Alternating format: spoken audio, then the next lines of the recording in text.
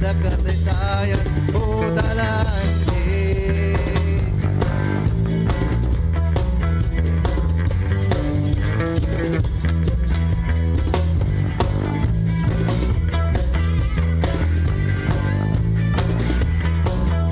Ay halitaw lipat sa mga maayat na kasaysayan o talandig. Ay halitaw lipat sa mga maayat na kasaysayan o talandig.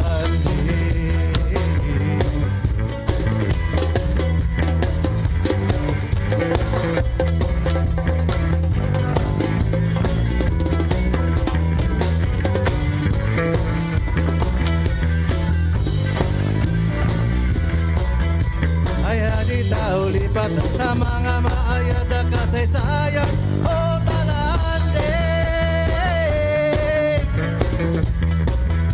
Ay halitaw lipat sa mga maayat na kasaysayan o talandig.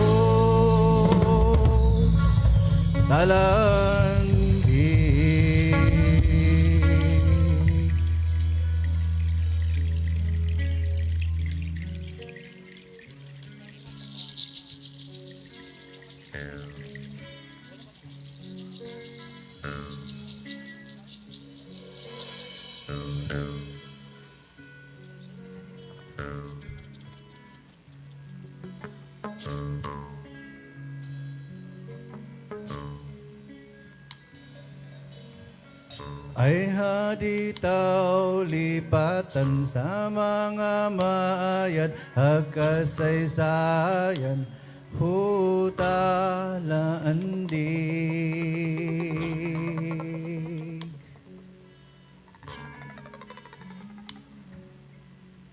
Ay haditaw lipatan sa mga maayat hagkasaysayan hutalaandig.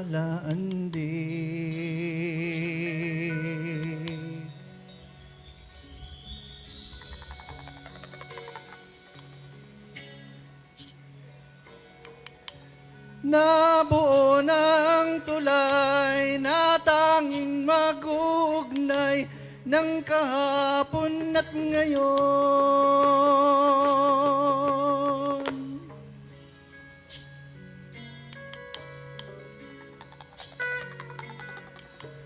Meron ang babalikan mga batang nahirapan upang pag-aralan ang mga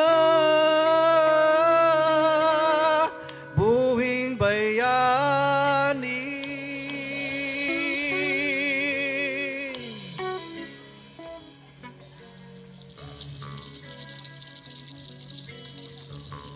Nabuo ng tulay na tanging mag-uugnay ng kahapon at ngayon.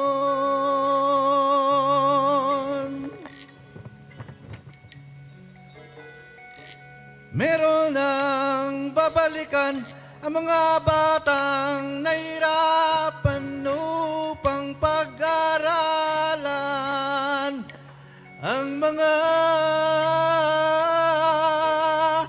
buhing bayani.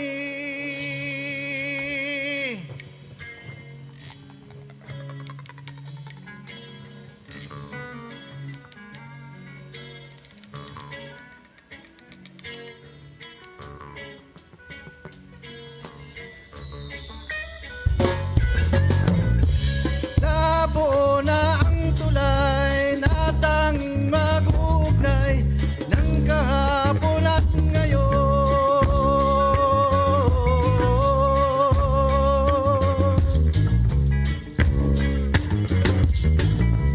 Meron ang babalikan mga batang nahirapan upang pag-aralan ang mga buhing bayani.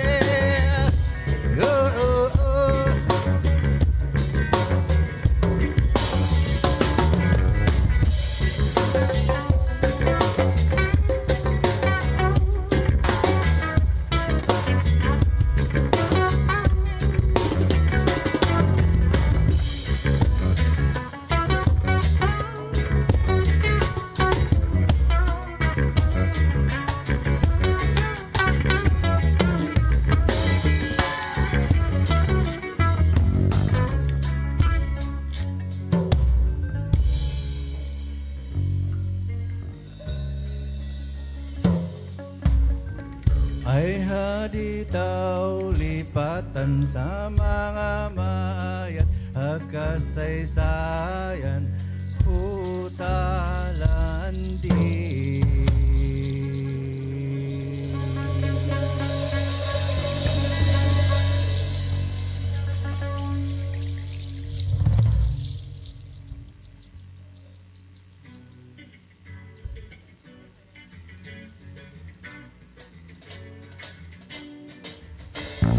Inaibilang pukakat lagi panawin lulan ihu autobus hanan nagtitiwaan indukak payana ang tabanawahag pantugon andiya kimagpahila ang tabango nagdalaga.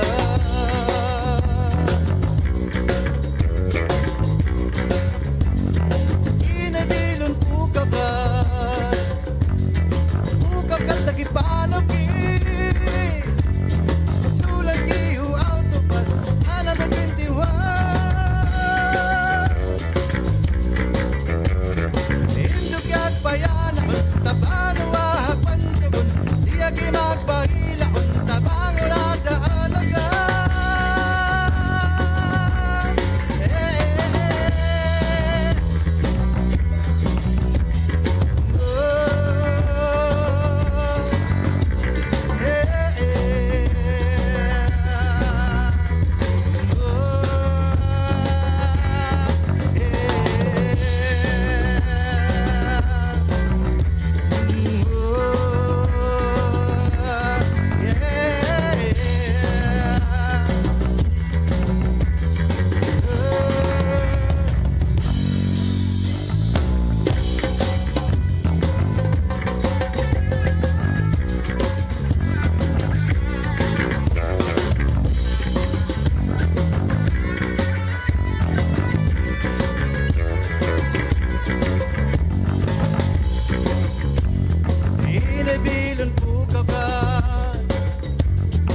Pukakat lagi panawin lulan ihu autobus hanan nagtitiwaan indukak payana ang tabanawahag pantugon andiya kimagpahila ang tabango nagdalaga.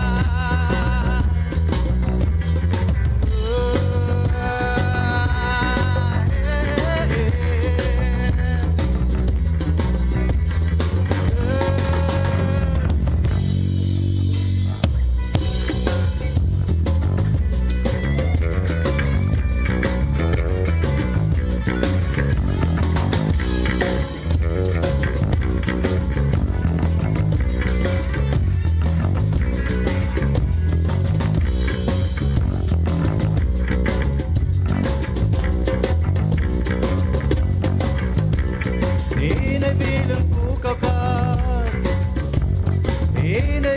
pukakat inaibilan pukakat inaibilan pukakat.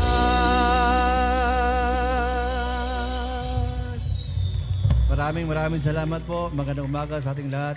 Kami po ay babalik pagkalipas ng ilang minuto. Thank you.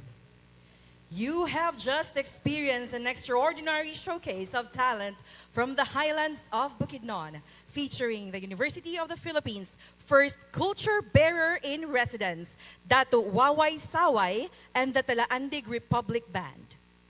And welcome to the Regional ICT Summits and Conferences, Northern Mindanao, live here in the SM Downtown Event Hall at the heart of the city of Golden Friendship, Cagayan de Oro.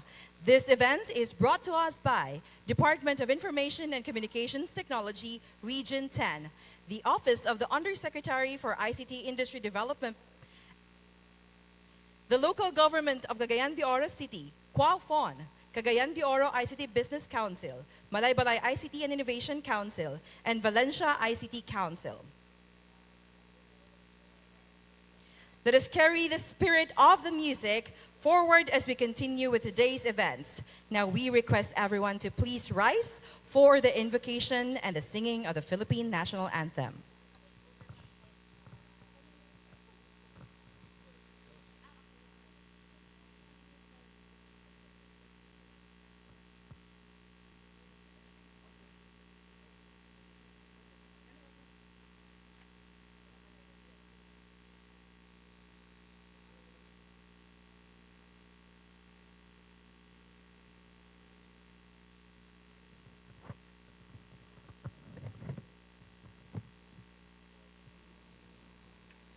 Heavenly Father, we come to you today with humble hearts, seeking your guidance and wisdom as we begin this program.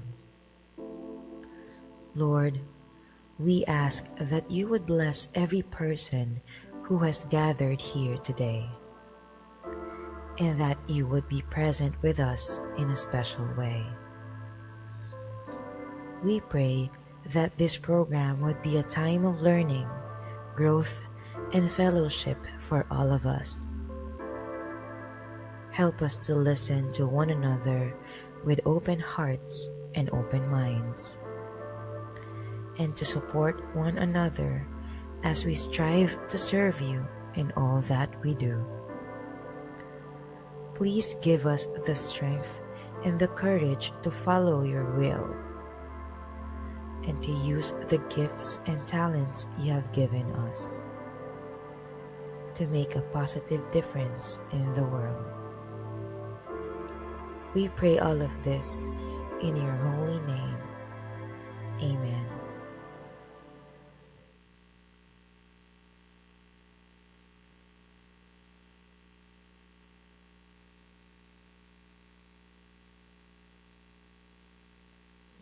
Mga kababayan, ang pambansang awit ng Pilipinas.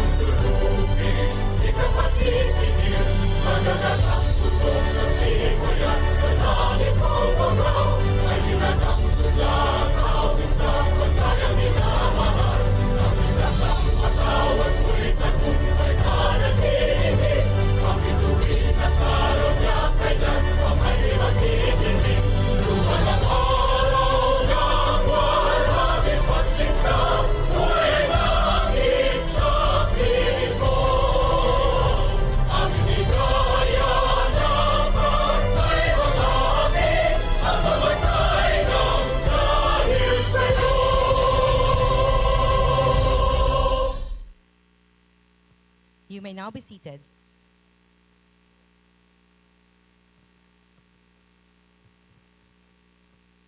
Please join me in welcoming your dynamic host for the Regional ICT Summits and Conferences Northern Mindanao, Engineer Kenneth Asuncion. A round of applause, please. What a great day to innovate, connect, and empower. Today, we all rise to promote the Philippine ICT ecosystems.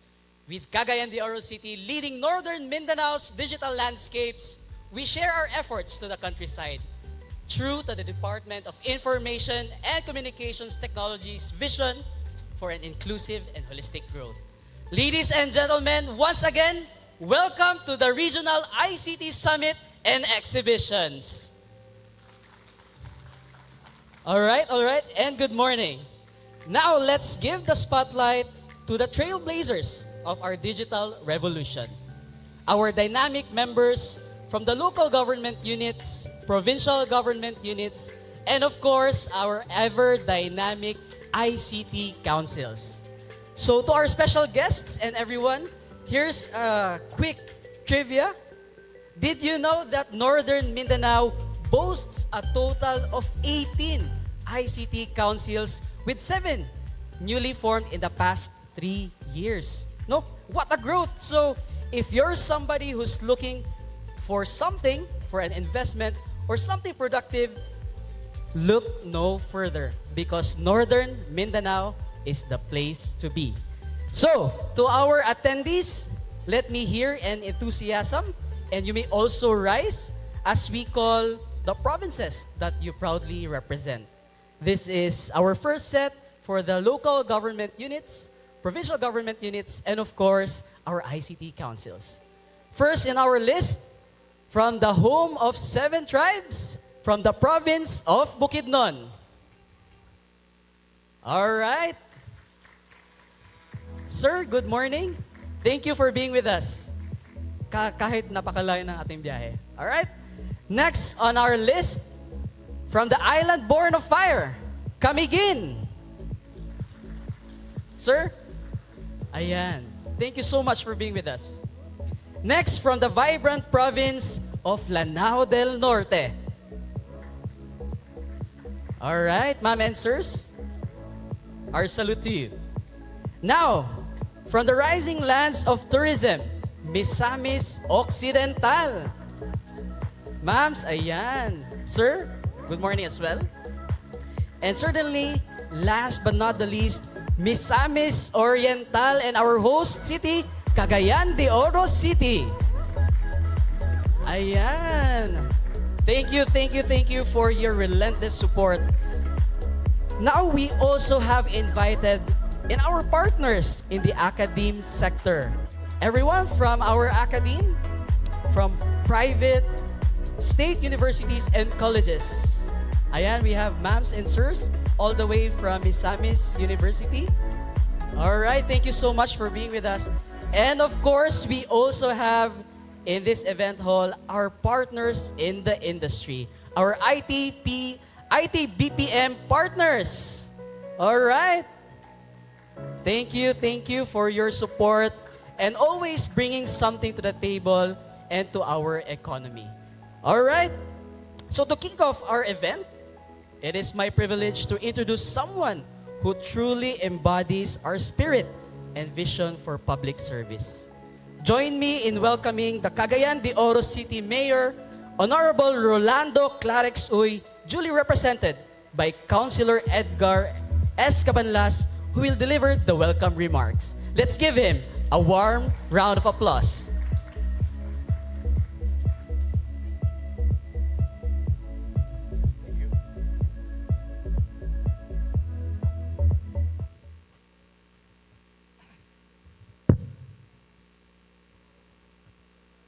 Salamat. Buutan nga MC. May buntag sa tanan. Sa di pa nako basahon ang message atong mayor, nalipay ko nga dagan-dagan kita. This is my second time to welcome our secretary. Yesterday in a luncheon meeting, we welcome the group.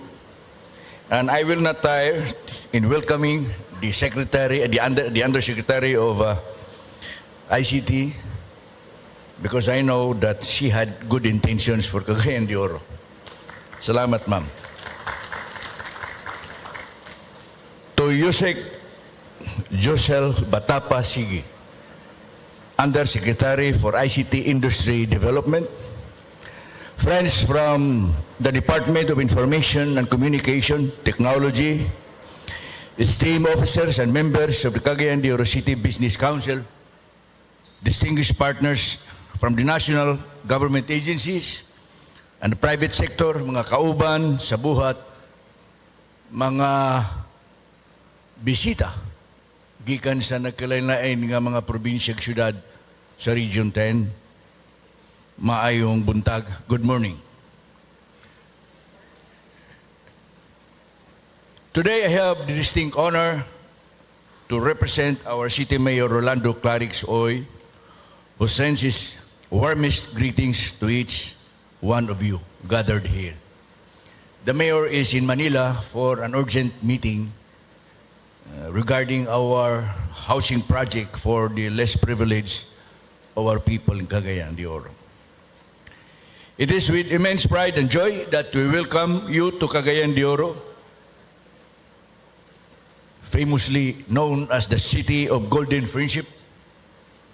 Being chosen as the host of this year's Regional ICT Summit, it is a testament to our city's unwavering commitment to the advancement of the ICT industry. We recognize ICT as a cornerstone for fostering a resilient, innovative, and forward-looking future of our nation. This summit stands as a shining example of the power of collaboration and unity. The partnership among the key organizations represented here today is the catalyst we need to drive forward the welfare and interest of our people. By leveraging technology, we aim to significantly enhance the quality of life through our country, ensuring that no one is left behind in this digital age. Let it be our collective mission to keep up with the latest trends in information, communication, and technology to offer golden opportunities to our fellow Filipinos, be globally competitive, and address the economic challenges we are currently facing. Rest assured that Cagayan de Oro City is fully dedicated to supporting the national government's vision for progress through the ICT industry.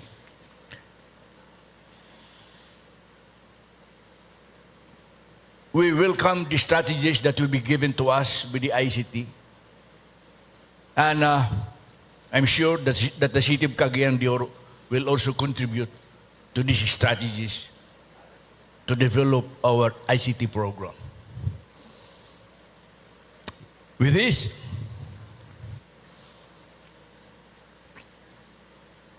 we fervently encourage the national government and the private sector to pursue more collaborations and engagement, such as regional ICT summit and exhibits, to create linkages that will help us enhance the skills of the Filipino people, create avenues for the government to bolster the economy and further expand the scope of the ICT industry in the country. We hope that during your stay here in Cagayan de Oro, you will experience the unique blend of nature and culture that defines our beloved city. Just want to say this as the OIC of the Office of the Mayor, that Cagayan de Oro City is, in GDP terms, is the second richest city in the Philippines. Outside of Metro Manila, second only to Baguio City. So, I am happy nga niyan usab din ang atong mga investors sa ICT. Congratulations, and we are grateful. We owe you a lot. We know the effects of this investment from the ICT. It means thousands of employment, more food on the table of the poor, and of course, more taxes to the government for more infrastructure. Infrastructure, I'm talking about infrastructure. So, sa mga, I mentioned the potential investors of the City of Cagayan de Oro yesterday in my luncheon welcome address. And I will say it again. Thank you very much. Thank you very much for choosing Cagayan de Oro. We aim to leave you with a lasting and memorable impression of our city's dynamism, warmth, and hospitality. Once again, on behalf of the City Mayor of Cagayan de Oro City, Rolando Klarex, it is my great pleasure to welcome you all to the Regional ICT Summit and Exhibits, and more importantly, to our beautiful city. May this event be the start of even greater collaborations and successes in the future. Daghang salamat, may buntag sa tanan.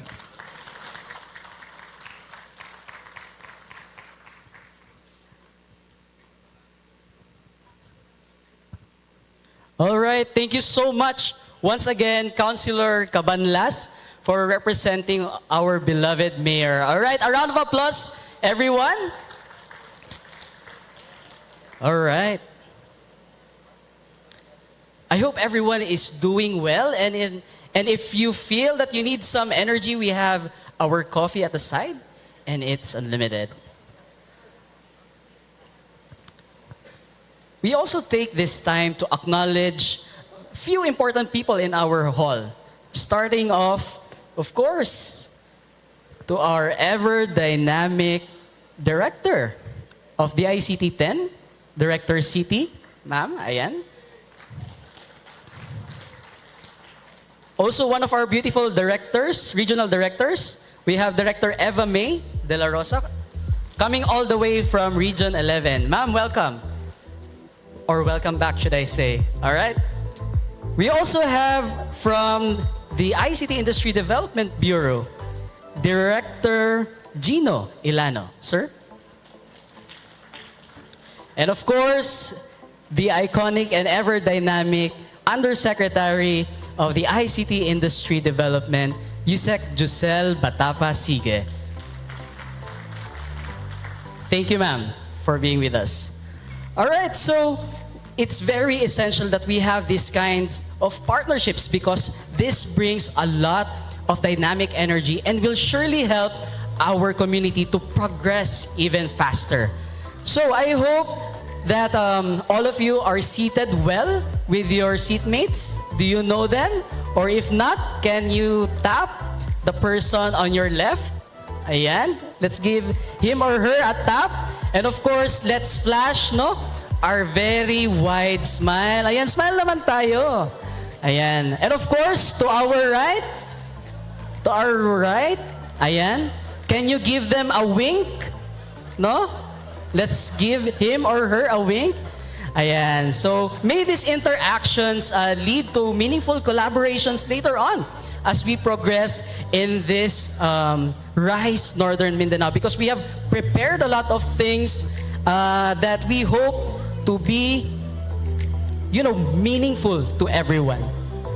So now, let's also acknowledge a few of our event partners. We have number one on the list, the local government of Cagayan de Oro City, Cagayan de Oro City ICT Business Council, and Qualfon. So today, we gather not just to empower, connect, and innovate. We also take time to celebrate the digital ecosystem milestones here in Northern Mindanao. We are honored to have our keynote speaker who exemplifies the spirit of RISE.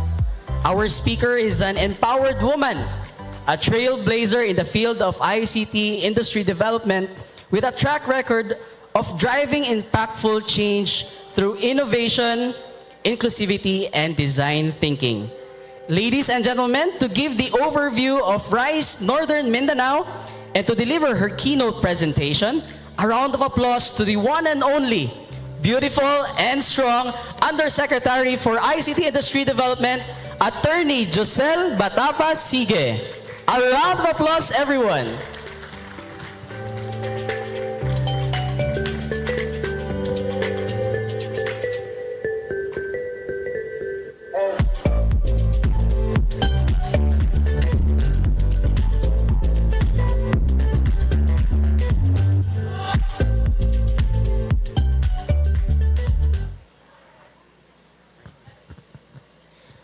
Daghang salamat, Kenneth. Thank you very much. Maayong buntag, maayong aga, magandang umaga. Good morning to everyone. Thank you very much for taking the time out from your busy schedule to join us to help Region 10 rise and to help the country create as much digital jobs as we can in the next several years, or basically up to 2028, no?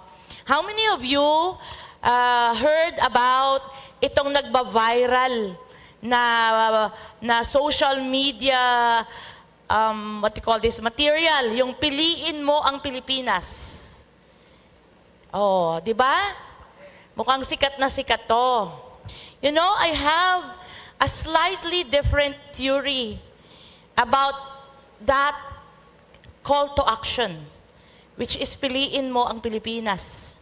I feel that that call to action, hindi siya magiging strong kung hindi natin unahin ang isa pang call to action, which is piliin mo ang Cagayan de Oro City. At piliin mo ang Region 10, Northern Mindanao. You know, for the last 20 years, I'm a digital countryside advocate, and all these years, marami na po akong na-encounter na mga tao na nagsasabi, I love the Philippines. Pero parang hindi naman concretely nagtatranslate sa panawagan na ito. Kasi when I ask them, which part of the Philippines do you love in terms of investment? If you have an investor, if you have a visitor that wants to invest and generate the jobs and investments, saan mo dadalhin? Parang hindi naman nila alam. At tatanungin ko, ano ba yung potential for investment ng mga sarili niyong provinces? Ano ba yung mga strengths ng inyong provinces in terms of manpower? Ano ba yung mga skill sets ng inyong mga regions in terms of manpower? Parang hindi naman nila alam. At hindi nila alam kung paano i-promote yung kanilang mga cities and provinces. Of course, we are always promoting our cities and provinces in terms of food. And I'd like to thank Cagayan de Oro City, especially our Regional Director City Alawi. Can we give her a round of applause? Mukhang kahapon, puro lang kami kain since we landed at around 7 a.m. up to the evening. And of course, it was also made possible by the support of our very supportive Mayor of Cagayan de Oro City, Mayor Klarex. Uy, kanina, kahapon pa lang nag-post na si Mayor sa Facebook niya, welcoming Rice 10. And of course, even in his absence, he sent other public officials. Of course, ang ating OIC Mayor today ay nandito, Councilor Cabanlas. Yan. So, yun ang beauty sa gobyerno. Because pag wala yung leader, pwedeng may OIC. No? Pero wala ako sa Manila, pero marami pa ring trabaho. No? Kasi yun ang uso ngayon, work from anywhere. Diba? So, I also would like to really appreciate, mahaba-haba na po yung aming samahan. Very, very long. Yung ating ICT Council champion here, our CDO ICT Business Council led by Stephanie Caragos. Palakpakan natin. And ituloy-tuloy ko na because I am so happy that we are joined by almost all the active ICT councils in Region 10 today. Una sa lahat, of course, I already acknowledge the Cagayan de Oro ICT Business Council, which is one of the founders of the National ICT Countryside Movement in this country in 2008. Yung ating National ICT Confederation of the Philippines, which I am also former president. And Stephanie actually is also former president of the National ICT Confederation of the Philippines. No? But together with Stephanie today, and as I call the names of the ICT Council, please support them with a round of applause. We also have here today Malay-Balay, Bukidnon ICT and Innovation Council. Ayan, of course, Tito Bob, no? Thank you. Yan. So, thank you very much to all of you coming here. Also joining Malaybalay ICT is Valencia City ICT Council. Palakpakan natin. I know pupunta pa lang kami doon para mag-establish or support your designing of your ICT Council. But it's always great to have you already onboarded here, no? Kasi minsan lang to. After this R10, R5. After R5, R7. You can just imagine we will go to all the regions of this country to bring the benefits of the digital age in all these regions. I also would like to acknowledge Manolo Portich ICT and Innovation Council. Yan, malalayo pa yung pinanggalingan nyo. We also have here Gingoog ICT Council. Yan, I'm so excited for Gingoog. I'm so excited. 2 hours daw away from here.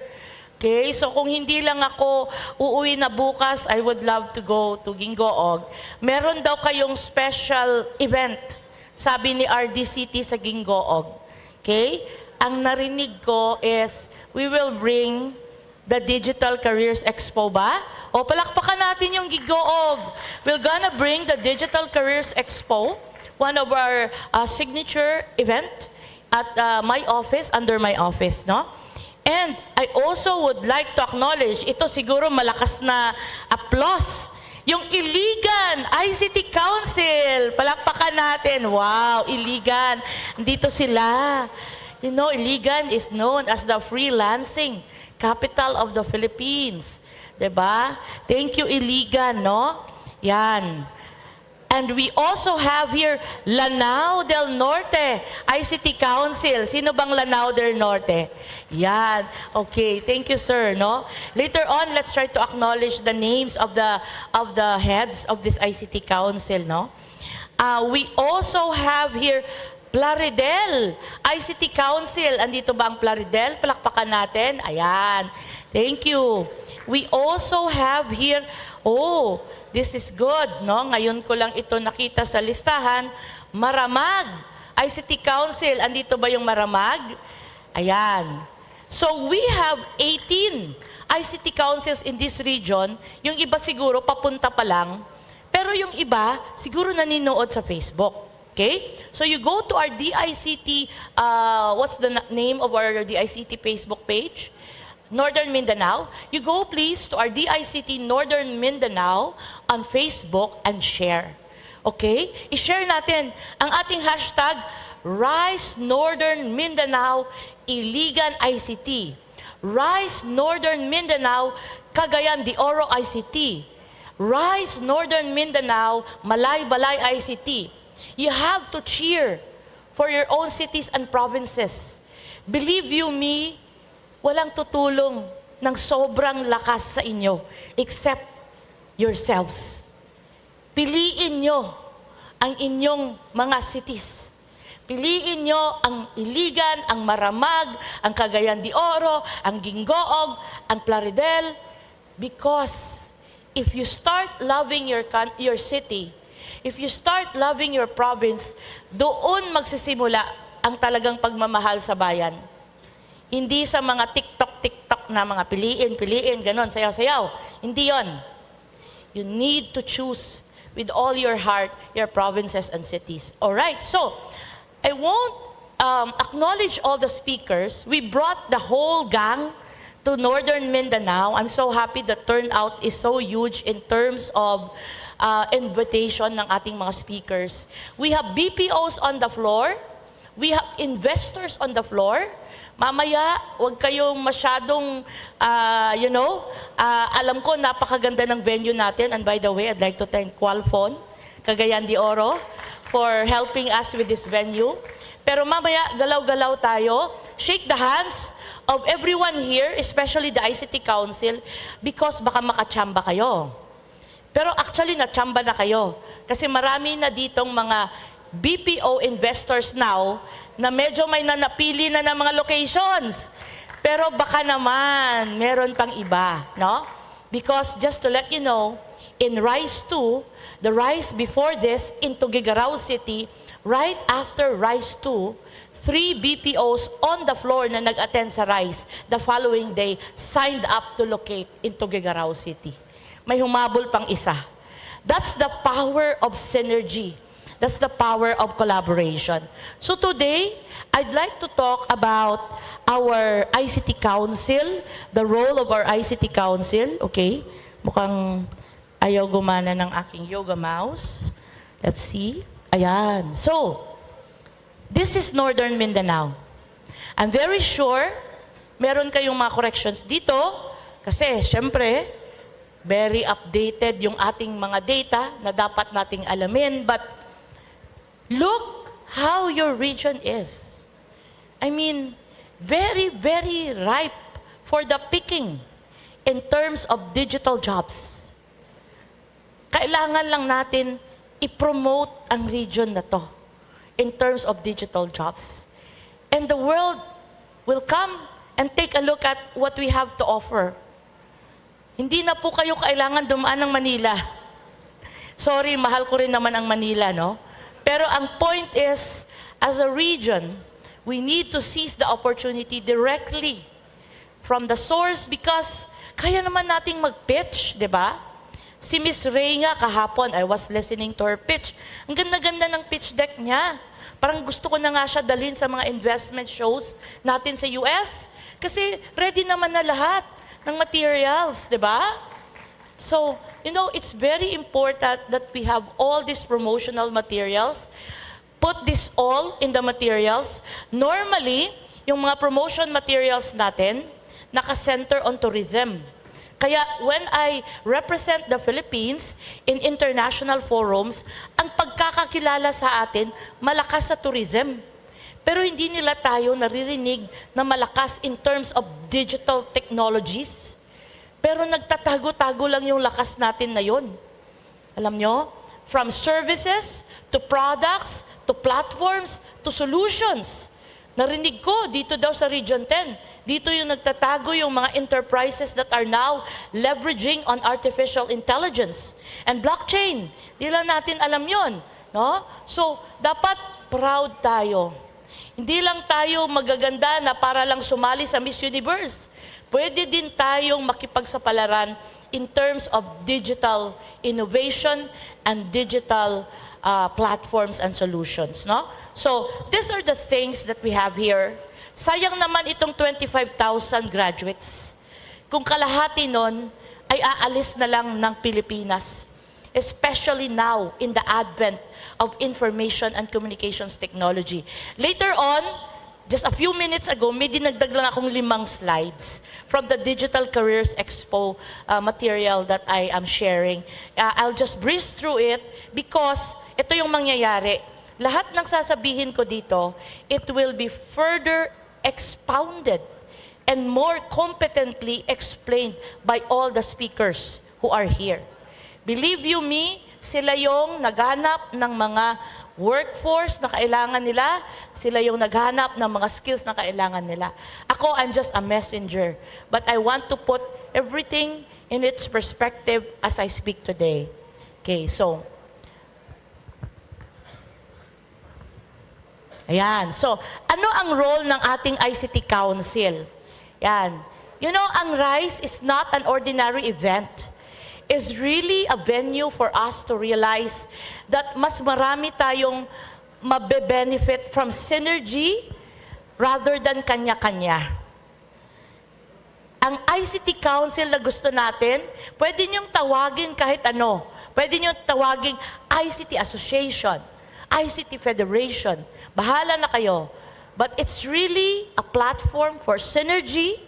It's a multi-stakeholder approach, adopting the famous triple helix of Korea and other countries. Ang tawag namin dito ni Steph and ni Pau and the ICT councils are here, Tito Bob, is MAGIC. Making academe, government, industry collaborate. Yun ang meaning ng MAGIC. And I've talked about this MAGIC formula in more than 25 countries. Alam nyo, mapa Korea, mapa Geneva, people are always walking up to me and saying, can we borrow your magic formula? Pero parang kandali naman itong magic eh, no? But that is the role of the ICT Council, to make magic, to bring everyone together on the floor, no? So, ito yung ating mga objectives. Again, this is not an inclusive list. Hindi ito inclusive list. Pwede nyo nagdagan. Especially sa mga creative ICT councils dyan. Alam ko, if I talk of CDO ICT Business Council, hindi ito kumpleto. Marami pang ginagawa si Steph, sila Alex and everybody there, no? But this is the role of the ICT Council. Ito yung hinahanap natin. One body that will take a look at skilling, talent development. One body that will take a look at an inventory infrastructure. PEZA, BOI, under the CREATE law, facilities, may hotels ba tayo, may mga event center like this, infrastructure including even connectivity. One body that's a one-stop shop. Of course, we have our LGUs here, pero kung gusto talaga ng CDO mag-expand, dapat tingnan natin yung all of the region, no? And then one body that will market the locality to prospective locators. Kailangan pumunta tayo sa mga trade missions, sa mga international and national and regional conferences para mapakita natin ang kakayahan ng ating provinces and cities. Develop local entrepreneurs. Ang gusto ng Department of Information and Communications Technology is to also develop homegrown startups. As we speak today, we have another event in Aklan. This time, it's developing mga homegrown startups na are actually also homegrown BPOs. We have here somebody who's an homegrown Filipino BPO, no? And I just would like to acknowledge the presence of CEO ng ating Vintask from Zamboanga, Jerville. Thank you for being here, no? So, sino pa ba naman ang magtutulong-tulungan? Kundi yung tayo, yung kayo, taga Mindanao. Yesterday, over several days, a lot of people are saying, paano kaya natin talagang magiging positive ang tingin sa Mindanao? Alam mo, I'm always trying to offer solutions to that. Especially the issue about the travel advisory and everything. Alam mo, ang suggestion ko, pabayaan na lang natin yon. Let's keep on going. Let's keep on making Mindanao a choice destination for digital investments. And yesterday, for those who do not know, you have a new locator that's potentially going to generate 3,000 jobs in the next 3 years in Mindanao, and that's Qualphone Philippines. Palakpakan natin ang Qualphone, no? Yung buong Qualphone team from India, US, Mexico, everybody came to Mindanao yesterday. And you know, pagsama-samahin natin ang kakayahan ng Cagayan de Oro, Zamboanga, Davao, you know, Davao is also here, our regional director is here, you know. Alam nyo, paunti-unti, mawawala na yung issue na yan tungkol sa Mindanao. Mindanao will now become one of the choice destinations for digital jobs in the Philippines. Yan. We need to inundate that idea, no? We need to put in more startups, homegrown techpreneurship, and also act as a liaison for the interest of the industry. Alam nyo, yung mga BPOs natin, constantly ramping up yan. So, nag-iiba ang need. 24/7.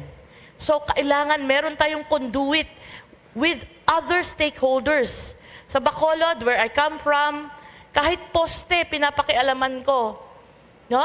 Kasi alam mo, this is an isolated case, pero ayokong may naaaksidente na contact center agent dahil 12 midnight, walang ilaw sa tapat ng kanilang center. Kahit ito, dapat pakialaman ng ICT Council, ng local government unit. Yan. So, alam nyo, pag pumasok na yung BPO sa inyong cities and provinces, that's not enough na nandun lang kayo sa cutting ribbon. You need to do after sales. Because the more you support the BPOs, the more they will get clients, the more jobs you will have. Diba? So this is the role of our ICT Council, and you can add more. All right, so ang ating role is to really shape digital transformation, and ICT councils shall lead and promote the effective utilization of ICT. Kaya ito, it's not really something I want to tell to the CDO Business Council kasi nandyan na sila, established na sila. But I want to inspire all the new ICT councils here.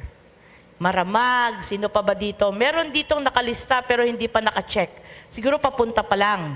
Yung Magsaysay, yung Tubod, yung Ozamis, yung Orqueta, Misamis Oriental, Mambadyao. Okay, so mandami. No? So ito, hindi lang to council.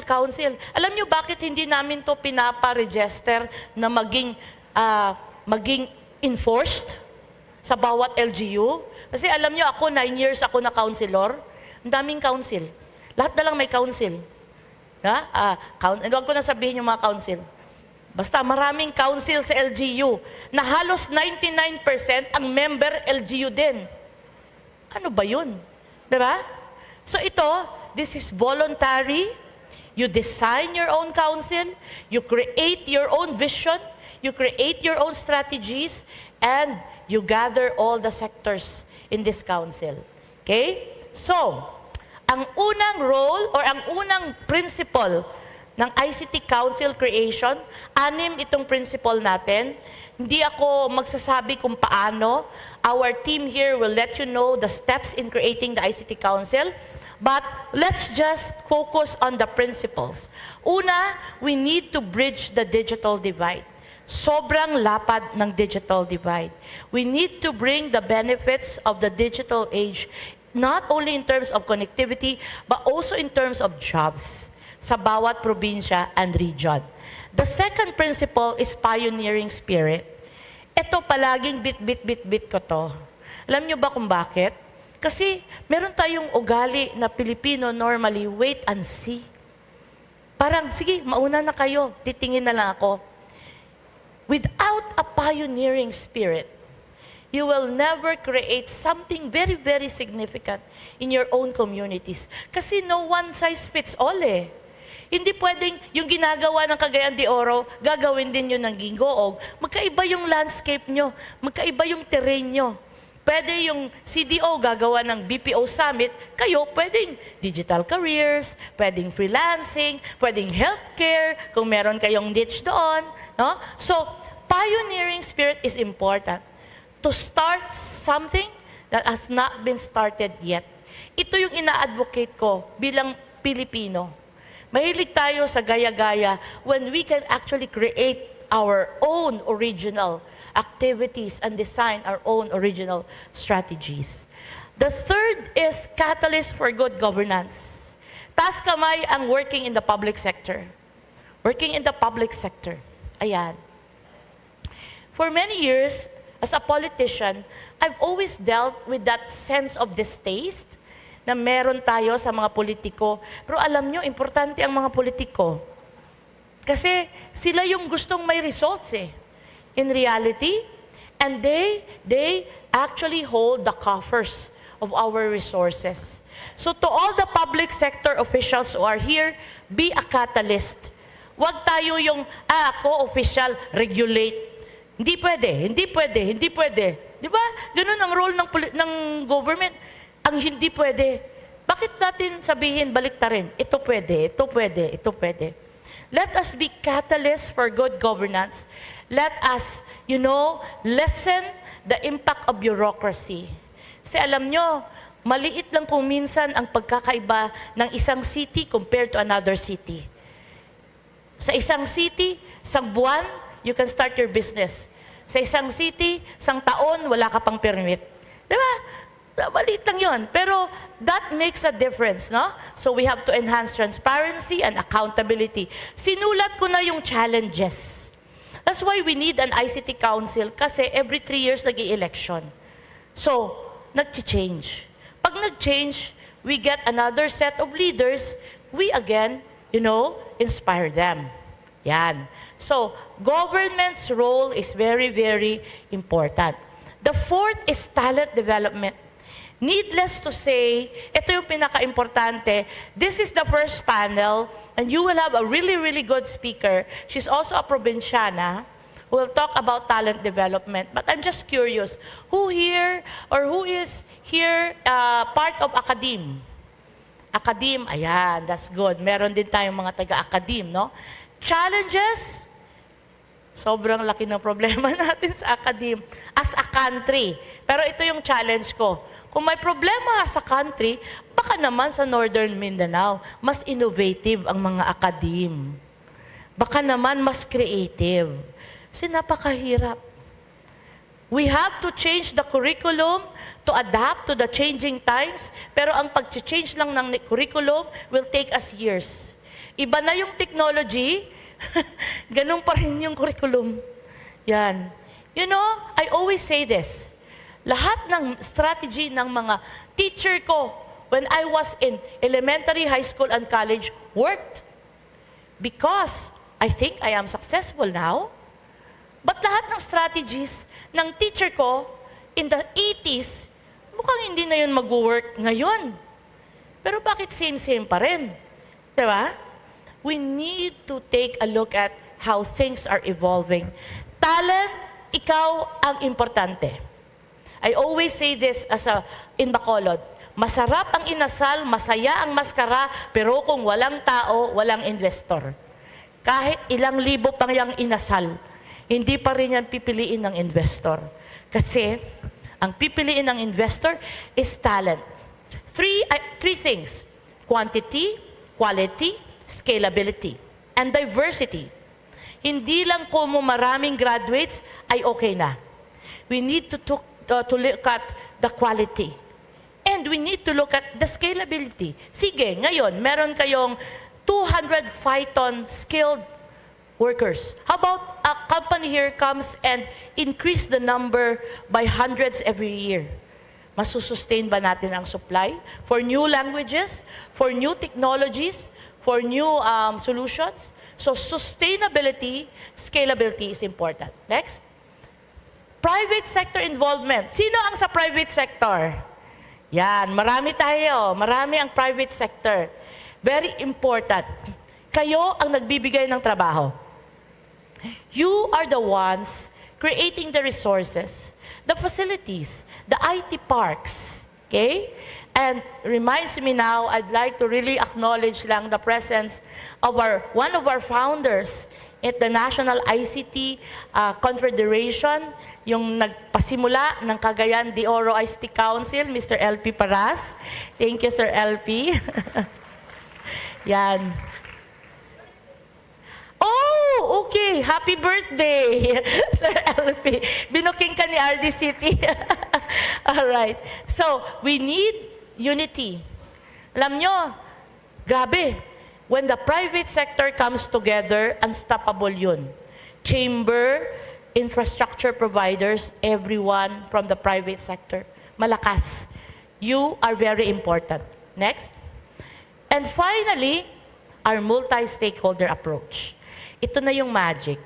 Kahit anong lakas ng academe, however strong the private sector is, or however innovative the government is, they cannot do it on their own.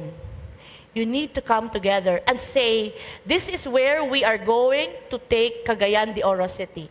And I have a number for Cagayan de Oro City. Next year, try to hit 25,000 jobs. That's your ticket to the next level. Babantayan namin yan ni Jo Marie. Kaya yan. Kaya yan. Kasi feeling ko nga, if you account, nandun na kayo eh. So, you just need to really create a multi-stakeholder strategy. Okay? So, I am here. My lens is 15 years, from Iligan to Iligan. Actually, the National ICT Confederation of the Philippines was born here in Northern Mindanao. This is like a coming home for me. Dito po nagsimula ang journey ko 15 years ago. Who would have thought na isang konsihal, isang ordinaryo na public official advocating for ICT industry at buong buhay ko, nasa probinsya lang ako tumitira, but now you're Undersecretary for ICT Industry Development. And in 2 days' time, I will fly again for the 3rd time to Geneva to represent the whole Philippines in the International Telecommunications Union Council. Diba? And by the way, nanalo po kayo. Si Director City is going to fly to Geneva tomorrow. May champion program ang Region 10 sa WISIS. First time ba to? Yeah, first time. Anong pangalan ng program? Regional Disaster Network, champion of only 17 projects around the world, Northern Mindanao. O yan, di ba? Grabe, so many things to thank the Lord for this region, no? Next. So, ito na yung ating future. Hindi ko na isa-isahin. This is what we want you to do. Bahala na kayo how you would like to achieve the future of ICT councils. No? At the time namin ni Step, simple lang yung ICT Council, pa-quiz bowl, pa-ganon-ganon. Ngayon, complicated na ang role ng ICT Council, and we give you this challenge. Okay? So, these are my programs. I'll put myself on the spot. Pili na lang kayo. We do RISE here. You can do digital careers as far as Maramag if you want. We can do, later on, my next speaker will talk about digital ecosystems. We can do a DIWA, Gen Connect. D4D, hindi pa yan na-launch, but I'll surely touch base with all the digital cities. It's how to use public local data for policy making. We are sitting on a wealth of huge data na hindi na natin kailangan mag-isip kasi predictive analytical data will help us generate solutions for us. Yeah. So ito yung direct. Talagang inisip ko to kasi baka after 6 years na ako ay USEC, pagbalik ko sa probinsya, tatanungin ako, o USEC ka, probinsyana ka, parang wala ka namang ginawa para sa probinsya.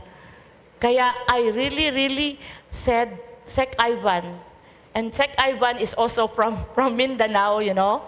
Sabi ko, Sec, hayaan mo na ako na talagang mag-nurture ng provinces and regions true to form as a probinsyana. Next. So this is the first RISE in Zamboanga. Next. This is the second RISE in Lapu-Lapu City. Next. And this is the third RISE in Tuguegarao City.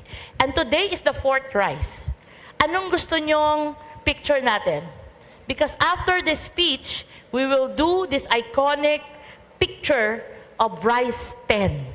Okay? So, pwede na kayong mag-lipstick kung gusto niya.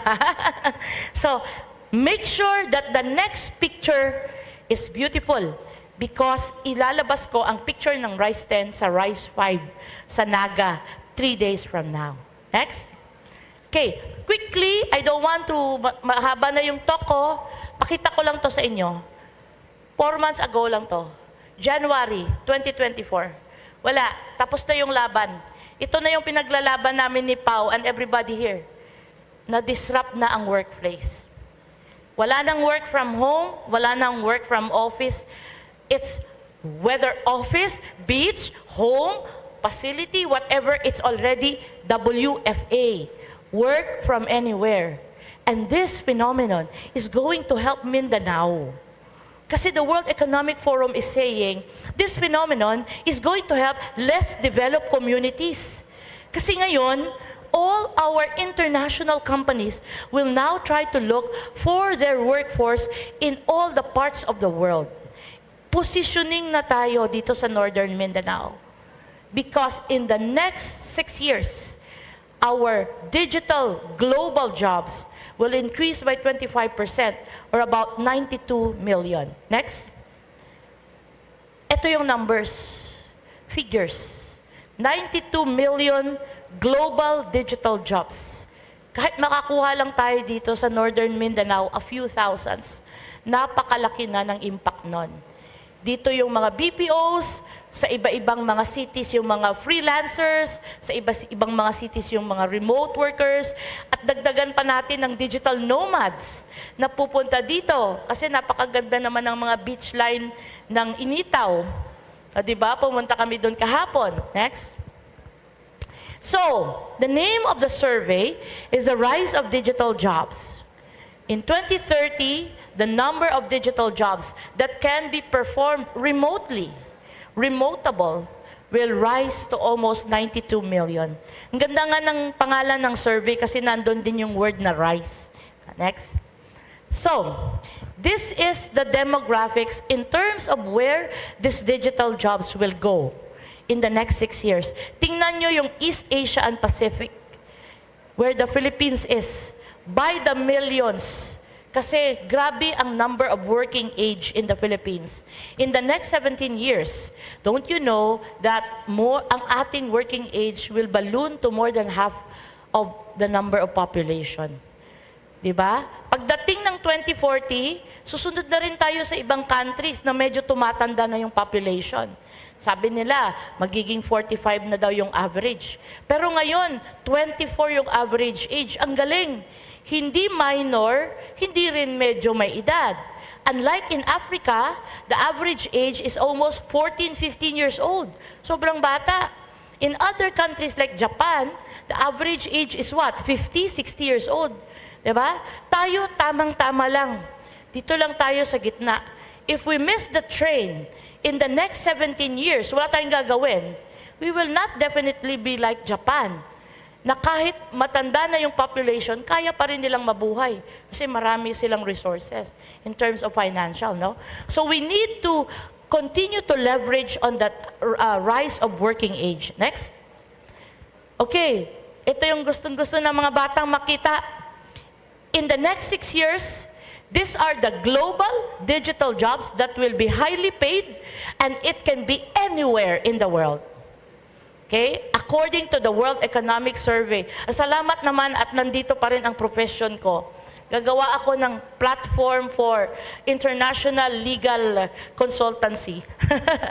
Yan. See? So, I think the educational system needs to see this. Kasi ito prediction. Pwede naman kayo magtrabaho sa mga maliliit ng sweldo. Pero kung kaya naman natin, ibigay ang opportunity for higher wages, then we can take a look at these verticals, these occupations and profession. Next. Okay. So what should we do? We have the Philippine Skills Framework. We have the Philippine Digital Workforce Law. I'll leave it to the next speaker. Next. What are the key takeaways? Ito yung tatlong bagay na gusto kong iwan sa inyong lahat with this talk. Next. This is very significant. Ability to work from anywhere. Jobs now are changing. Hindi na tao ngayon ang nag-change. Hindi na rin technology. Yung trabaho na ang nag-change. Yung nature ng trabaho, pwede na siyang hati-hatiin. Isang trabaho, hati-hatiin. Yung isang segment ng trabaho, gagawin sa Europe, yung isa sa US, yung isa sa Philippines. Pwede nang hati-hatiin. Divisible, remotable jobs, independent of each other. This is the beauty of the nature of jobs today. Next.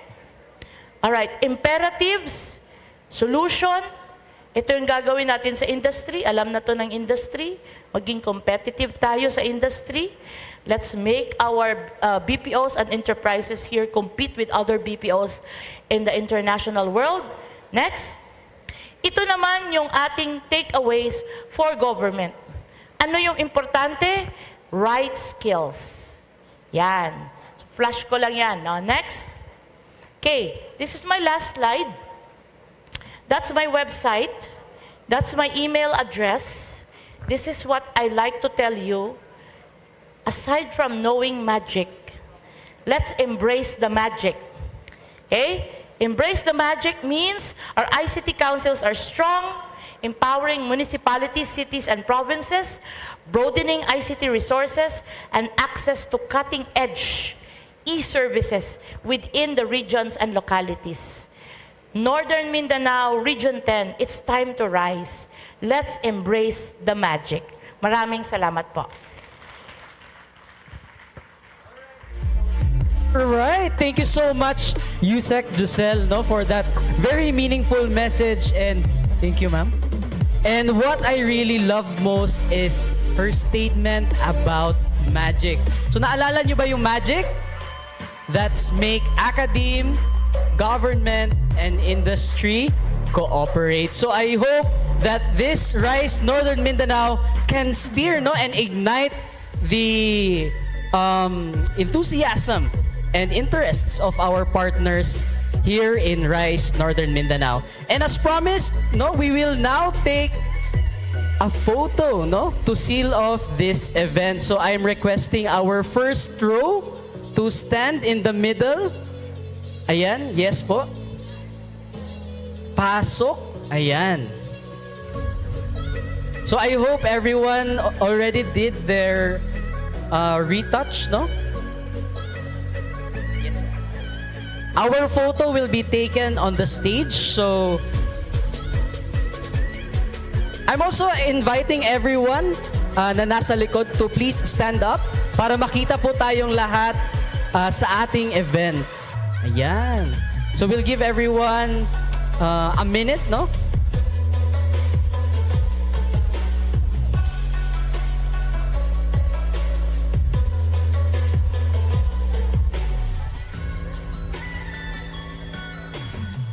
All right, let's compress in the center. To our ladies and gentlemen on the side, we can also join here, no, in front. Yes, nakatayo na po lahat. All right, let's do the old school strategy of window. All right.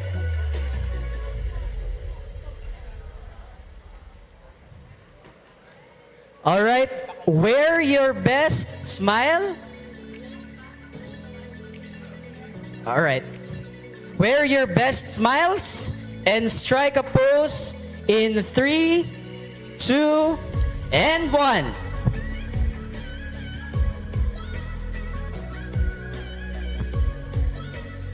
Safety shot. 3, 2, and... Let's have a video. Let's chant Rise Region 10 Northern Mindanao. All right, let's do it in 3, 2, 1.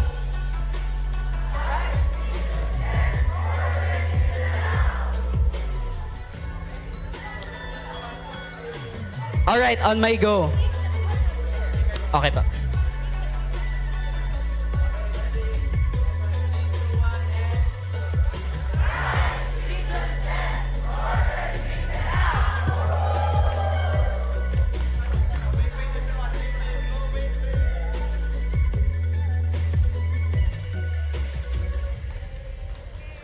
All right, I'm very excited to see our faces for Yusek's presentation in the next Rise events in the Philippines. So you may now take your seats. Someone to clean up and tame. Oh, some things never change, never change. You think I would look pretty on your arm once you cover up my bruises and battle scars, but it always ends the same. Can't bear the things I've had to face. Got you crying on your knees in pain. Oh, All right, thank you once again, Yusek Giselle, for your keynote presentation. And let me take this time to acknowledge few of our important guests here in the event hall. First on our list is Miss Jocelyn Cannon of Qualphon PH. A round of applause. Thank you so much for partnering with us and sponsoring our event, no, today. So they have their booth and other booths at the back, so you can visit them anytime. We also have and would like to acknowledge our ICT Council presidents and leaders in today, starting off with Sir Darwin Manubag of Iligan ICT Council. Sir, ayan, thank you so much. We also have Miss Erlinda Sandig of Valencia City ICT Council. Ayan, seatmates pala sila, ma'am. Welcome, ma'am. We also have Dr. Romeo Lapesiros Jr. Sir, thank you and good morning. We also have Miss Stephanie Caragos, the chair of CDO ICT Business Council. Good morning, ma'am. Next, we have Sir Enrique S. Guevara of Hingoog ICT Council. Sir. We also have Sir Jofford Pauline of Maramag. Ayan, sir, at the back. Thank you so much for being with us. And we will be acknowledging our few important guests into our next segment because we will now move forward to our next program. So, the ICT also boasts its Digital Cities program, which cites potential key cities for faster development, especially in the IT BPM sector. To share more about this, let us have on stage the team lead for the Digital Cities program, Mr. John Jasper Sanchez. A round of applause, everyone.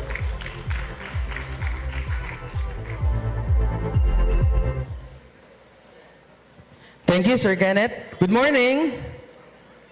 Magandang umaga po. Ayan, no? So I think meron na tayong enough energy to survive the day. Okay?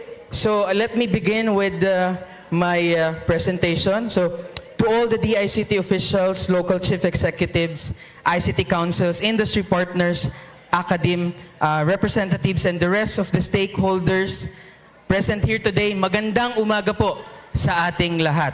No? Next slide. Now, for the next 15 minutes, allow me to share with you itong dalawa pong programa ng DICT. First one, we have the Digital Cities program, and second one, the Philippine Digital Ecosystems. Next slide. Okay, so let me quickly introduce the major mandates of DICT. So, when you hear about DICT, ano yung una nating naisip when it comes to mandate? Free Wi-Fi. Okay? So it's always about digital connectivity and digital transformation. But there are other two major mandates ng DICT na hindi po tayo familiar. We have the ICT industry development and the countryside development. So one of the missions of DICT is to ensure the sustainable growth of the Philippine ICT-enabled industry, resulting in creation of more jobs, not only in Metro Manila. So what does that mean? That means also in our countryside, we are aiming for job generation. Okay, so next slide. When I mention about job generation, anong industriya ba yung tinutukoy ko? I am talking about the Philippine IT BPM industry. No? So before, mas kilala ito as an IT BPO, no? Call center. But right now, in 2024, malaki na po ito. It's not only about contact center. Nandyan na rin yung ating creatives, the animation, the healthcare information, the software development. Yun po yung bumubuo ng ating Philippine IT BPM industry. So let me share with you an overview about what is expected in the next 4 years in terms of the IT BPM industry. Okay? So we have IBPOP. So IBPOP is the umbrella organization of all the IT BPM companies in the country. So they launched the Philippine IT BPM 2028 roadmap. So doon po sa roadmap na yon, sinasabi na by 2028, magkakaroon tayo ng 2.5 million direct jobs in the IT BPM industry that will generate revenue for about $59 billion equivalent to an 8.9% to our GDP. So imagine, just one industry, ganun po kalaki yung pwede niyang makontribute. Now you're asking, nasaan na ba tayo as of today? No, ilan na ba yung full-time employees? So last 2023, it was reported na meron na po tayong 1.7 million direct jobs, no? For the IT BPM industry. So imagine, that's 1.7 million around the Philippines. So meaning, by 2024 hanggang 2028, meron pa pong 800,000. Just imagine 800,000 jobs in the IT BPM industry. And you know what's the good news about that? 54% po ng 800,000, that's more than 400,000, is expected to be in the countryside. So imagine kung gaano kalaki yung potential for the countryside, to generate jobs. Now the question for all the LGUs out here, I think madami po based on the attendees, and all the ICT councils, is that gaano karami doon sa 800,000 jobs ang kaya nyong dalhin sa inyong locality. So that's the challenge for you. Next slide. Now, and to back that up, so sabi natin laging number 1 daw ang Filipinas when it comes to the IT-BPM industry. I'll show you this graph. So Tholons is a global firm for outsourcing and investment. And in their 2023 report, out of the top 20 nations, top rank 15 po ang Pilipinas. And not only that, they also recognize 100 super cities, na kung tawagin, 100 super cities in the world. And mind you, Siyam sa Pilipinas. Imagine Siyam, that's 9% ang nakapasok dito sa super cities. So previous slide please. So we have Bacolod, Davao, Iloilo, the Metro Cavite, Baguio, Metro Clark, Metro Manila, Cebu City, and Santa Rosa City. Okay, next slide. And to further capitalize on our strengths on the IT-BPM industry, si DICT po in partnership with the IT and Business Process Association of the Philippines launched the Digital Cities Program. So ano ba yung aim ng Digital Cities Program? It's to develop key locations outside of Metro Manila to become the next thriving business districts. So that's the Digital Cities. Next slide. Okay, previous po. So I would like to share a bit of history right here. So formerly, it was known as the Next Wave Cities in 2009. So in 2016, they updated the list. So meron na po tayong tinatawag na tiers. So we have the Tier 1. Ito po yung tinatawag natin na Centers of Excellence. So sino-sino ba itong mga to? We have Metro Manila, Metro Cebu, Metro Clark, Bacolod, Davao, and Iloilo. Now, we go with the Tier 2, yung second sa ranking. Sila po yung tinatawag na Next Wave City. So we have Baguio and Cagayan de Oro. So a round of applause for Cagayan de Oro for being one of our Next Wave cities. Third one, we have Dasmariñas, Dumaguete, Lipa, Naga, and Santa Rosa. Now for the digital cities, it's now called the Tier 3 locations for the IT-BPM. It's called the digital cities. So next slide. So this is the complete list of the 31 digital cities in the Philippines. So in Luzon, I think meron po tayong 25, And in Visayas, 3. And in Mindanao, we have Zamboanga. I think we have representative from Iligan. Yes? So congratulations, Iligan, for being one of the top 31 digital cities of the country. And lastly, General Santos. Now, next slide. You might be wondering, paano ba napipili? How to become a digital city? Ano yung requirements? I present to you the Digital City Scorecard. Okay? So it's a 4-point evaluation that assesses possible IT-BPM against factors that make a city attractive to investors. We're talking about talent. So kung gegradean natin yung 4 na yan, out of 100, yung talent po is already 40%. We would like to know, meron bang talent pool in your area? So we're measuring, of course, your number of graduates, college, tech voc, also your senior high. So those are for talent. The next one, we have the infrastructure. So roughly mga 30% po yan ng overall grading. So we're measuring, meron bang hotel available in your area? What about the road quality? From point A to point B, sementado ba yan? Do you have airport? Kung meron kang airport, ilan ang flight frequency? Okay? So those are the measurements for infrastructure. Also availability of real estates. And we're going to talk about also the telecommunications, the presence of major telco players. And lastly, yung ating utilities. So we're talking about power, water. Dito po yan pumapasok sa infrastructure. Now we have the third one, which is the cost. So that's 20%. If you're an investor, of course, you'd like to know your cost kapag mag-ooperate ka. So measuring, magkano ang minimum wage mo per day? What about your rental per square meters? Kapag sa utilities, we're talking about per kilowatt hour and also per cubic meter sa ating mga tubig. And lastly, the business environment. So do you have IT parks in your area? May ecozone ba? Do you have PESA-approved parks? What about travel advisories? Meron po ba tayong existing ICT Council? What about local incentives from your local government? And natural disturbances. And lastly, it's the peace and order of the community. Okay? So that's basically the scorecard for the digital city. So we have talent, business environment, infrastructure, and cost. Next slide. So what's in it for the digital cities? For the next wave, for the centers of excellence. Ano po ba yung may offer ng DICT for them? So we have here the key interventions. Number one, the institutional development. So we'll help you with your in-depth workshop and also hanggang creation ng inyong roadmap. Second one is the business environment. Third one, talent development. And lastly, of course, the marketing and promotions. So hindi lang po natatapos sa in-depth. We will also help you market your location. So later on, I have a few slides to share with you on how we help the digital cities. Okay? Next slide.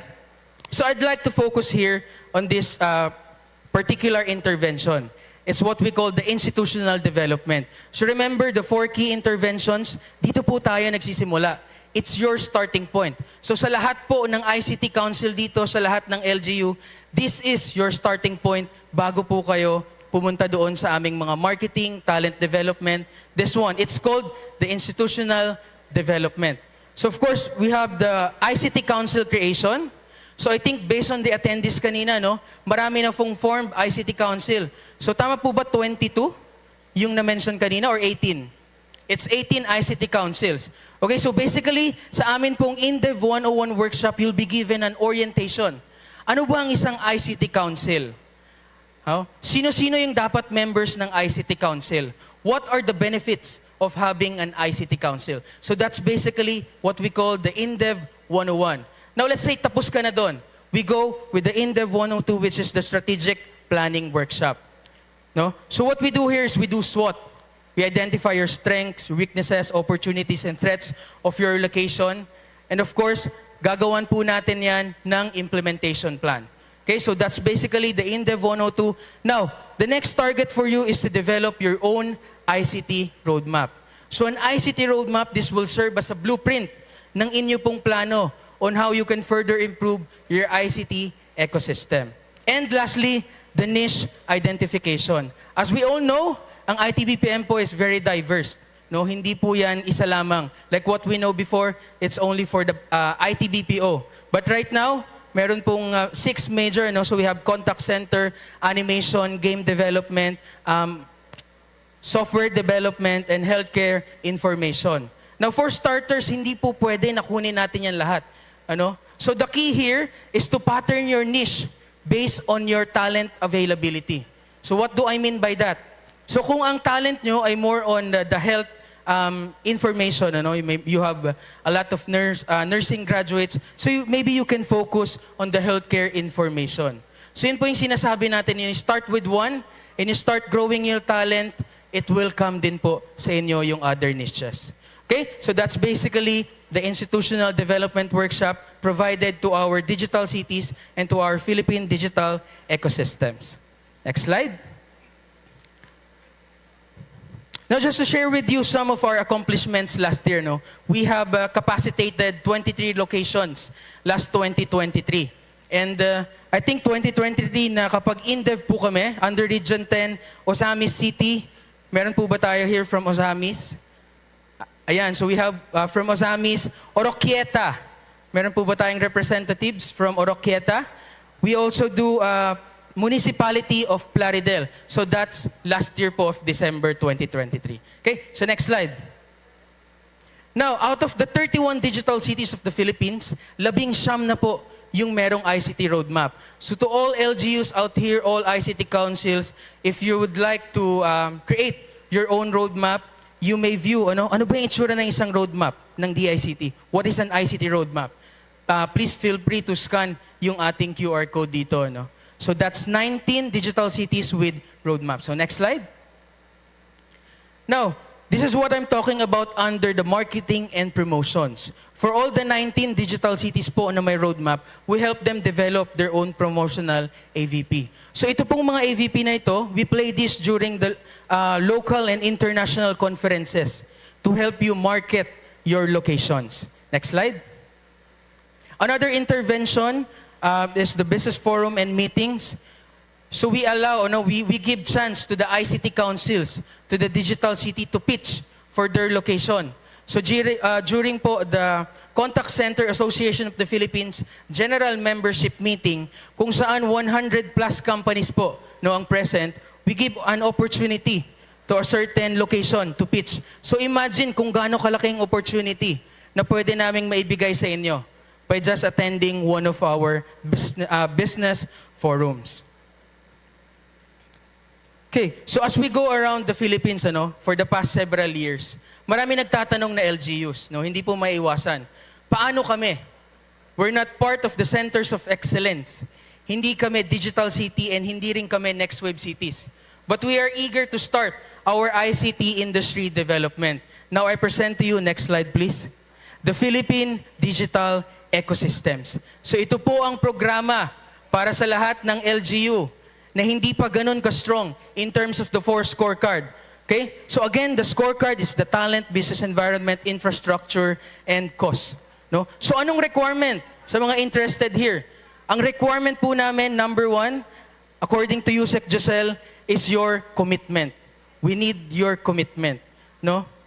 So after this presentation, we can talk about po if you're interested. But right now, I think I have to take it to the next slide. Next slide, please.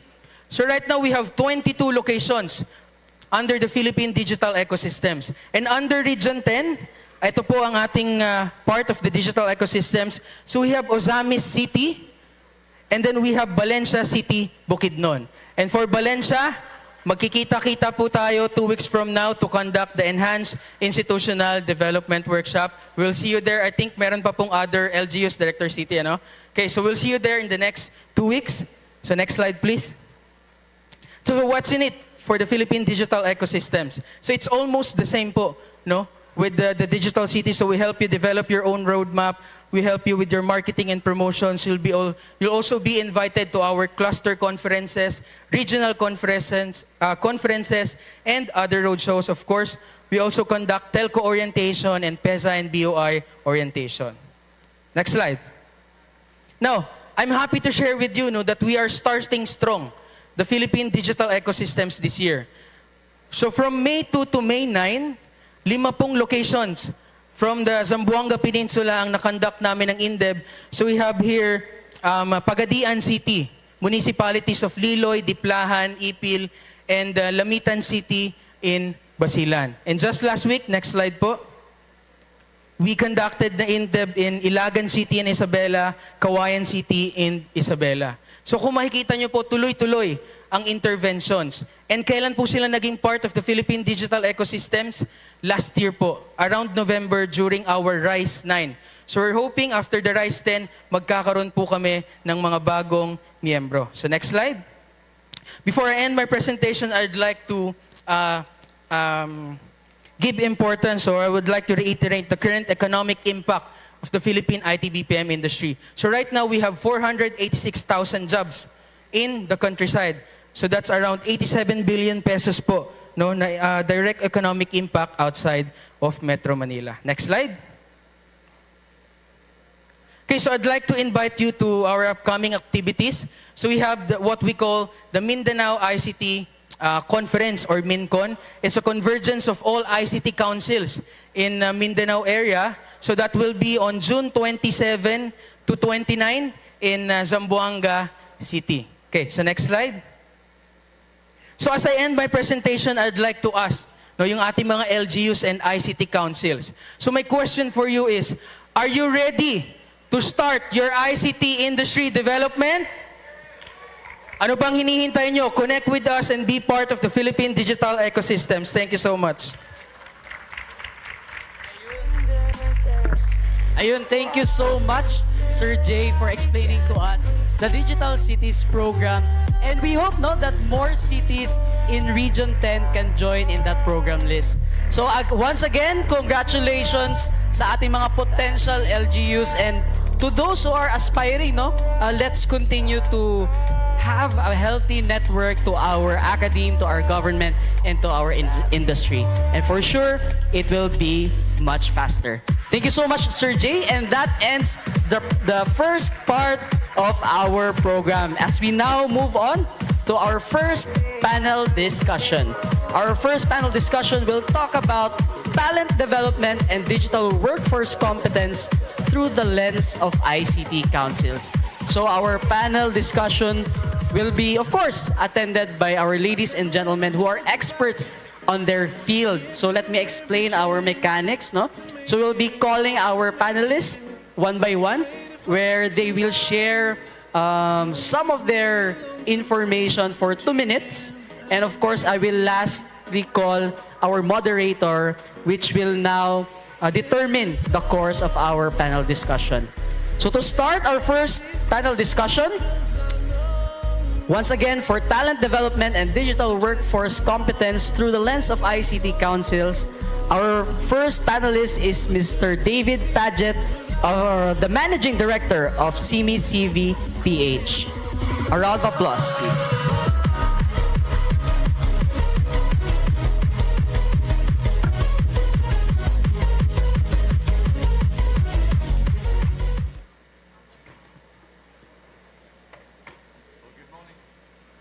Hello, good morning.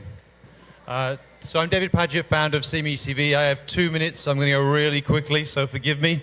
Delighted to be here. We have a booth at the back, so after the presentation today, if you have more questions, please don't hesitate to come and speak to us.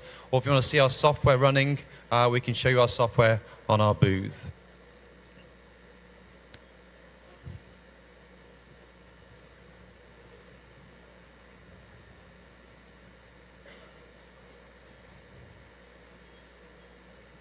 Okay, when the slides come up, I'm going to talk about talent supply chains. There we go. So one of the key metrics of success as we digitize the economy is digitizing our talent pools. So what I'm going to talk about is talent supply chains across the Philippines. So this is a big macro slide that we have. If we're going to digitize talent supply chains and deliver talent into the industries, we need to combine government, education, industry, and the workforce together. Now, in the government sector, there are 3 primary agencies we typically work with. The 3 agencies of education, employment, and industry. And if you think it through, that's how talent feeds into market. From education, public or private, through employment, and into the jobs and the industries that we work together with. In the industry sector, we work with industries across all areas. Primarily, our key partner at the moment is the IBPAP Association and all their subcategories. But we can also work across retail, hospitality, maritime as well. So any industry can plug into this framework. On the education side, we're working primarily with the tertiary and senior high schools and the higher education institutes, public and private, to digitize the talent that comes from their schools. So their undergraduates, graduates, and their alumni can enter our platform with a digital profile to connect through this framework. And finally, the employment sector. So whether you're a graduate, alumni, semi-skilled, unskilled, it doesn't matter. You need to be digitized with your profile so you can enter this workplace and start to enjoy the benefits of this growth in the Philippines economy. So we have 3 solutions primarily. These are all white labeled. We have a talent portal, which we deliver to the schools for free. So if you're in the education sector here today, and you'd like a talent solution to run your careers office and your alumni, please come and talk to us. Our software is free for you to digitize all your talent. We also have a virtual and hybrid events platform where job seekers and employers can connect irrespective of location. So students here in Region 10 can be interviewed by companies here locally or companies nationally as they embark on their journey into the world of work. And finally, a mentoring and coaching platform allowing people to run structured and unstructured mentoring and coaching programs. This whole platform runs on a single infrastructure. So we've already got 50 or 60 schools deploying our portal. We'll have over 100 in the next 2 months. And by the end of the year, we think 500 schools will be live on our platform with all their undergraduates, graduates, and alumni digitized with video CVs, able to integrate into the job market directly to employers. So it's a big picture, but think very simply, a supply chain is running from the left with the education institutes across to the right where the private sector is working. So this one maps the IBPAP Association organizations. So here we have all the schools coming in, digitizing their talent, feeding through into the 400 members of the IBPAP community to fulfill the jobs mission of 2.5 million jobs. The platform combines the portal, the virtual fairs or hybrid fairs, coaching, mentoring, and learning and skills development.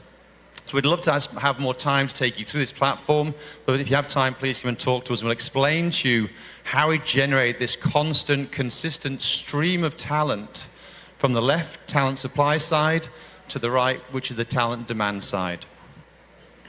So we're working hard, we're taking a lot of photos, so working with DTI, with the mayor's offices, LGUs, with industry, with IBPAP, with Jack and his team, with TESDA, various government agencies. We're out here signing up many schools, so Ateneo de Manila, JRU, OLFU, schools here this week, and last week we're meeting, they're also signing up. So we will have a very strong talent pool and talent pipeline that we can feed into your industries and partner with you as the ICT councils to bring this talent supply forward. And again, here you can see us training lots of students around the Philippines to join the platform to enter the job market. So finally, if you're in government, education, or industry, or you're a job seeker, there's a role for you in this ecosystem. Our work right now is providing our free portal to the education sector, and we're now bringing employers into the network. So if you're an employer, come and talk to us. We have a pipeline of talent waiting to be hired by you. That's my contact details, so please do get in touch with us via LinkedIn, or come and see us on the booth. Thank you very much. All right, thank you, Sir David. Now our next panelist. Yes, sir, thank you. Moving on to our next panelist, the Senior Advisor of PhilPass, Mr. Ryan So. A round of applause, please. All right, good morning. My name is Ryan from PhilPass, which also stands for Filipino Pass. Wow, today I'm here to actually explain to you in terms of a technology called blockchain. But of course, in talent development aspects, we are really looking into skills as a new currency. And typically, that's a new way of matching demand versus how you actually record the skill set aspects of things. I really only have 2 slides to make it short. And of course, the key thing is now for all, when we talk about digital skill set development, is when you receive something, a CV. Is this working? Next. All right. What if all the candidates' resume is tamper-proof and verifiable? The key challenges in terms of hiring itself is really vetting through all your credentials. And you probably, as an employer or even as an LGU, where all the documents are coming in, you are probably looking at how you verify those documents, and you have to call or email the issuing authority. The thing is, you have to ask yourself, is what happened if all the records like education, employment records, training records, personal data is all recordable and of course tamper-proof and verifiable. And that's typically allowed you to do instant validation in terms of, will this speed up your recruitment process? And that's typically the key thing, how blockchain technology is going to work to really speed up the way of validating documents validation. Next. So what is blockchain technology? Well, I have a session later on in the afternoon that probably will drill down a bit more about blockchain technology. But the key aspects that we are trying to make is making all the credentials tamper-proof and verifiable, and typically analyzing in terms of using all these data sets to be able to churn out using AI or machine learning to potentially work on also data privacy and data ownership. A lot of us will have issues in terms of asking, once my information is out there in the internet, how do I, as an individual, protect my information? Now, Web3 technology is here to actually show you that it is, although immutable and public access, so to speak, but there is a form of protection in terms of how you can prevent others to access your information, which I'll share in a while. And potentially, you can really look into how you can map everything into what we call a Philippine Skills Framework, Because if you do not know what is broken, you do not know what to fix. And Philippine Skills Framework provide a full career pathway and analyzing skill set gap. And because you know where you are now with tamper-proof verifiable credential, you know exactly where you want to go, you know exactly what's the skill set gap that is required, and you will look for those to fill up all this information according to your profile. And that's typically increasing productivity, efficiency, and we already have schools that's using us. Our target market have been going to schools to increase their productivity and efficiency, preventing them, or in fact, like for example, lesser buy on paper, mail merge printing, put in an envelope.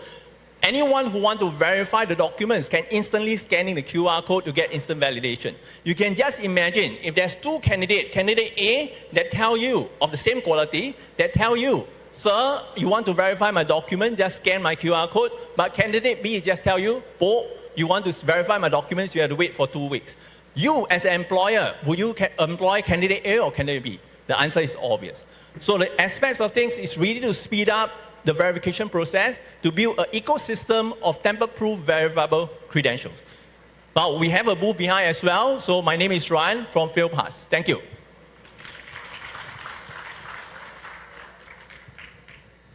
Thank you, Mr. Ryan So of PhilPass. Now, our third panelist is Ms. Erlinda Sandig, the Executive Director of Valencia City ICT Council.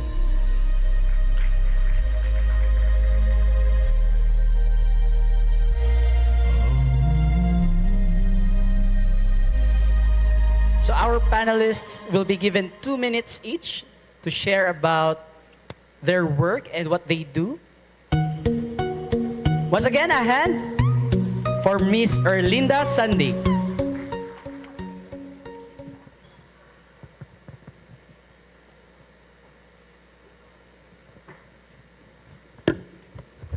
Hello, good morning, everyone.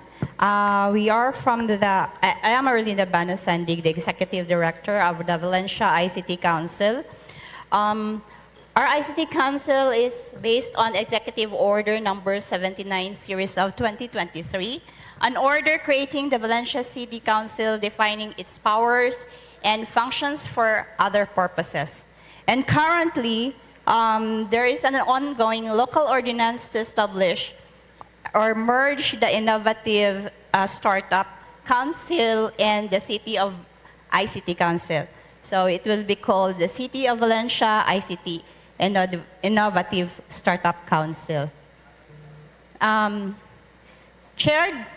chairman or our chairperson for our Valencia City ICT Council is no other than Honorable Azucena P. Vervas, a 6-time SGLG awardee and recently awarded as Most Outstanding Local Chief Executive for Component City category in Mindanao. Our ICT Council also initially led by LGU to address the RA 11-1927 by focusing on localized talent development in digital competencies. Our mission is to develop and implement comprehensive ICT plans and policies, promote collaboration, and invest in talent infrastructures and digital solutions to drive local innovation and competitiveness. And our vision is to transform Valencia City into a thriving digital hub, empowering its citizens through technology and fostering sustainable economic growth. Okay.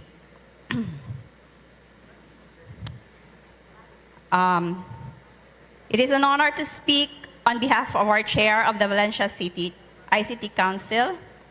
Unfortunately, our Honorable City Mayor is unable to join us today due to prior speaking engagement with an academic institution.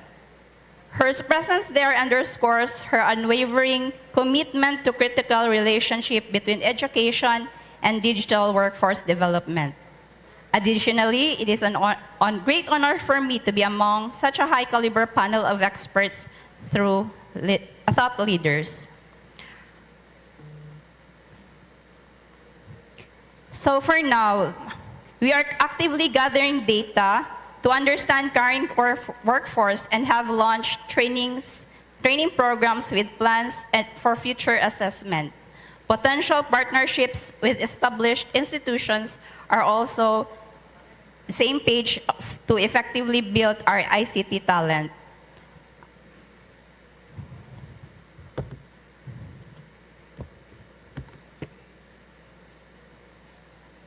So here are the initiatives and programs. Prior the composition or the creation of our ICT Council, the City of Valencia established an office for ICT or IT Services Division, which initially we already has the ongoing initiatives prior the creation.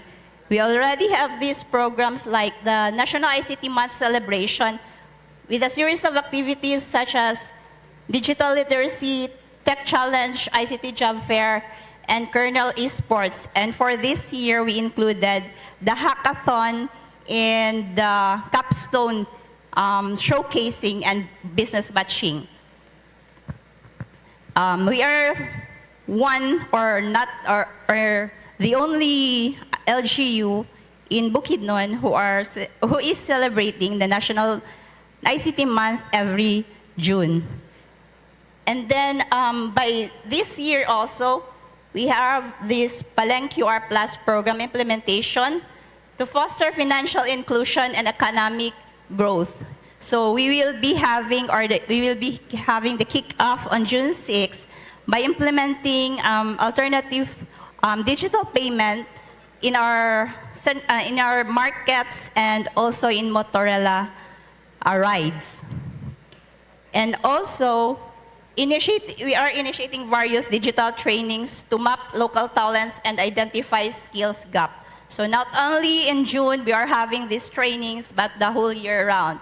Our ICT Council are composed also with GAD, which we has this training for women or for remote work. And then we also are fostering collaboration and partnership between the public and private sectors. We have this pool of talents from universities, from neighboring cities. Members of our ICT Council, we have the CMU and we also have the ACLC College. For CMU, we have this agriculture, forestry, vet med, bio, math, environmental science, and education. And for ACLC College, we have these IT talents also.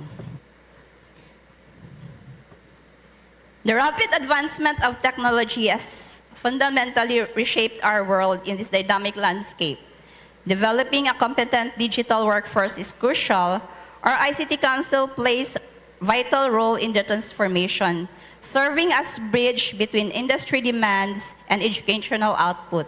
We facilitate dialogues, foster collaborations, and ensure that the skills being developed align with evolving needs of the market. We recognize academic institutions as the bedrock of this talent development. They are entrusted with nurturing the next generation for ICT professionals, equipping them not just with theoretical knowledge, but with practical, industry-relevant skills. This is why the presence of our ICT Council and Chair and City Mayor at the academic event is particularly significant. It highlights the importance of academia in our talent pipeline and reaffirms our commitment to integrating educational initiatives with industry needs. The government has also recognized the critical need to support the ecosystem. We have embarked on initiatives aimed at mapping local talents and identifying skills gaps. So,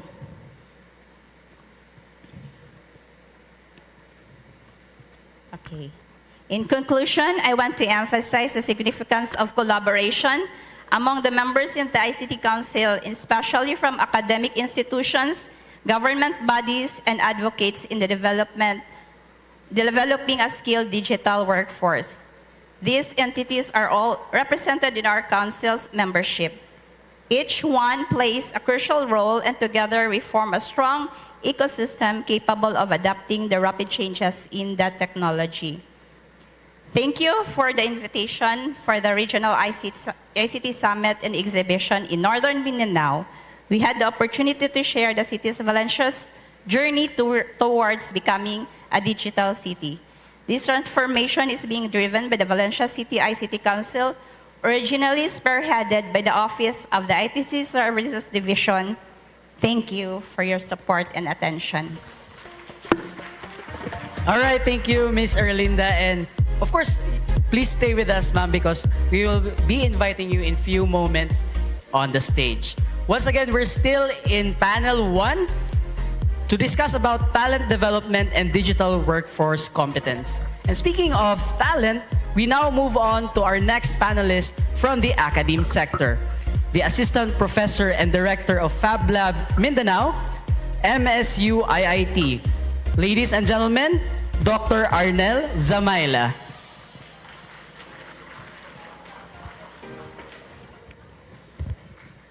Thank you, sir. May clicker na po sa yes. Buongiorno a tutti. I'm just waiting for the presentation to show up. How are you guys? Yeah. It's pretty nerve-wracking seeing your beautiful faces from up here. Yeah. Are we ready? So I am here in behalf of the good Chancellor of the Mindanao State University Iligan Institute of Technology. I currently manage the makerspace in Mindanao, or the Fab Lab Mindanao. My background is on artificial intelligence, and I am here to discuss the role of an academic institution in promoting the digital landscape. Okay, I think they're still looking for my slide. Perhaps somebody can sing or dance.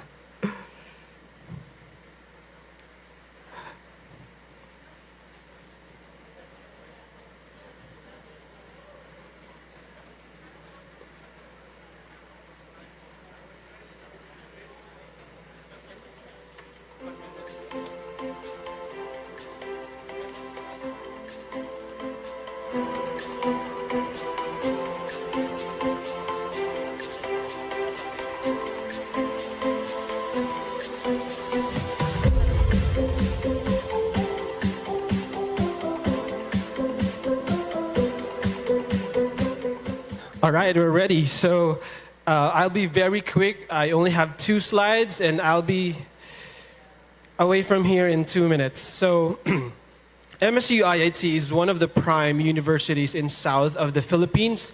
We are a CHED delivering institution. We have programs that are centers of excellence and centers of development. We're also a DUST delivering institution, both in undergraduate and graduate programs. We have published a total of 192 research publications in Scopus Index, and that is big for a humble university in south of the Philippines, away from northern Luzon. We also have successfully filed 7 patent filings in 2023, and in fact, we were awarded the Platinum Awardee, which is the highest award given by the Intellectual Property Office of the Philippines. And we have also have approved 20 million pesos in total of projects with SDG that are SDG compliant, and the landscape is basically going up. And we are also recognized by the international ranking systems such as Quackerle-Simons, THE World Impact Rankings, and this is just an evidence of how robust and performing our academic programs are. Just to show you, yeah. Okay, so these are some of the community engagement programs that we have conducted in the locality of northern Mindanao. Particularly, one is the Ronda Barangay. This was conducted in partnership with the LGU, with the DICT, with PNP, with DTI and UST, basically providing Wi-Fi access to barangays in Iligan and promoting their well-being, giving them resources to education, employment, trainings, workshops, etc. But we also have a maker space in MSU IT, which is Fab Lab Mindanao, which is what I manage. We basically provide digital access to fabrication tools, and we also have conducted fora for inclusivity, and we are up there in the inclusivity index. In fact, we have 604 number of students belonging to indigenous and minority groups. And if you are more interested with MSU IT and how we can bring about a richer and beautiful digital landscape, please visit our website, and you can also talk to me. Thank you so much, and have a great morning. Thank you so much, Dr. Arnel. And we'll see more of you in a few moments. So now let's move back to our industry partners. We also have as our panelist the HR Director of Teleperformance, Miss Josie Sakala. Let's give her a round of applause, please.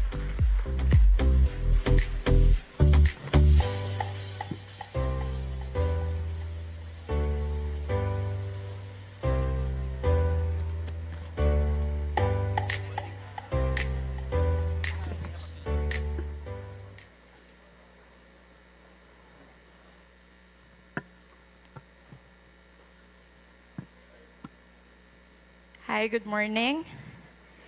I'm Doy. I'm representing Teleperformance. There you go. So, as I've said, I will be introducing Teleperformance to you and how we are supporting ICT, its endeavor in improving the talent development in our region.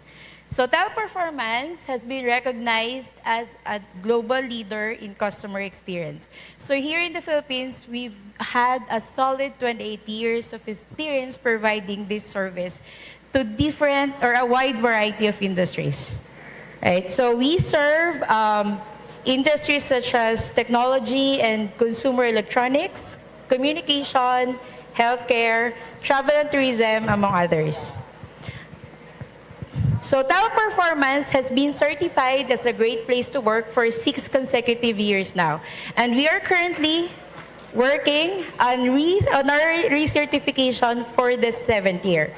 We've also been recognized as one of the best workplaces in the Philippines in 2023. Right. Now, in our support for DICT, I will be highlighting 3 initiatives that we currently have.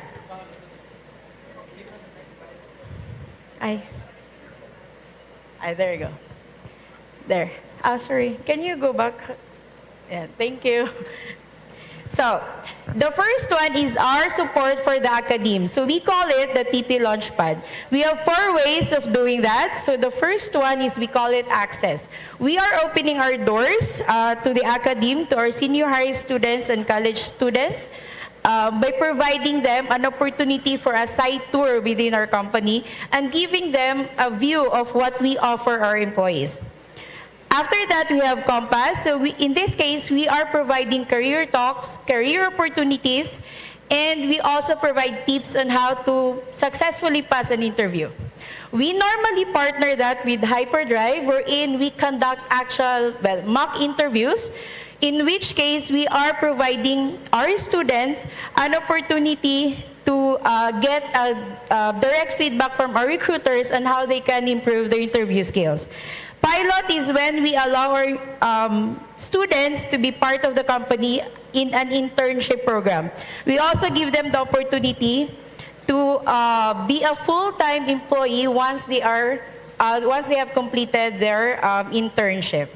Now, so next is we have the ECWS. Sorry, can we go back one slide, sir? There you go. So the other initiative we have is the ECWS, or what we call the English Communication Webinar Series. This is actually a partnership with the ICT. They have published this training in their own Facebook page supporting this initiative. So how do we do this? This is open to the public. We are offering any future applicants the opportunity to improve on their communication skills, right? So through this series or this webinar series, they can access this through MS Teams or Facebook page. The training is open from Monday to Friday. This is still ongoing. So if anyone is interested, you can visit our booth. We can help you how to access it. The last one, sorry, this is the last one. We have our impact sourcing initiative.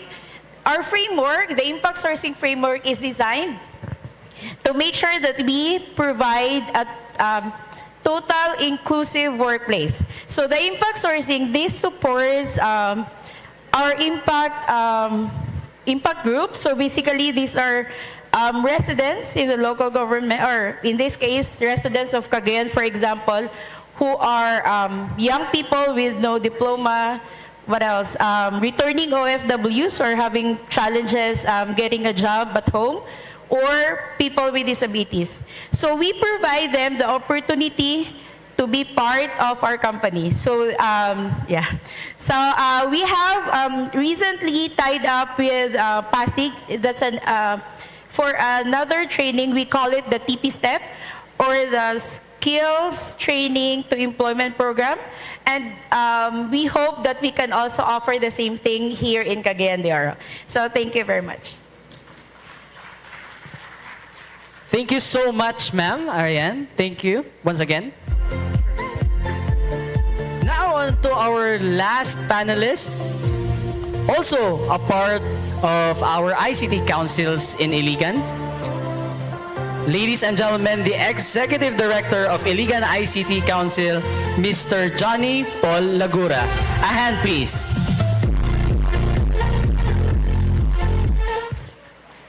Good day, everyone.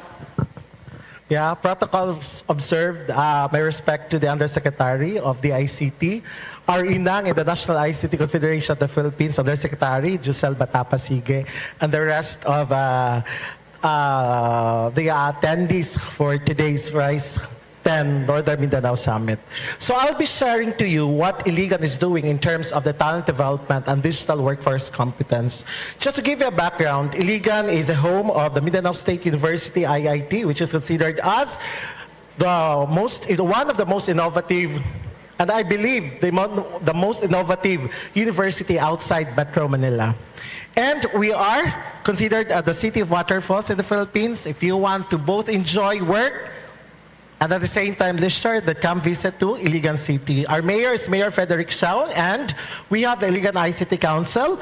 Our direction is following the Iligan Development Goals, and these Iligan Development Goals are actually 15 identified localized goals to be achieved under the administration of Honorable Mayor Xiao, of which we call it Asensa Iliganon. And my second slide is to justify what do we do as a city government, as an ICT council in relation to academic engagements for a digitally equipped Iligan City. First is the Memorandum of Agreement signed by the Chancellor of the Mindanao State, IIT, and the local government of Iligan for a research-based and data-driven governance. So when it comes to identifying problems, concerns, especially in terms of job generation and livelihood programs, we are backed by MSU IIT family. And since 2022, the government has partnered with different institutions in providing 12 million plus worth of training for work scholarship grants. And we have just given an approval by the Department of Trade and Industry for a shared service facility in the creation of the Digital Creative Innovation Hub to answer economic prosperity in terms of ICT industry development, in terms of the creative economy, and much more on the innovation sphere. And then we have also submitted our proposal for a 5 million startup seed fund for the Center for Creative Innovation and Emerging Technologies to also address the continuity of skills development training from the basics of ICT skills to a more advanced, especially that we are now in what we call the future of work, especially in emerging tech. And we have also agreed with the Department of Science and Technology in the creation of the Center for Local Governance Innovation. And these all initiatives of the Iligan City government are actually in direction to build a continuous engagement of the academe to community-based programs. Because number one factor that we consider, we have to retain our talents. Secondly, reverse migration. We want our innovative people who have already experienced working outside Iligan to go back to Iligan and invest in Iligan. And that's what we call, we'll be having an Iligan Investments Roadshow in July, and we branded Invest Right, Invest Iligan. Why Invest Right? Because when you get out from Lagidingan International Airport, you have to go right to reach Iligan for like 45 minutes. And in terms of formulation of policies, I think this is the first in the country. Mayor Xiao has signed an executive order in the creation of the Center for Digital Iligan Innovation and Sustainability, because we want to create an enabling environment so that we can progress more, especially in terms of talent development and skills development programs. We also created the Creative Industry Development Council in support of our creative economy, and of course, the Smart Cities Council. Why do we do this? Because we want to work interconnectedly our programs in the local government and working with academic institutions and industry partners as well. We have also created or founded DevCon Iligan, no? And the Iligan TESDA Council. And lastly, just last week, we had our Iligan Academic Consortium, of which we invite all our academic institutions in Iligan, may it be higher institutions, TESDA institutions, or deputy institutions, to work with us and plan for a better future. Because we cannot just simply, redirect the curriculum, but following local governance autonomy.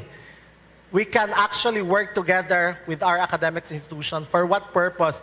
Because we want to continuously build a pool of talent in Iligan City, and not just in Iligan City, but even neighboring towns and provinces like the province of Lanao del Norte, the province of Lanao del Sur, and even Misamis Oriental. Because at the end of the day, as per local government mandate, the city government or any local government is mandated to provide jobs and livelihood programs. And the first step and the basic step on that one, following the UN Sustainable Development Goals, is actually quality education. Thank you so much, and Ascenso Iliganon. Thank you so much, Sir Johnny. And that was our last panelist for panel discussion number 1. Now, it's an honor to present to you the moderator for panel number 1, the CEO of Microsourcing and Chairman of TADCOM IBPAP, presenting to you Miss Heidi. Hello. Ready na pa naman akong mag-entry. Ako na lang, Heidi Enriquez! Good morning. Good morning, everyone. No, in my years of working before I joined Microsourcing as CEO, I was in recruiting. And one of the things that they told us, or that we believed in recruiting then, was that in the job of recruiting people, either you're quick or you get left behind. Okay? And so, in the next part of this particular segment, we'll make sure that we do that. We're quick, we're direct, so that we don't get left behind. My job here is to to try and talk to you about how we're harmonizing efforts at the industry level in initiatives related to talent.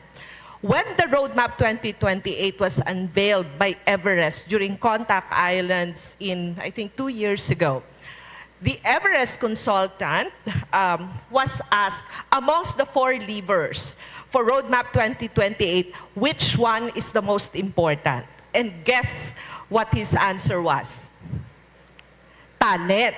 Okay, you guess it right. So what is the industry doing in relation to talent? Well, first and foremost, as you know, IBPAP is the umbrella organization. We created, or we reinvigorated, a group called TADCOM, Talent Attraction and Development Committee. Can we go to the next?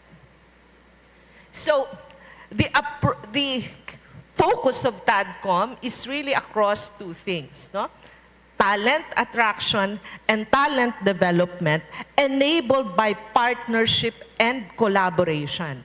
And that partnership and collaboration is across all segments within the IT BPM sector, with the government, with the academic institution, and other enabling partners. Can we move to the next, please?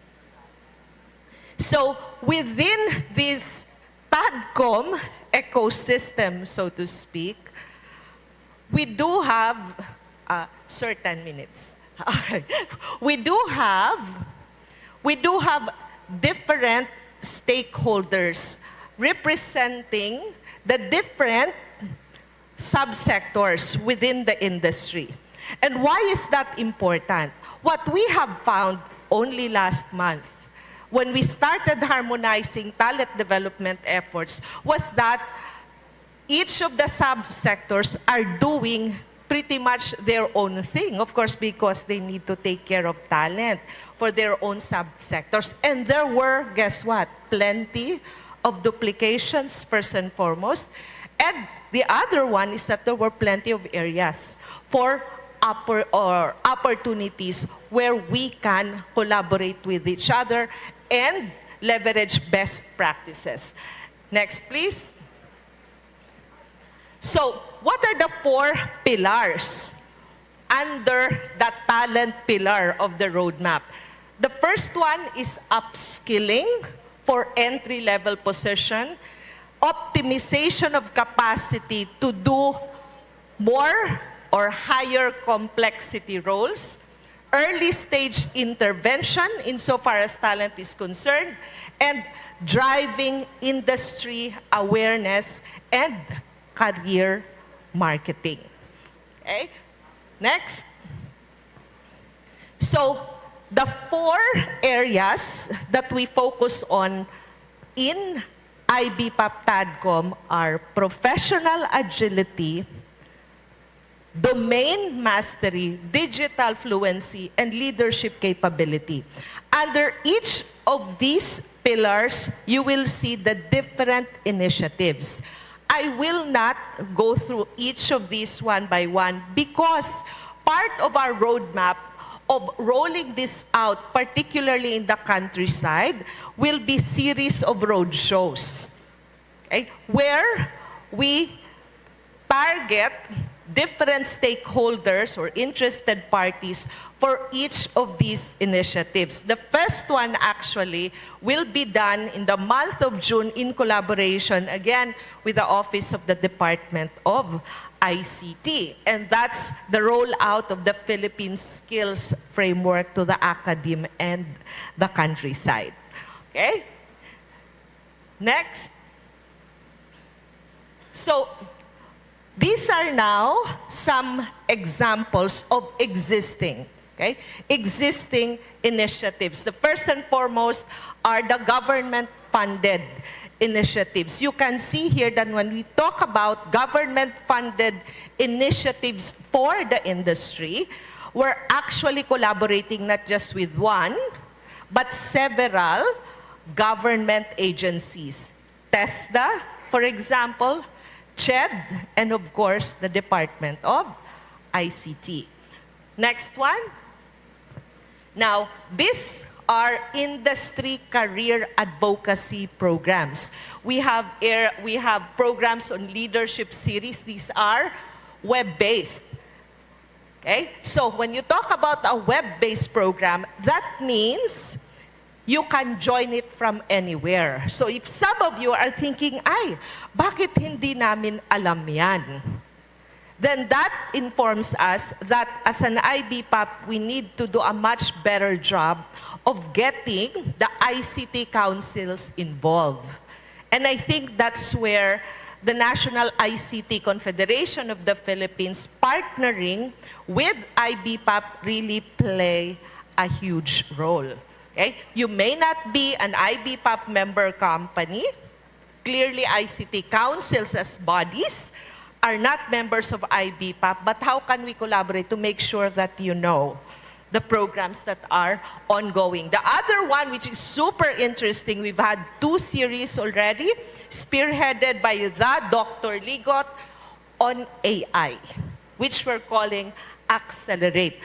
By the way, there's also an ongoing program which we will be taking to the countryside on leadership development, which is a partnership with Asian Institute of Management.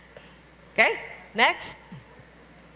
And then, of course, through academic linkages, select academic linkages. Now, we've been able to do work on senior high school work immersion program, industry awareness, and, of course, the Philippine Skills Framework implementation.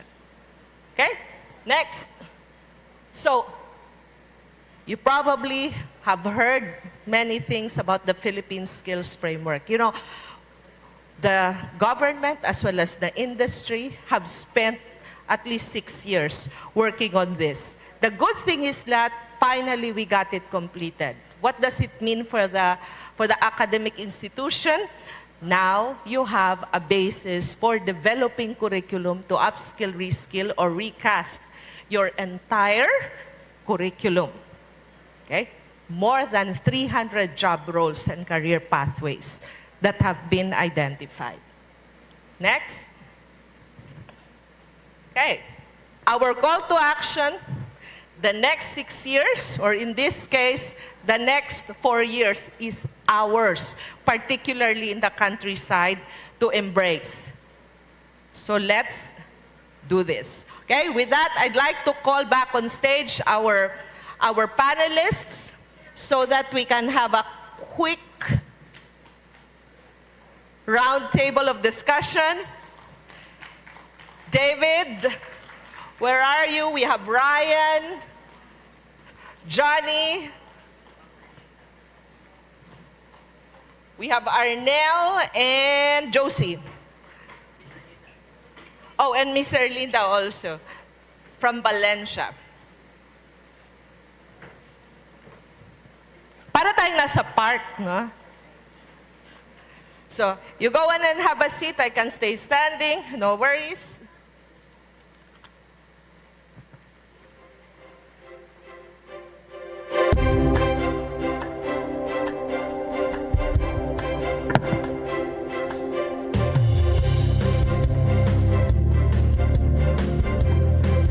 Okay, you know, I had an opportunity to have a quick chat with some of our panelists earlier. And one of the things that I learned earlier when I had my quick chat with Ryan was that blockchain is not necessarily about Bitcoin. So, following through on that, Ryan, that initial discussion that we had, in what way will PhilPass contribute to our aspiration in Roadmap 2028 insofar as talent is concerned? How will it help us bridge that gap? All right, thank you. It's an honor to be the first. Well, first of all, yes, blockchain is not only about cryptocurrency, but basically, let's just take a one step back in terms of how blockchain works. Blockchain basically is a tamper-proof verifiable database which we only put in a document hash onto the blockchain. So ultimately, as what I mentioned earlier on, all skills, including diploma, transcript records, typically certificates, can be put on blockchain to make sure that they are tamper-proof and verifiable. Just like when you are submitting a resume, a CV for your prospective employer, what typically they will do, they will still need to spend time to call or email the issuing authority. So what blockchain is able to do when subsequently you put all these credentials onto the chain is that you are speeding up the way documents or credential is verified. So you can just imagine it's me as a Filipino, I will have what we call a data wallet, which equivalent to what we call a skill passport. And you can imagine every of my achievement from my academic to my past employment, that means my certificate of employment is also issued through the blockchain. I can easily prove that I have all these credentials from my academic to my work life to my professional training, and that really expedite the way that I potentially get job or freelancing. And also, that's the first step of making sure that me as an individual, I potentially can aspire. I want to become a manager. I want to be a director.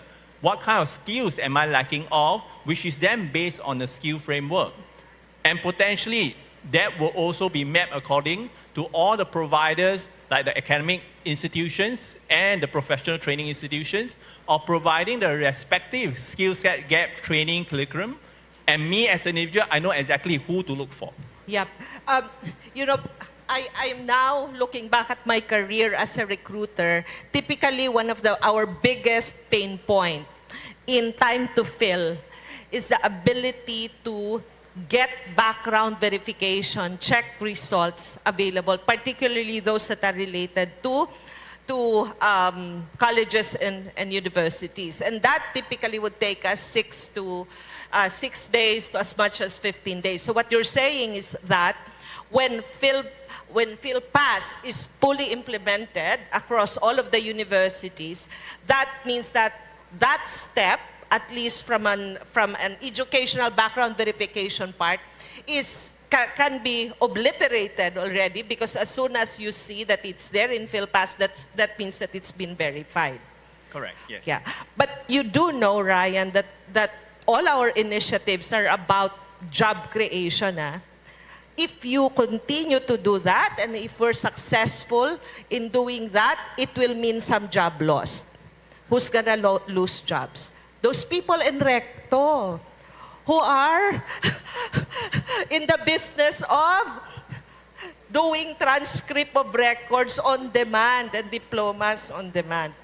Well, they probably also need upskilling and reskilling. So we need to upskill and reskill them as well. So they also up their games. Okay. Now, David, CME CV. You know, we've been together in so many RISE, I think in what, 3 out of 4, at least that I've been part of RISE events. So I've gotten to know CME CV. How many universities have you partnered with so far? And what has been some of your challenges in getting universities to buy into participating in that platform? Great question. So far we've got about 50 schools onboarded, either live or in project right now, and in total over 200 in the pipeline. So we've already engaged with a lot of schools across the whole of the Philippines. And that's accelerating because the schools are in a race to be second, but the schools don't want to be last. So as we offer this platform for free, the more they learn about us, the more they look around at their colleagues in the industry, they see this as a movement across all the schools. So we're really excited about the momentum that we're building up and the community we're building up on this shared platform. One of the biggest challenges we see in the education sector is that many schools still purely focus on the education piece. While that's absolutely important, what we're trying to get them to think about is the outcome of the education in terms of employability. How employable are these graduates in terms of their skills, knowledge, education, mobility, and readiness? But more than that, how accessible are they? Right now, most universities and colleges don't have a career service with the technology. So their students may qualify with great skills, be very capable, but they're not accessible, they're not visible to the employers around their local community or the national economy. So by providing our platform, we can improve the employability and the readiness of the talent. We can feed in information from industry while they're studying their first, second, third, and final years, so they're shaping their employability mindset. And then finally, when they graduate, we can present them to the nation as a digital talent with a video CV that they can post to any company, anywhere in the world, at any time. Yeah. So that's our mission. And the final piece is alumni. Every school has a huge alumni. That's the DNA of the school that's gone out to industry. We're allowing the schools to invite their alumni onto the platform so they can do a tracer study. But also, that alumni talent can then be recycled into industry in somebody at a mid-career stage as opposed to an early career stage, looking maybe for a second or third job. Yeah. You know, particularly for the ICT councils here and the academic institution, where I see, as an industry practitioner, where I see this to be a powerful lever, so to speak, is because typically we rely on the intelligence or talent market intelligence, which we get from online platforms like LinkedIn, for example, JobStreet, etc., to tell us where the talents are. Unfortunately, many of the universities and colleges are not on those platforms. And so, I kid you not, the first time I went here and spoke to Steph, I was passing by a major university that occupies 2 blocks. And I was with my talent acquisition manager, and VP, and I asked her, that's a university, why did it not show up? When we were looking at Davao versus CDO, where would we locate? Okay? And guess what we found out? They're not on LinkedIn. That's why the information about their more than 5,000 graduates, we were not able to capture. That's why at that point in time, Davao had an edge, talent market-wise, over CDO. But to make the long story short, we're setting up in Cagayan de Oro, and we will go live in January. Okay? So very powerful way to connect with potential employers and potential locators. Now, talking about locators, TP. Gusto ko sanang tanongin eh, you're both in Davao and in Cagayan de Oro. Alin ang gusto mo sa dalawa? Pero wag. We might spur a war between the two. You know, one of the things that hit the map a couple of months ago was when TP, which is publicly listed at the New York Stock Exchange, right? It was reported that their share prices dropped to 23%, a 7-year all-time low, because of a report about impact of AI, particularly to the contact center industry. And TP, being a publicly listed company, was one of those that was listed. So imagine 23% plunge on their share prices. So my question is, can you explain the workings of the NASDAQ? No, joke lang. Okay? My question is, how is TP internally dealing with the potential impact or the ongoing and ever-present already impact of AI? Because the CEO of TP himself said that TP has already started integrating AI solutions in your offering. Okay? But what are the efforts of TP in upskilling and reskilling your workforce so that their job truly doesn't get replaced but rather gets enhanced with the implementation of AI tools? Thank you. Thank you.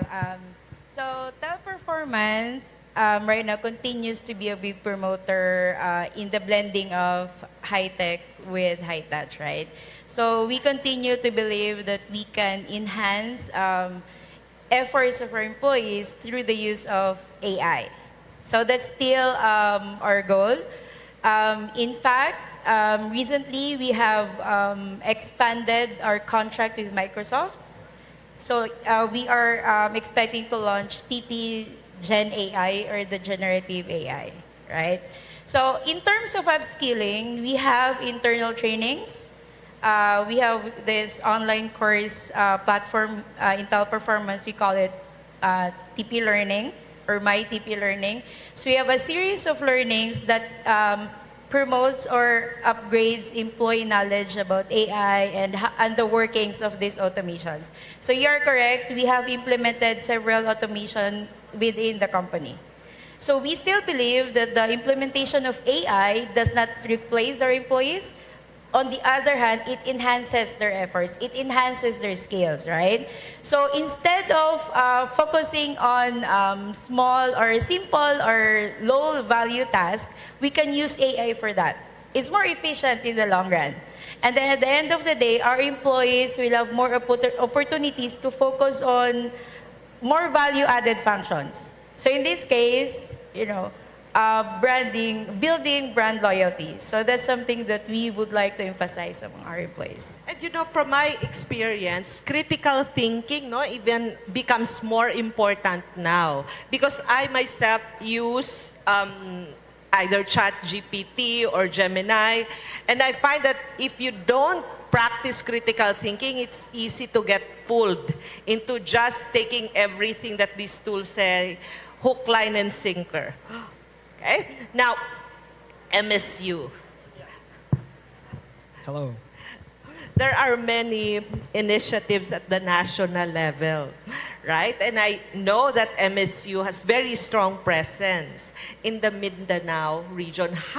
What are the efforts of MSU towards either aligning initiatives at the with the initiatives at the national level, or initiating your own based on the challenges and opportunities that are present in Mindanao? Maybe cite one critical example.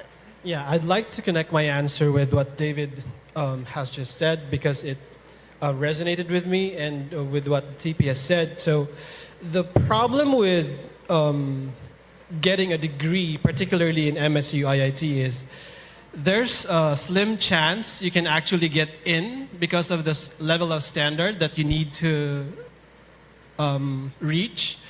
And so some of the minority groups may not necessarily get a scholarship there or a degree. So this is why MSU IIT has focused on building micro-credentialing courses. These are courses that you see online, like Edureka, Coursera, EDX, LinkedIn. These are MOOCs, or massive open online courses, which are micro-credentialing. What that means is you can get a skill with a shorter amount of time. That way, we can then assess which skills, or where is the skill gap between the industry and what the graduates are being, what the graduates have. So we can then create this is why the Washington Accord Advisory Board is important. This is because we can then create curriculums that address the skill gap and basically bridge the students from education to employment. This is one. And number two, we have research collaborations with our industry partners. And in fact, for example, with Republic Cement and Incorporated, they have skills that they want to look for MSU IIT graduates, but it's not present. And so they identify that. And I believe the national direction should be identify all these skills, revamp the curriculum with the industry advisory board, offer new programs at a short amount of time, and create a rich culture of startup ecosystems with research and community engagement. That's it. See, I did not even know that MSU is doing all of these MOOCs and credentialing programs. Now, I'll put you on the spot a little bit here. Are you partners with CME-CV already? No. Okay. He warned me a while ago, like, let's talk. Okay. Are you It won't partners take with long. We'll bring them on board. Are you partners with PhilPass already? Not yet. Not yet. Okay, there's an opportunity to talk more during the networking session later. Okay, Iligan and Valencia. I'll pick on the ICT councils at this point in time. Pretend that USEC Josel is not part of this group. Okay? You've listened to different national initiatives and industry initiatives to help the countryside improve and develop our talent situation. Do you honestly swear to God, hope to die? Maybe not now, but 100 years from now. Feel and believe, are you convinced that the government is doing enough, and the industry as well? So I'm putting myself on the spot also, that we're doing enough to help support the ICT councils in developing your talent ecosystem locally. And if not, just one critical thing that you feel we need to be doing more of. Okay? Quick, and either we're quick or we're dead, huh? So very quick answers. Let's start with Iligan. Okay, thank you so much, Ms. Heidi. I'll give 2 points, one for the government and one for the industry. For everybody's knowing, National ICT Confederation of the Philippines was founded in Iligan in 2008. And it was an Iligan 10. So that actually signifies that Iligan is dead serious in putting Philippine digital countryside. Secondly, when it comes to government, and not assuming, not knowing USEC Josel, the Philippine government through various government agencies like DICT, DTI, and DOST are actually, partnering with local governments. Digital Transformation Center for the ICT in skills development, that even DTI, following the passage of the Philippine Creative Industry Development Act in response to the creative economy, we will be having our Center for Digital Creative Innovation in Iligan. And then hopefully by next year, we will also have our Center for Creative Innovation Emerging Technology and the Local Governance Innovation Center with DOST and DTI. For what purpose? Simply because local governments should partner with national government agencies in terms of program implementation to address the need of each of the local government. Your problem in one local government may not be a problem to other government. Iligan is considered as a digital freelancing capital of the Philippines. You might wonder why we're pursuing this kind of centers. Because digital jobs is already a household name for us. It's just that we have to continuously upskill, reskill our talents. When it comes to people from Iligan who are visible in LinkedIn and other media platforms, yes, we are, because of the thousands of freelancers and remote workers that we have. And that's how government collaboration is really present and significant in Iligan. And of course, with the partnership of MSU IT. Just last week, we had our focus group discussion on Iligan Consortium, Academic Consortium, because we just don't want IIT to be leading, but also making other colleges and universities to follow. And next to the government, to the industry. We are complete in terms of our requirements and scorecards. Unfortunately, we only fail in one of the scorecards. And what is it? It's actually the travel advisory. We have complied all the requirements. It's just simply because of the stigma. Then we cannot actually get BPO. But we are hoping and praying and asking BPO companies and IT companies to collocate with us, because following the scorecard, 40% is for talent development. We are ready. Okay. We are very ready. I hear you, and just to let you know that one of the reasons why we picked CDO is because of what you said, because we know that Iligan is dubbed as the freelancing capital of the Philippines, and we want to be able to tap the freelancing market in Iligan for our permanent work from home vacancies, which comprises 40% of my total associate. So they can still work from home, but be in part of the legitimate BPO industry. Ma'am, quick lang po, kasi we're trying to catch up on time. Same question, are we doing enough? For now, ma'am, the ICT Council in Valencia is very young, and for a little background of myself, I worked remotely before. I worked before in Dubai, but when I came here, I was working remotely for our former company. And then I go back to LGU, and in our office, I had the IT services division. And from that, we cannot work alone. So we need to collaborate. And then we were introduced this ICT Council. So we have been pushing this through to create an ICT Council in Valencia. That's why it was created. And before, we also patterned the celebration of the National ICT Month since 2018. And we found out one of the activities we have is the job fair. And we have very low hit for, especially in IT-related jobs. So that's why this year we are pushing for the talent development in Valencia City. We have been collaborating with other institutions and the national agencies. We also have the DAP, and also not only the community, we also have been upgrading or upskilling the government employees. Yep. And I do think having CDO there to sort of guide you, because I checked, no, there are 7 component cities.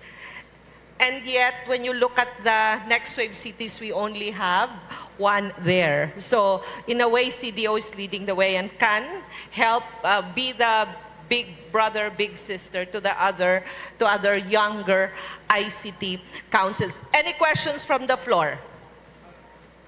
Before I wrap up with my final question, because the next session is also very interesting, and we can continue to have the conversation. That's why I will continue to be here till the remainder of the day, because we need to keep the conversation going.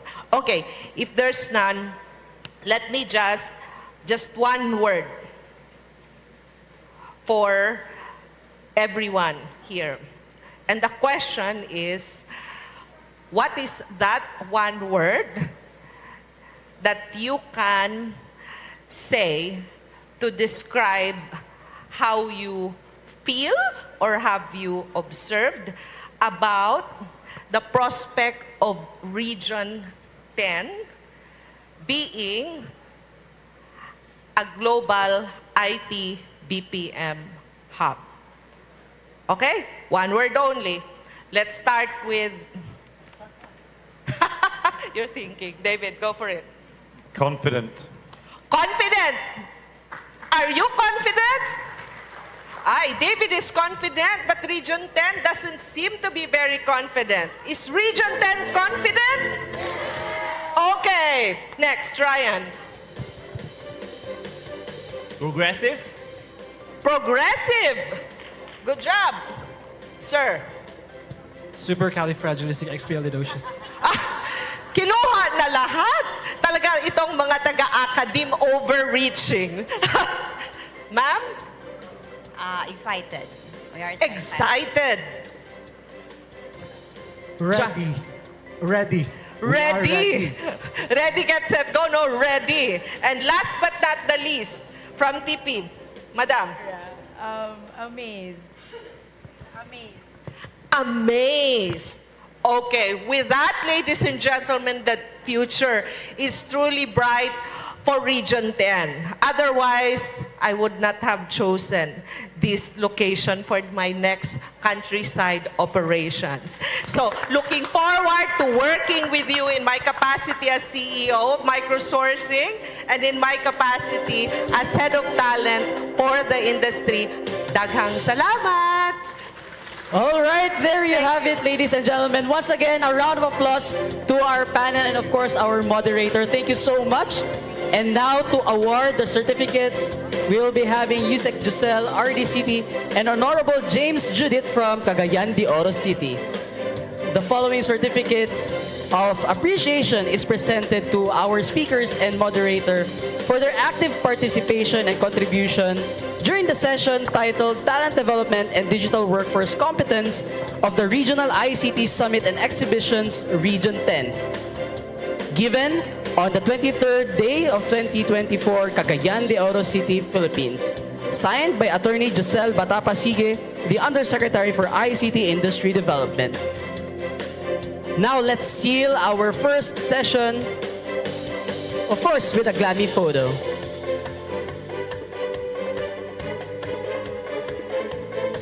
Once again, let's give a hand to our first panel. All right, wide smiles in 3, 2, and 1.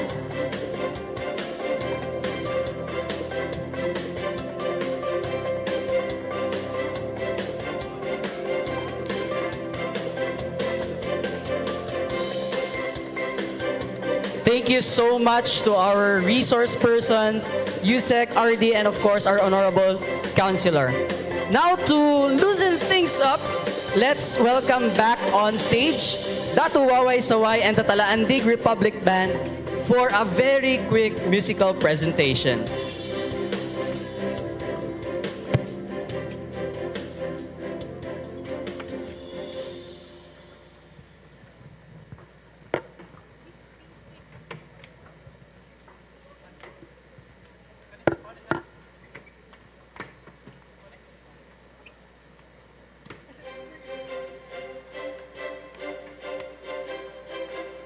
Let's listen to the flutist of our Talaandig Republic Band.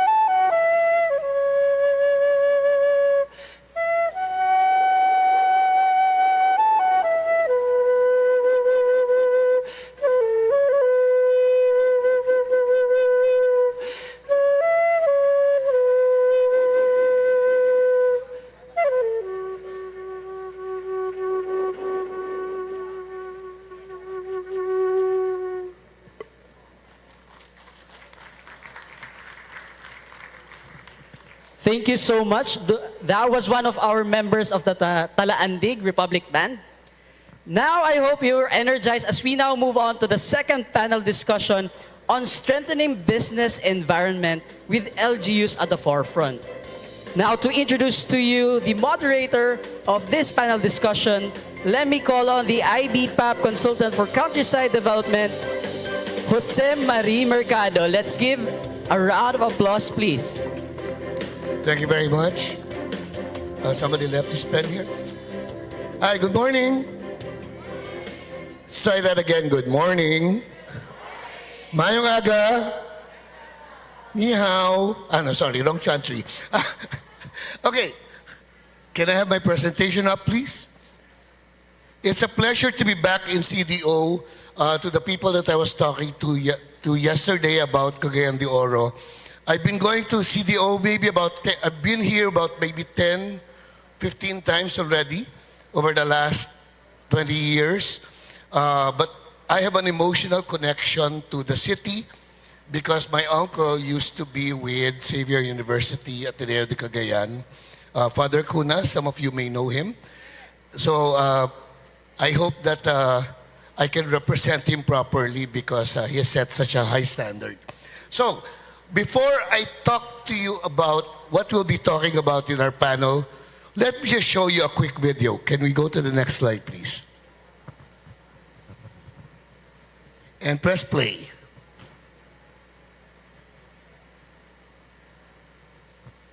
No. Go back and then press play. It's supposed to play the video.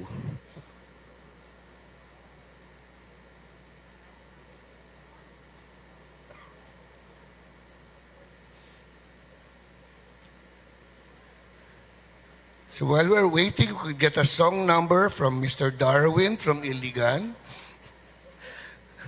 I know that he can put Frank Sinatra. He can challenge Frank. Why po? We tested that earlier, right? All right.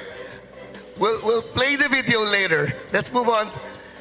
Earlier, Jay showed you what we're projecting from a roadmap perspective for 2028. Let me just highlight that what it will do, what the roadmap wants to do is 1.1 million additional jobs between now and 2028, okay? But more significantly for Region 10, we're talking about, to be exact, 594,000 jobs that we want to be created outside Metro Manila. And that's why RISE has been very instrumental in helping us reach out and get to the different cities. We want to add another 29.5 billion, not million, billion. And as of yesterday, with an exchange rate of 58, very, very substantial amount of money to the Philippine economy, representing 8.9% of our gross domestic product. Next slide, please. Okay, so why are we doing this? Why are we shifting more to the countryside? Can we click one at a time, please? The first one is because with the support of government agencies like the DICT, there's government and industry focus on promoting growth in the countryside. Okay, we want more work done in the countryside. I've spent 20 years in the BPO industry. And my first 10 years, yes, Pao, 20 years. And my first 10 years, I was part of the team that brought branches of our company to various cities around the Philippines, and the satisfaction of knowing that we were generating hundreds and thousands of jobs outside Metro Manila was something that can't be matched. Next, please. The desire to expand and gain access to more diverse talent types. Your cities, your locations have a lot of talented people, and a lot of them we can't even find in Manila, especially when we talk about IT, animation, virtual assistants. So we want to be able to tap those people, and not all of those talents are in Metro Manila. Next, please. Accelerated infrastructure development in the provinces. As I said, I've been to CDO so many times over the past many years, and the progression of the city has been amazing. I was in Iligan 2 months ago, and I fell in love with the city, even if I didn't get to see the waterfalls. But the progression of infrastructure in the cities outside Metro Manila, you'll actually say, why do I need to go to Metro Manila? It's already here. Next, please. The remote workplace model, or as Yusek Giselle loves to say, work from anywhere. That phenomenon, which is a result of what happened 2 years ago, we know about the pandemic, but what it has done, it has made businesses find having people work remotely acceptable. And that has allowed us the capability of saying, I can get somebody who is in Malaybalay or in Valencia to work for me even if my office is in Cagayan de Oro or even in Cebu, right? Next, please. And finally, satellite center setups. This is what you should see more of. In the past, it's still happening. As yesterday, Qualphone inaugurated their site here in Cagayan de Oro. We're looking at 1,500, right, to 3,000, I believe. But what you will see more of are smaller centers, 50 to 100 people, but they're scattered around locations. So they could really be in Malaybalay. They could really be in your part of the world. But there are a couple of things that need to be considered. Next, please. Just one final point about this.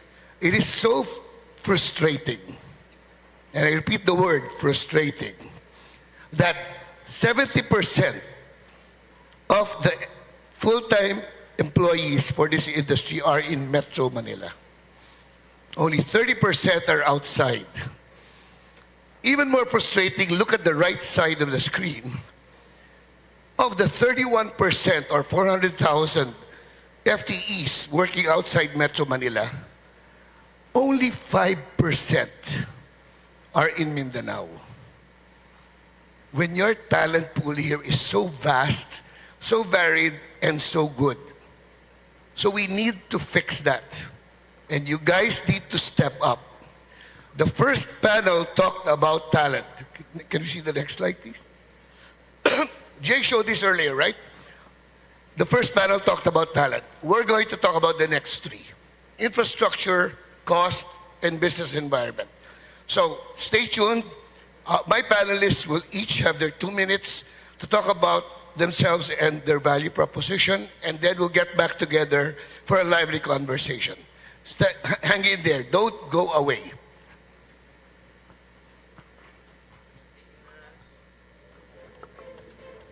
Hello. Thank you so much, sir. And now let's introduce to you the panel that will be discussing the second part of our program.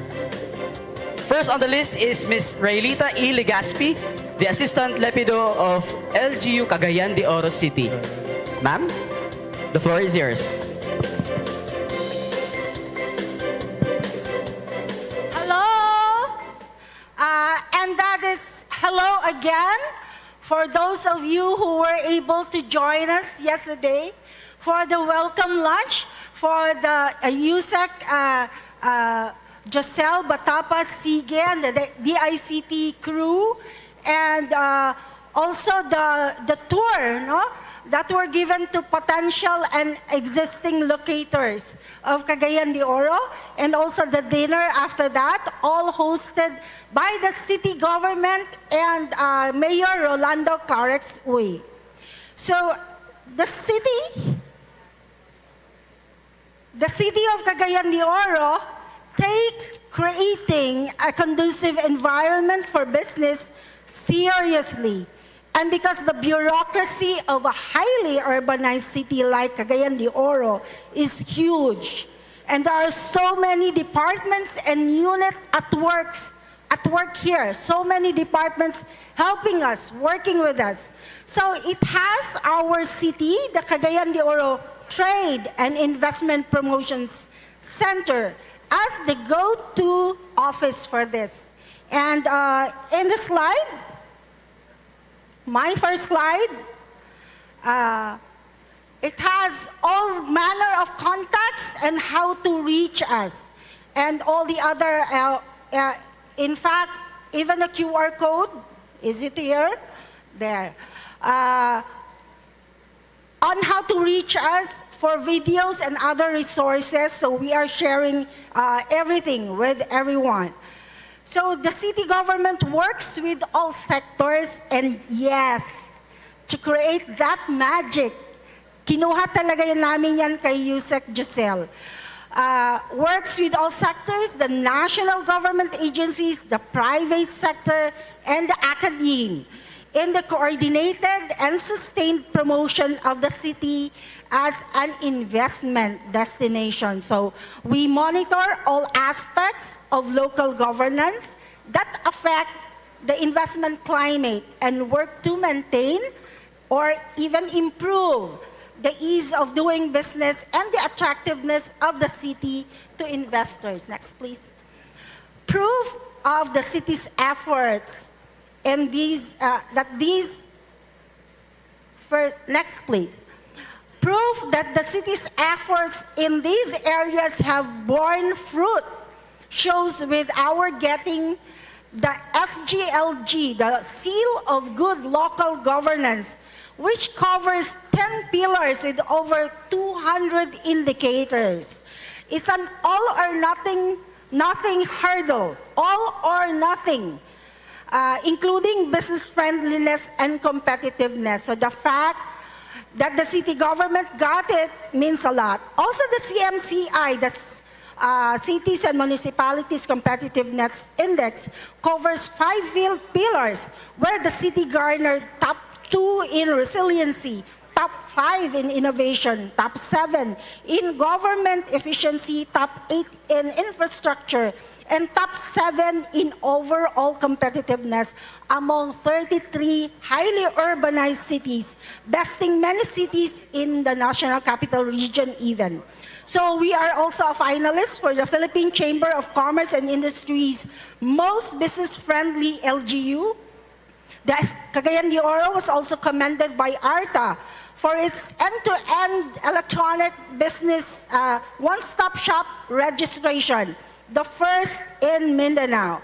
So the latest sign is this Netherlands BCI Global's Emerging Tech Hubs, where Cagayan de Oro made it to the top 24 cities in the world. So back in the local scene, we have a local investment incentives code, where we grant fiscal incentives of between 2 to 5 years for local business tax exemption and real property tax holidays to you, as well as non-fiscal incentives for IT BPM locators or expansion project during and after your investment. So also yesterday, the areas of IT hub, the edge that are given to areas with IT hubs was mentioned. And so we included here how the LGU is set to put up an IT park with innovation hub under PPP arrangement in a city-owned area called the New City. Tapos na po ako. So we have a city college that also expanded its IT offering. So thank you very much, everyone, for listening. Thank you so much, Ms. Raylita. And now, we're moving on to the next panelist, the leader for delivery services of Concentrix, Cagayan de Oro City, Mr. Christopher Sabarillo. Let's give him a round of applause, please.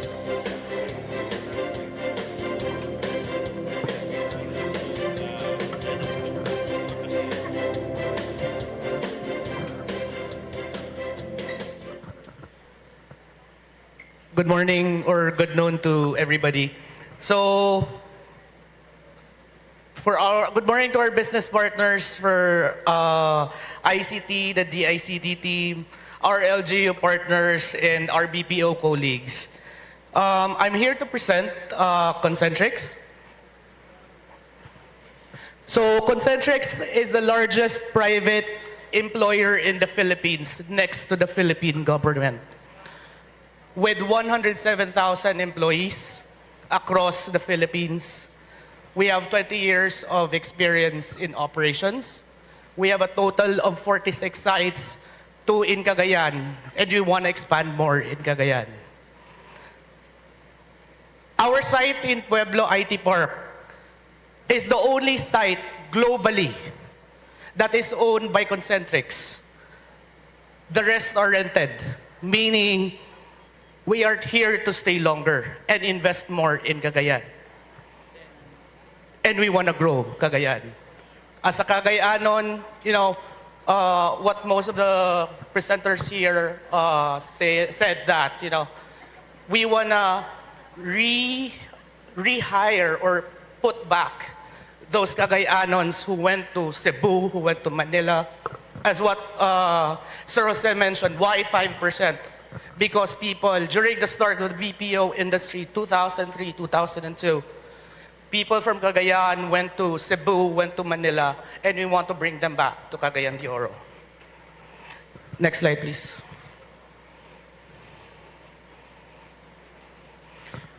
So what differentiates Concentrix?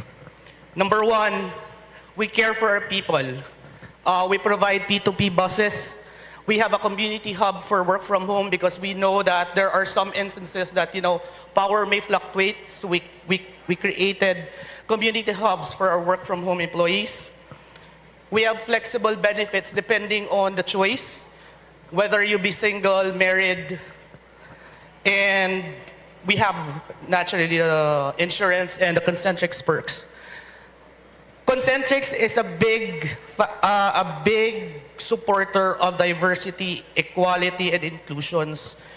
Concentrix supports the LGBTQ++ through engagement programs. Network of Women supports the PWD. In fact, Philippines-wide, we have around 606 PWD employees. And 54% of the staff are all women. In terms of leadership program, we want to make sure that we equip our leaders and the next in lines to become the next manager, the next senior manager, and the next director of the company. So we start off with You on the Rise, the Six Sigma, and the Elevate. And lastly, Concentrix supports the environmental sustainability program as part of our ESG through the corporate social responsibility. We do adopt communities, tree planting, and as a fact, we have planted a total of 130,000 trees that we have planted in the Philippines, with 81,000 hours of volunteer, 13,000 staff, and a total of 8.1 million donation. So Concentrix CDO goal is to expand operations in the city, and this is something each of the LGUs and partners should look forward to. Thank you. Thank you, Sir Christopher. And as much as possible, we want to expedite our panel. So we'll be having 2 minutes for our each panelist. Next, we have the Chief Executive Officer of Vintex Outsourcing. That's Ms. Jervil Umaga. Ma'am? take the floor. Thank you. Buenos días en la ciudad de Amistad, Ciudad de Cagayan de Oro City. Thank you very much for having us.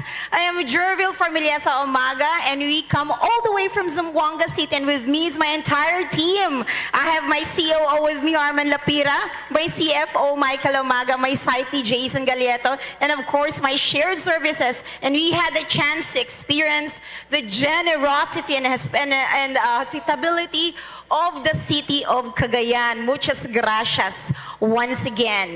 All right, so if you could do the one at a time, please. So yes, we are Vintast Outsourcing, and we are an outsourcing company who is dedicated to who is dedicated to seamlessly integrate into your business at any time and any place, of course, maximizing your cost reduction and boost profitability. Our flexibility and responsiveness to client is what sets us apart.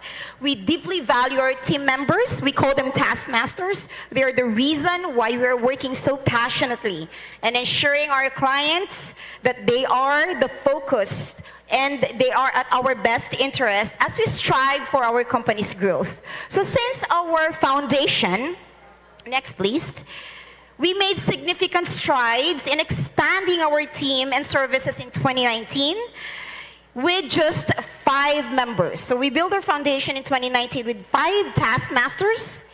And in 2020, we sailed across the horizons, expanding to 55 headcounts.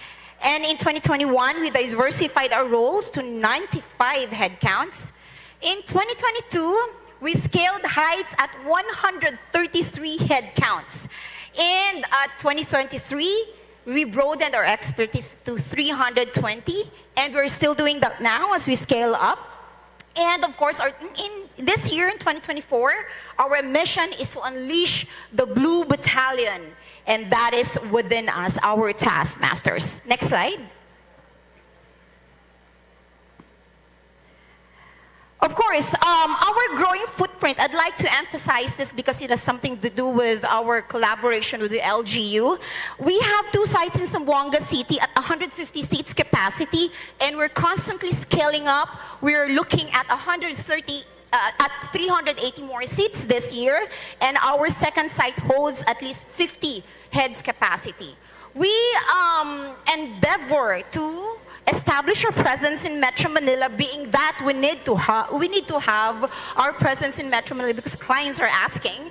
So we are looking at a projection of 250 seats. And of course, the reason why we are here, because we're looking at expanding our second countryside development expansion, and that is, guess where?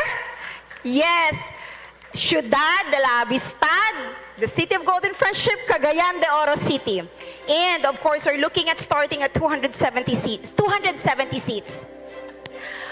Our expansion underscores our commitment to reliability, and that is 360 business continuity plan through this redundant capacities. And of course, we have an off and off-site hiring satellites. Now, our strength, of course, is our people. You are looking at 200,000 graduates across the peninsula. We're talking about across the peninsula, both college, senior high school, test-accredited colleges. That is not just in the city, because our team, our workforce consists of at least 5 to 10% of the overall scattered across the peninsula, that's Zamboanga Peninsula as a whole. And if you're looking at that, we have experienced professional pooling and competitive packages. Our strong foot traffic and strong digital platforms are really established. And if you take a look at that, I don't know if you can see that anywhere. I'd like to ask Ma'am Heidi later on. We have 15% annualized attrition and a really, really good scorecard of 98% attendance rate. Pwede ba ako makarinig ng palakpak dyan? From a small homegrown company down south, Vintast Outsourcing. And of course, I would always say that retention is our reputation. And with that said, I can see the overtime. With that being said, Once again, I'm Jorvil from Ilesa Umaga from Ventas, and together we would like to shout from the south, muchísimas gracias por Dios el tiempo. Thank you. And there you have it. Thank you so much for the good news, ma'am. Jervil Obanga of Vintax Outsourcing.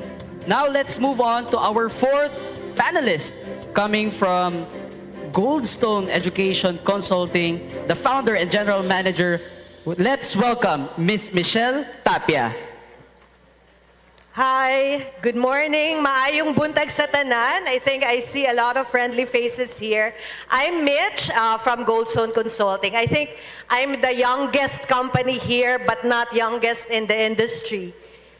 Right, so what's Goldstone? We're a strategic consulting company and we integrate different solutions initially for learning organizations. I used to head the education innovation in Globe when EdTech was not popular during the pandemic. This was even years before the pandemic, and I decided to continue it after leaving Globe. But it turned out when I went back home to my hometown, which is Iligan City, I got more clients from the government sector. So I'm doing a lot of work both for schools and the government sector. Next slide. So I won't read this. It's just, Goldstone believes in the power of education to transform lives. And this is not just in education in the academe, but training and development, capacity building of industries and of different organizations. Our products are, as I've said, consulting services. We're a partner and consultant of Starlink. I used to work for Globe, but there are remote areas in Mindanao that the telcos can't serve. And I think the LEO satellite is one of the best options for that. I'll also show later, I'll demo a AI-powered course development. Earlier I was listening to the panel, the Philippine Skills Framework, all your plans about developing your manpower, having digital jobs. We can do that. We can create a school in 1 week. Okay, so I'll show you later how you can create a school using AI in 1 week. All the curriculum that you need to develop and design, we can create in 1 week. All right. So we also have education events, tourism events, and creative events. We organized one for Iligan, the Business of Creativity, last year. So that's it for me. I hope that we can discuss more later, and I'll show you a demo of the AI-powered course development this afternoon. Thank you. All right, thank you so much, Ms. Michelle. Once again from Goldstone Educational Consulting. Now on our fourth panel member, the External Relations Director of Qualphone, Ms. Jocelyn Cannon. Let's give her a round of applause, please. Mayong buntag, everyone. Actually, it was only about 15 minutes ago when we decided what to present. And the topic was, we were only given like 2 minutes to talk about strengthening business, LGUs at the forefront. So, when I arrived here, everybody was already talking about, okay, what can the government do? What can ICT councils do? Hence, we would like to present this to you. So this is actually a product of how a strengthened business environment with LGU at the forefront, can come through. So we visited CDO February 15 of 2023, and that's out of, we were looking at 12 locations all over the Philippines. So when we visited CDO was already part of the top 3 or 5 shortlisted candidates. So, and yesterday, it has already been mentioned several times that we finally did our grand opening. So with that, I have nothing else to say, but I just would like to express gratitude to the City of Cagayan de Oro, the ICT Council, and everybody who helped us made the decision to finally locate in CDO. So since there are ICT councils here from different areas, from different cities and provinces, what I would like to advise to you is, don't chase, attract. When we visited Cagayan de Oro and when we sat down at their investment and promotions, they had everything. We saw how the LGU, the ICT councils, and everybody else had a collaboration, and a strong collaboration at that. So, and again, that is why we decided to locate here in CDO. Thank you very much.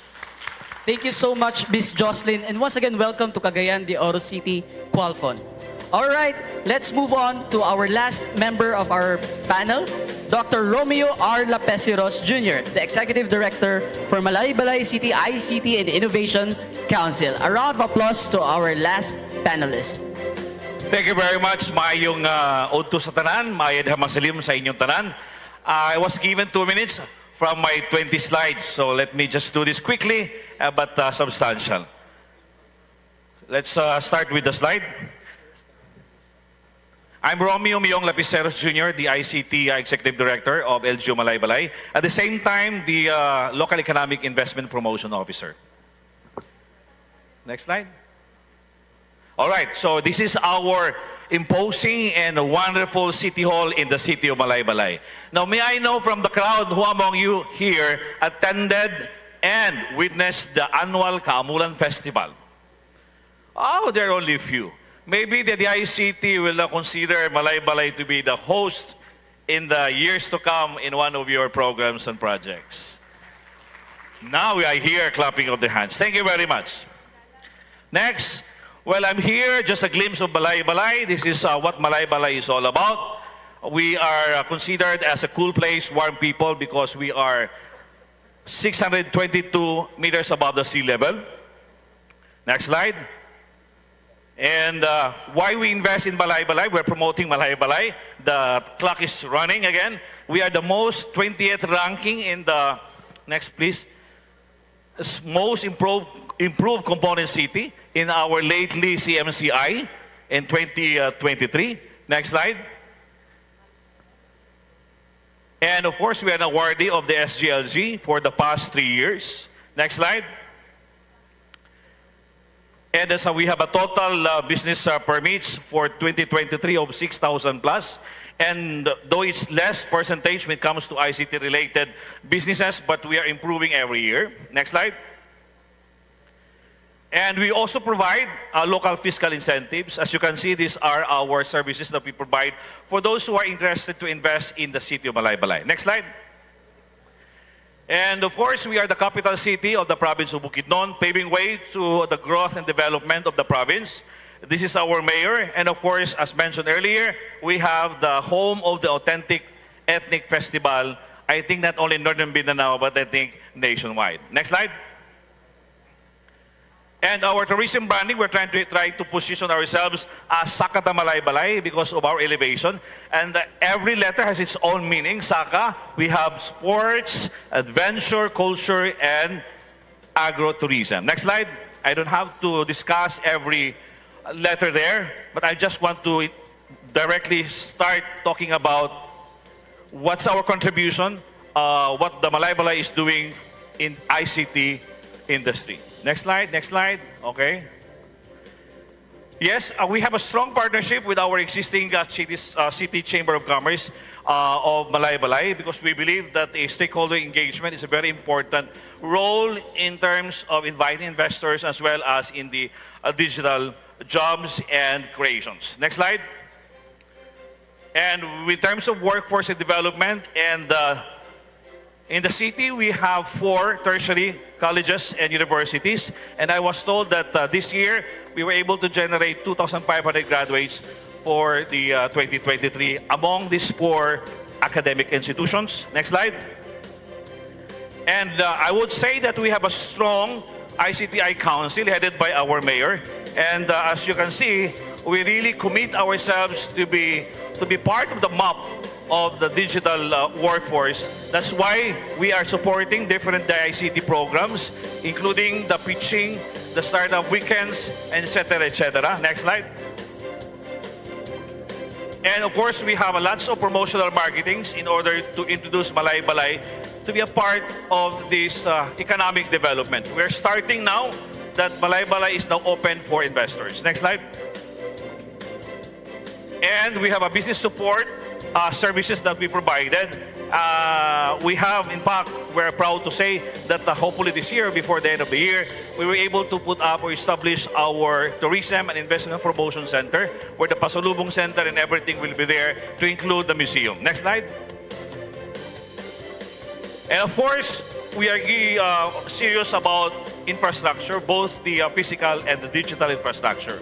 So this is our picture of soon to be our Pasalubong Center, and we are glad that some of our real properties are now constructing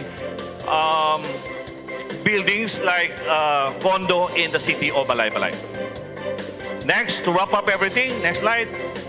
We have a policy framework that's being supported in order to protect our investors. And lastly, thank you very much for listening. And this is the city of Balay-Balay. Balay-Balay is not just a home for destinations, but also a community of innovators, future thinkers. So please join us as we embark in this journey for growth, prosperity, Sakata Malay-Balay. Thank you very much. All right, thank you so much, Dr. Romeo Lapesiros Jr. from Balay City. Now let's call on back on stage our moderator for panel number 2, Mr. Jomery Mercado. Thank you very much again. Welcome back. Are you hungry?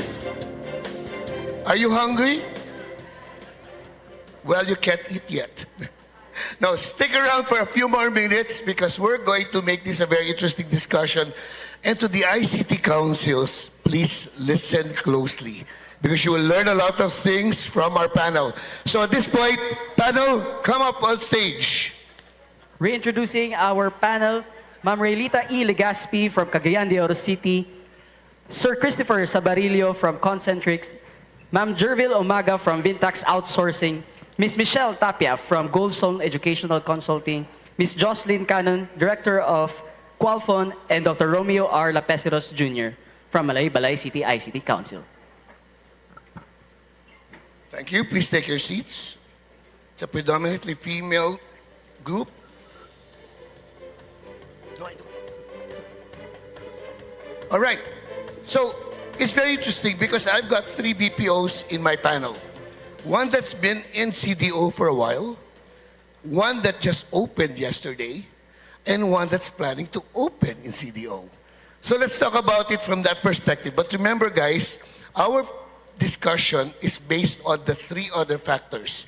Talent was covered in the previous panel. We're talking about infrastructure, business environment, and ease of doing business, and cost. Okay? So let's start with Chris. You said earlier, Concentrix is going to grow and is here to stay. Why? Sorry. So, number one, Concentrix is to stay because the talent. We have the brightest, I would say, in the Region 10. We have Xavier University. I don't know. You're only saying that because you're here. Yes, I'm from Cagayan, but at the end of the day, it's how confident you are with the talent of the region, not only for Cagayan de Oro City. We have USTP who's doing a lot of... Okay, Chris, we talked about talent earlier. Yeah. We know the talent is here. But what about ease of doing business in CDO? What is it like? Well, ease of doing business on an admin side is good. So if you rate it from 1 to 10, 10 being the highest, maybe around 8. Okay, so there's still room for improvement. It happens everywhere, right? What else? What about infrastructure? Well, so... Power, water, internet connectivity. So I'm not going to touch water at this point because that's a critical issue and I don't want to meddle into anything. For those of you not from Cagayan de Oro, yes, there is, it's like the Miss Universe results yesterday. There's a little bit of controversy. So we'll park that to one side. So in terms of infrastructure, we are above average, knowing that we want to grow in Cagayan de Oro because Cagayan de Oro across all Philippine sites for concentrics is the cheapest in terms of cost. There you go, wait. Very, very clear. Very important point. Okay, you have how many? 52 sites, right? 46. See, I remembered your slides. So he's in a great position to tell you about the differences between what he sees in CDO and the rest of the Philippines. So it's the lowest cost. Okay? CDO, please do not tomorrow start jacking up your prices because Chris said you're the lowest. Okay? What else? Internet. So if we jack up the prices, it's gonna move to Davao. Yeah, or it's okay. gonna move to Iloilo because next Or maybe is Iloilo. Malay-Balay. Okay. All right. Internet. Internet, for me, it's stable. I would rate it at 8.5 to 10 simply because of my experience with my ISP. There are some challenges, but compared to other locations in the Philippines, we have some issues with internet. Though we have 3 providers at any given point, there's BCP, but Parasat, during what typhoon was that, was the only ISP in CDO. So that's why we have Parasat in some of our BCP sites. And I really hate the fact that we don't have Parasat in Metro Manila. We only have parasites. They get in the way. Thanks, Chris. Let's go to Jocelyn. You opened yesterday. Why did you choose CDO? You were in Dumaguete, Cebu, and Manila, right? Yes, that's correct. Why CDO? Number Again, one, don't tell me yes, about talent, I know, okay? I know. No. Number one, Joms, I'd like to say this to everybody. We are of the giants in the industry, Concentrix, Cytel, and everybody. We are a David. So our operation started in Cebu. That's probinsya, no? And then we had our expansion in Dumaguete. And why CDO? Because this is what I wanted to say. Parasat was mentioned when we came to CDO a year ago, and of the many places that we visited. Number one, the investment promotions, the ICT Council, and everybody else undergo left us with a great impression, and that's very important. The business environment. That's how we. That's the impression. Second is. The cost of doing business. We have so we cannot compare the cost of CDO to the bigger cities. Manila, we have the least number of employees in Manila. Only 600. Supposedly dapat Only malaki yung Manila. 600, no? She's very humble. Only 600. Only 600 in Manila because we have thousands in the provinces. There you go. And that's what we intend to do here in CDO. Wait, I heard earlier that you said 1,500 or 3,000. We will scale. No pressures naman, Jo Marie. Do we want Qualco to say that they'll go to 5,000? Come on, CDO, do we want them to go to 5,000? 10,000, there we go. Do I hear 11? Okay, sorry, I'm just joking. Well, from our opening last night, there's another vice president of ours handling a different operation. He was already asking, can we still scale in this building? Are there potential for scalability? And that's precisely the reason why we are in CDO. It's because of their potential, of their scalability potential. That's one. But I just would like to make an emphasis on this, John. For those who were in our grand opening yesterday, our guests, the foreigners, were just flew in the morning and then flew out in the evening. And that is something I also discussed with Yusek Giselle and with IBPAP and CCAP. And this is something I brought up 2 years ago during the ICT or an ICP meeting or forum in Bohol. If we can please work around the travel advisory against Mindanao. Oo, kasi while there could be areas in Mindanao na medyo challenging in terms of security, CDO and Davao naman is very safe. And we could attract more locators, investors, clients, if we can have that advisory lifted. So, Well, and to use Jocel's point earlier, you said you're a David against the Goliaths, right? That could be another David and Goliath story. But look at Vintask. You're in Zamboanga. People keep saying, is it safe to go to Zamboanga? Oh, by the way, I've been there a couple of times and I love the place. So, but please, Jervis, why? Well, first of all, let's talk about you setting up in Zamboanga. A lot of people are going, Yes, sir. huh? But I guess you're Zamboangana. Yes, that's right. So, love of your own helps. But please, help us understand. Definitely, when you said that there are hesitations from when we're doing client farming, the first thing that our prospective clients would ask from me during discovery calls were, so Jerville, what happened in 2013? And that was the urban sage that we had. And I had to actually channel into a tourism ambassador to let them understand that it's okay. Come to Zamboanga. It's a different situation when you're here. So yeah, starting Vintast in 2019, of course, I have no experience being in the BPO sector. I haven't been a call center agent myself. I was an academic professor at Western Mindanao State University, waking up one day telling myself I wanted to have a call center. And that's it. I resigned from my posts 2 years ago, I climbed up We should turn that easy for all of Diba? us, right? Talagang iba. Okay, so you took the plunge and went ahead with Yes. Zamboanga. Now you're going to CDO. Why?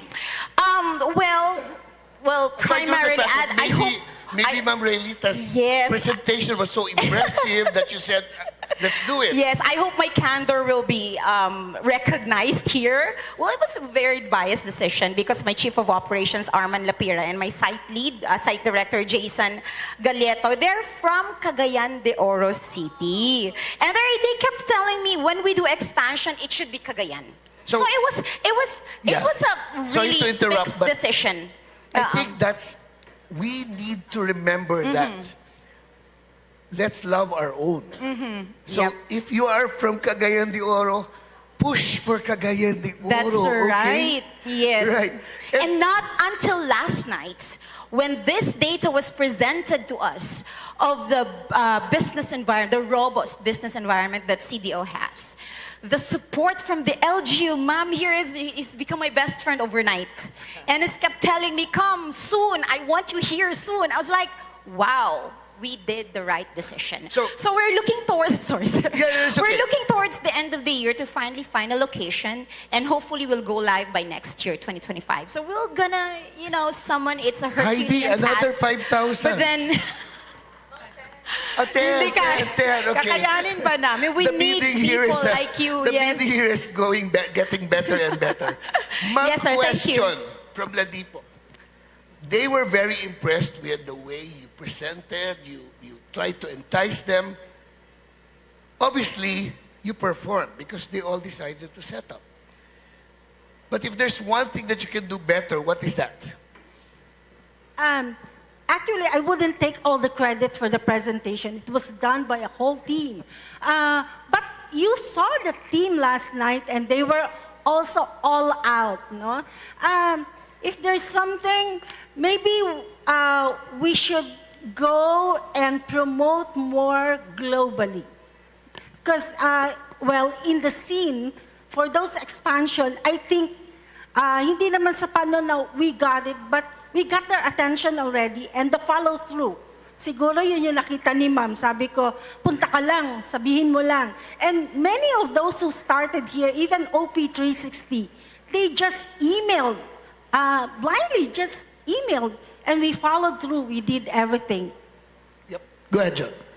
I'd like to say this, John, attracting new clients or new investors is not only a job of the ICT Council nor the investment and promotion. So the decision to come to CDO and finally locate, do our business and potentially expand is based on our interaction with everyone we met along the way. May it be the security guard, the registrar of the university we're visiting. Could be the restaurant that we dined with, because that gives us the whole feel of what it's like to be doing business in this location. And again, this message goes out to all the ICT councils in this forum. Na you enjoin everybody. Not only, again, it's not only the job of the Investment and Promotions Office to attract clients, but everybody. And that's how important a strengthened collaboration or a strengthened LGU at that. Remember that investors are human beings too. So it's not, yes, taking them to the red tail will really help, right? Or eating chicken at Steve's. But Mitch, was it because of red tail? Yes, I actually have a question. I noticed question lang. I noticed that in CDO, the lead of the ICT Council is from the private sector. So what's the difference between having a private sector led in the ICT Council and having government-led Mitch, ICT Council? maybe we could ask Malay Balay to answer that Mayo question. can answer that for me. Go. Well, I was listening to the conversations, and I was saddened by that statement that, you just look at Davao and Cagayan de Oro when you can pass by Malay-Balay. What's wrong with our city? But I'm your new resident in Bukidnon. No, I've been there for 20 years already. In our ICTI Council, we do have members of the coming from the private industries. But in our case, it is led by our LGU Balay-Balay. And by that, we are just new in the ICT. When we do benchmarking with the Cagayan de Oro, TIPC, when it comes to investment, and we're gaining insights. We're learning from the big LGU. So I think that's a very critical point that you're raising, that CDO is growing, it's already grown. We're shooting for Center of Excellence, right, Steph, by next year? For you to get to Center of Excellence, then help by nurturing other ICT councils that are starting off. And sorry to cut you short, but here's something. Chris, paambunan mo naman doon sa Malay-Balay. So actually let me just Sorry, add, go ahead. spread the love. And if you have nothing to offer in your city, we have Bukidnon, which has a special, I would say, topography and other services that we can offer. So something like that. And I think BUI can play a very important role here. If we need a bigger land for poultry, for piggeries maybe, and maybe SM would also consider Malay-Balay to be there, please, that is what we mean by big and small brother. Mitch is looking for a 10-hectare property for her. We can talk. No, but why? You just said you got a house in Bukidnon. Go ahead. So I have LGU clients in Bukidnon, and I think what I'm seeing is there's a tendency to be competitive among the different cities and municipalities. But the key really is look for the asset and natural resources of that city and leverage on that. Because each city has its own strengths. Very unique strengths. So leverage on that. And the digital part, the technology part, can be applied to all these strengths of different cities. I'm actually very excited with Bukidnon because I think it's like a sleeping giant that has woken up. And it's easy to promote it in terms of tourism. It has the, ano muna ako PR ano. We are not just about pineapples. Yes. But, all the cities I've worked in, Iligan, most cities in Mindanao I've worked in. And I chose to develop Mindanao. I'm based in Manila. My company is based in Manila. But I chose Mindanao, one, because I'm from Iligan, who was born in Iligan. And I worked with Darwin and the team last year. But I see a lot of potential. We have so much talent in Mindanao that we have to promote it, do more promotions in Manila and abroad. So not just in Manila. In Manila, we have to tell them, hoy, it's safe to be in, even our countrymen in our, mga taga Luzon, my friends in Luzon, they seldom come here because they have that negative connotation of Mindanao. And it has to be, they have to be with friends. But if we can promote more, to our friends in Visayas and Manila to come here, that's really good in terms of the tourism. But in terms of all the digital jobs, we should go abroad. Yeah. Bypass naman nila. Mitch, huminga ka naman, hindi ako makasingit eh. I'm just joking. No, Chris, being somebody from Mindanao, right? How can you influence Concentrix to open more facilities here? Well, actually, in terms of the whole BPO industry for CDO, you guys want 5,000 for this group, 10,000 for this group. And I think first thing that we need to fix is our international airport. Why? When we have clients flying from the US, they go to Manila, they go travel to Cagayan de Oro. And after that, you need to sit down with them for 1 hour and 45 explaining, okay, this is Cagayan de Oro because you'll have 1 hour and a half trip from the airport to the... You have this whole spiel about the history of this area so that they don't realize that they're in the car for an hour, right? Sometimes you have Fortune 100, Fortune 50 clients, and with the experience that they had during their trip, they would not opt to invest in Cagayan. We're talking about these Fortune 50, Fortune 100, about 2,000, 3,000 headcount.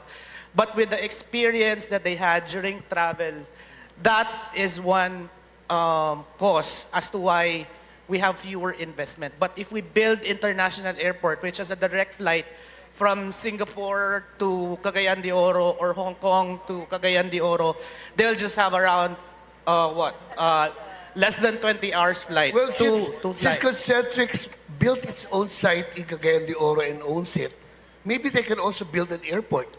No, I'm just joking. No, but Chris, I'm not sure. Economy. I'm not sure if the audience is fully aware. But how many people, how many employees does Concentrix have today? Philippines, globally. Yes, Philippines. 107 plus. 107,000. Okay, I came from the previous incarnation of Concentrix, and I was employee number 1,155. So I can't even imagine how it got to 107,000. Maybe it's because I left, so it managed to grow. Yes, ma'am. Just quickly going back to the question of whether LGU or the private sector to lead the ICT Council. It's been said, and it's repeated earlier by Yusek Batapasige, that LGUs are different. So the way Malaybalay is doing is good for Malaybalay. But I want to just tell everyone that the way we are doing it with the private sector, leading the ICT Council for Cagayan de Oro, has been a great thing for all of us. And I think it's our strength. It is not our so secret weapon. Miss Stephanie Caragos, lagi lang niya, isang tawag lang namin, may darating na investor, and she comes right away and supports us. So, hindi mali yung LGU ang nagli-lead, pero for some areas like us, tama na ginawa namin na private sector ang aming lead. In the end, it's not about LGU or private sector, it's how the two of you work together. And I hope that we can clone and replicate Stephanie for the other cities as well. No, but seriously, for the other ICT councils, look for a Stephanie in your city or in your town. Okay? Because you need somebody as passionate. I've known her for what, 15 years? Right? So, yeah. Panel daw, sa kabilang panel daw siya later. Pasalitain nyo na lang siya mamaya. All right. And I know that I've been getting these messages that we're unfortunately running out of time. I think my panel is still gung-ho in terms of sharing more things, but they're here over lunch. Try to catch them so that you could learn more from them. Thank you very much to my panel. That was such a great conversation. Thank you very much. Thank you. Please stay Thank around you for the opportunity. Yehey! A round of applause for our second panel. Very full of information and of course humor. No, you cannot forget. So to award our certificates to our panel and our moderator, let me call on RDCT and Councilor James Judith to award our certificates. Once again, to our panel, thank you so much for such engaging discussion this morning.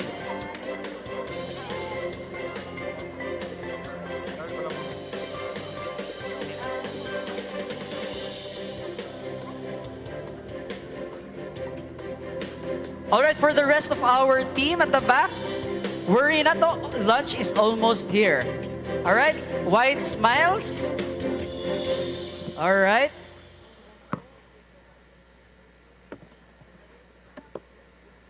So if you have questions to our panelists, you can tap them later for sure. They'd be very welcome to accommodate these questions. All right, in 3, 2, 1, and smile. Another one. 3, 2, and smile. All right, that was our panel 2, ladies and gentlemen. And as promised, no? Can I have my team to get up our chairs in front as we will play our promised video from our moderator. All right, here it is.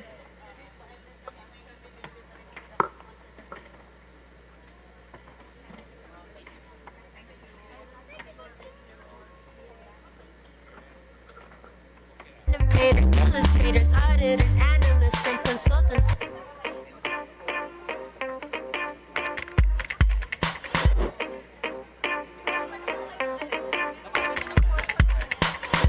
That's information technology and business process management. We are coders and programmers, agile animators, illustrators, auditors, analysts, and consultants and managers, nurturing nurses and doctors, data developers and testers, EAs, smiling CXRs, and artificial intelligence engineers. Oh, there's more. We are problem solvers and number crunchers. We speak in several languages, including Java, Python, Python, and so on. And on and on. We create heroes and villains. We gain experience and level up in life.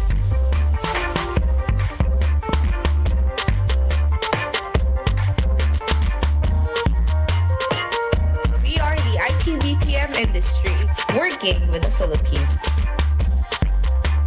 Join us.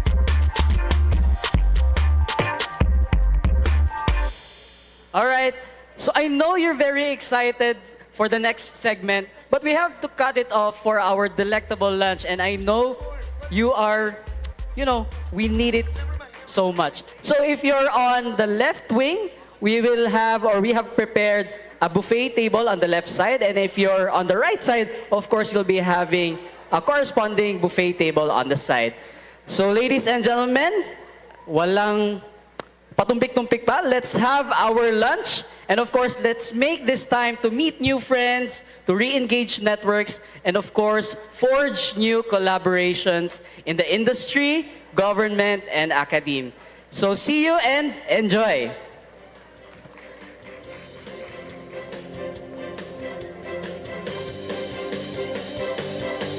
For our panelists, we will be serving your food on your seats.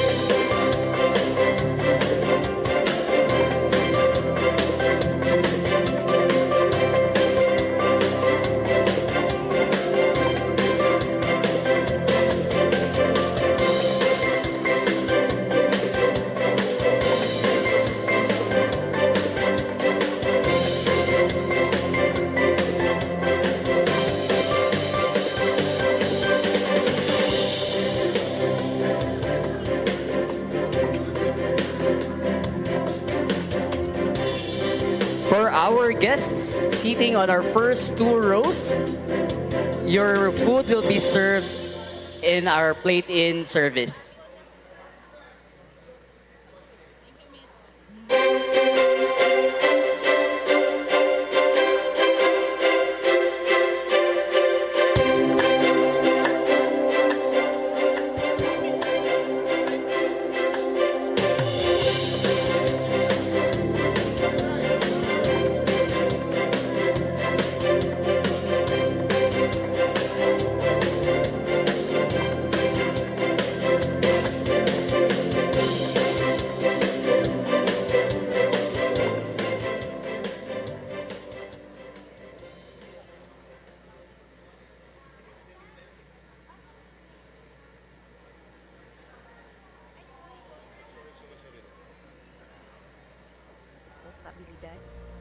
Dinhi sa Pilipinas, di nang lain-laing mga Pinilongan, nagpalambo sa atong kultura, daghang mga katawhan ang nagatubang niini nga hagit kada adlaw.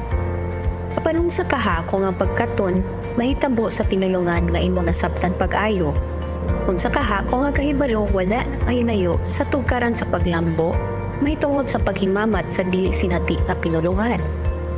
Among gipaila ang lakip, usa ka bag-o og revolutionaryong plataporma nga nagsumpay sa gintang, tali sa Pinulungan ug kahigayunan. Ang lakip nga gatanyag ug lain-laing mga kurso nga gihubad ngadto sa Bisaya nga sinultihan aron mahatagan og gahom sa kanas ang matag usa sa mga katawhan gikan sa tanang kutom sa katilingban. Ang handurawan sa usa ka kahimtang diin ang pagkatom walay mga utlanan, mahimo ng tinuod pinaagi sa lakip. Diin ang matag-usa sa atong katilingban, komunidad ug mga organisasyon makonektar ug makabaton sa kahibalo. Ang lakip dili lamang usa ka hanay sa mga kurso, kini usa ka kalihukan para sa kalambuan sa tanang hutom sa katilingban. Mahitungod kini sa pagbungkag sa mga babag ug paghimo sa usa ka luna, di nang tanan adunay higayon nga makakaton, mutubo o magmalampuson bisan unsa pa ang ilang nahibalaan nga Pinulungan. Amo kamong giaghat sa pagtambong niining talagsaon nga programa nga among gipahidangat kaninyo. Atong ablihan ang pultahan sa kahibalo gamit ang Pinulungan nga atong gitawag og puloy-anan. May masulong na hitawalan, yan na din si Ranli Kabari, IPO na nailaran. Hi, I am Riel Malesio. I'm representing PFCO, Pag-asa Youth Association of the Philippines, Cagayan de Oro City. So sa amuang it is kana minus-minus gid ang naibalo dito sa amuang tungod kay ano sa mga bukid na kayo ba. Ang uban dito mga sa amuang is wala sila nakabalong sa angay may baluan sa computer. So kami usa na imbitahan ani nga programa is dako kay may pasalamat tungod kay dako kay may kay balo.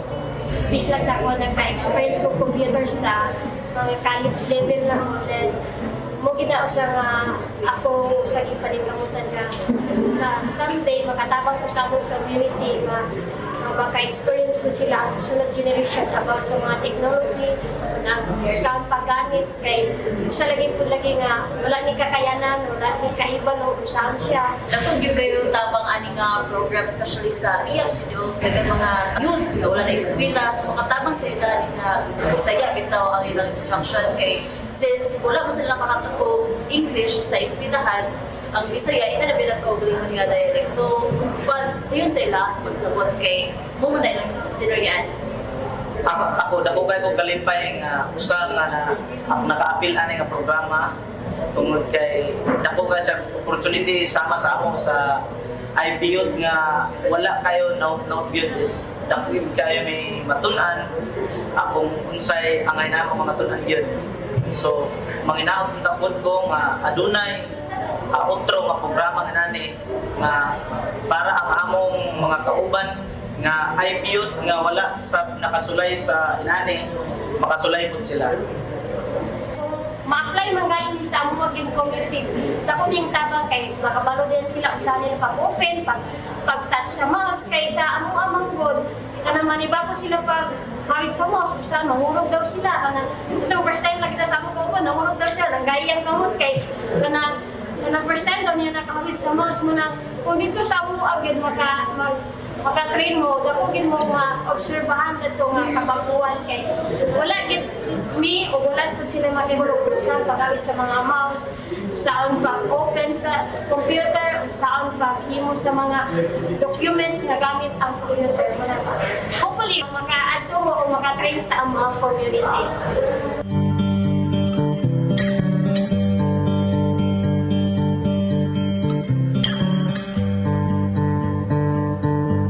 Pasalamatan mi nga kami nalakit. Papasalamatan mi nga kami nalakit. Mapasalamaton mi kay kami nalaki.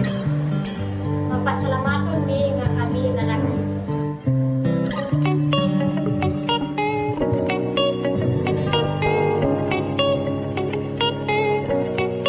KIP, which stands for Localized, Accessible Knowledge and Inclusive Platform, is a result of a collaboration of the government and the private sector, namely the DICT and Force Bank and the LGUs.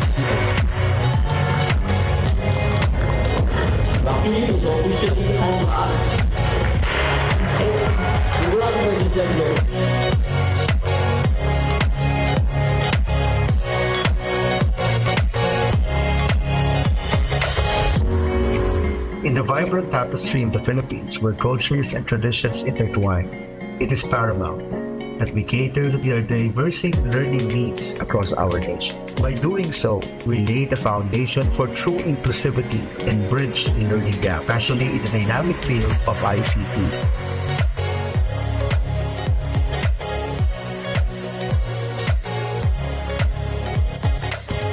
Bisaya is the second largest language being spoken in the Philippines. Why is instruction not being given in Bisaya? Right? Why is it not? Education is a gift, and it should be a right. It is a right to everybody that wants to learn. Everybody should be given the tools to be able to compete in the global economy, of which is now based on technology. Sabi nga nagwasa here in Bisaya and B. Thank you everyone.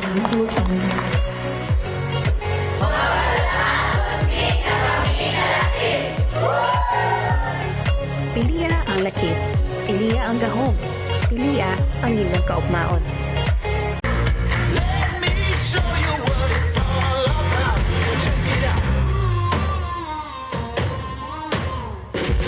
I'm on the big stage. I got my crew. I'll get you moving. It's what I do. The party's started. It's going down. Let me show you what it's all about. Check it out. I'm gonna light it up. Yeah, I'm gonna light it up. Check it out. I'm gonna light it up. Yeah, I'm gonna light it up. Just check it out. I'm gonna light it up. Yeah, I'm gonna light it up.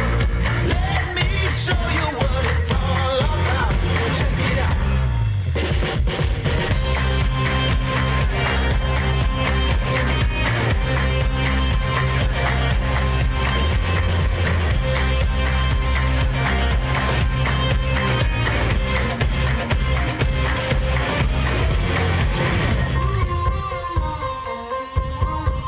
Check me out. Check me out. Just check me. Let me show you what it's all about. Check it out. I'm gonna light it up. Yeah, I'm gonna light it up. Check it out. I'm gonna light it up. Yeah, I'm gonna light it up. Just check it out. I'm gonna light it up. Yeah, I'm gonna light it up. Let me show you what it's all about. Check it out. I'm gonna light it up. Yeah, I'm gonna light it up. Check it out. I'm gonna light it up. Yeah, I'm gonna light it up. Just check it out. I'm gonna light it up. Yeah, I'm gonna light it up. Let me show you what it's all about. Check it out.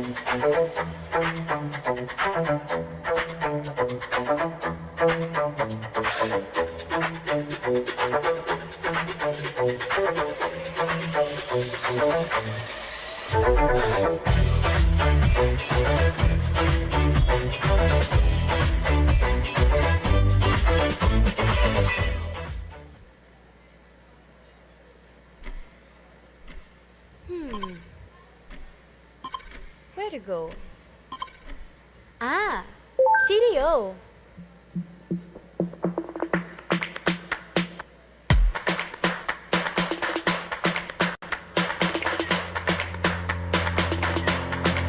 Maayong adlaw mga higala!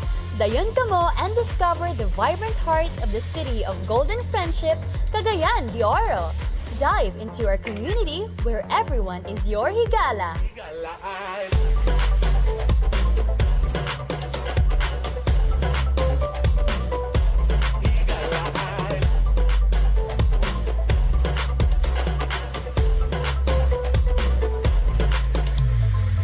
There's more to love sa syudad natong matahom. There's more to love sa pahiyom natong Cagayanon. There's more to love where Kalipay lights up the sky.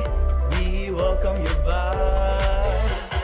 Love, CDO, love, higala, I love. CDO, love, higala, I love. CDO, love, higala, I love. CDO, love, higala, I love. You feel it, it's coming, the temperature's rising. We're dancing, we're singing a song of thanksgiving. Way samang kadasig, sa Diyos ang pagdayig. A big celebration, nga bulawanon, tara na, higala. Nice to see ya, time for higala ay. There's more to love, kay Bibo, love, kay Chada. Time for higala ay. There's more to love, love, love. CDO, love, love, love. Higala, I love, love, love.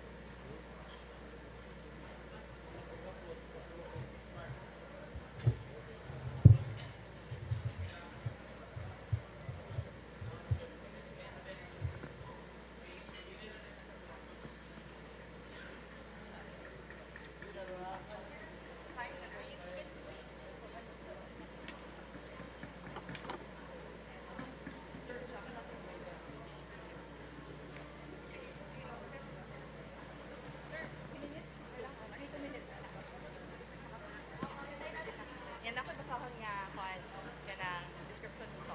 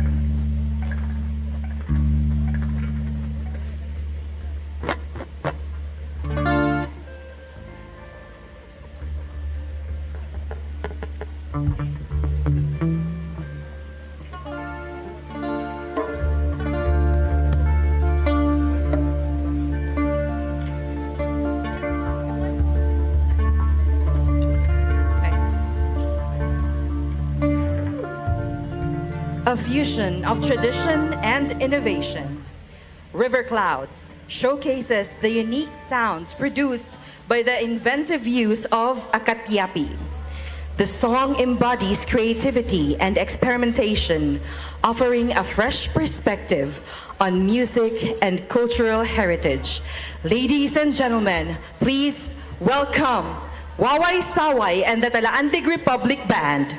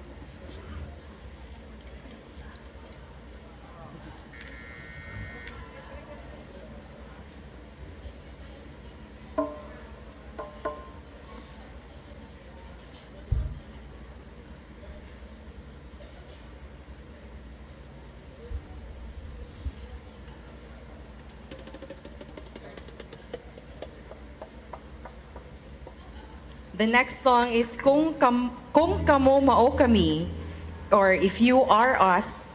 This song speaks to the struggles faced by the indigenous communities in defending their ancestral lands against division and exploitation. It serves as a call for solidarity and recognition of the rights of the marginalized groups, shedding light on the challenges of preserving cultural heritage and identity.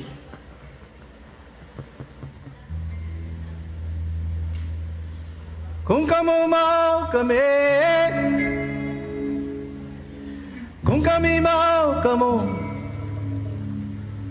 kung kamo mau kami, kung kami mau kamo, kung kamo mau kami, kung kami mau kamo, kung kamo mau kami, kung kami mau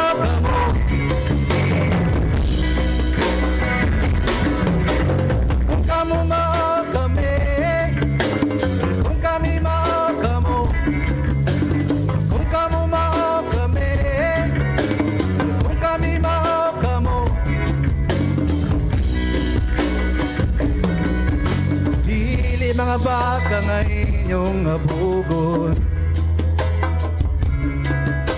sama sa manok nga inyong sabungo, dili langgam nga inyong haulahon, kang katungod inyong paliton. Kung kamo kami, kung kami kamo, kung kamo kami, kung kami kamo, kung kamo kami, kung kami kamo, kung kamo kami, kung kami kamo. Madamdamin din katulad niyo, nagpapanday na tatayo, naghahangad ng pagbabago, handang makisama sa inyo. Kung kamo kami, kung kami kamo, kung kamo kami, kung kami kamo, kung kamo kami, kung kami kamo, kung kamo kami, kung kami kamo. The tribes are not animals like us, they are human. They have their own territory and they are not a commodity. Kung kamo kami, kung kami kamo, kung kamo kami, kung kami kamo, kung kamo kami, kung kami kamo, kung kamo kami, kung kami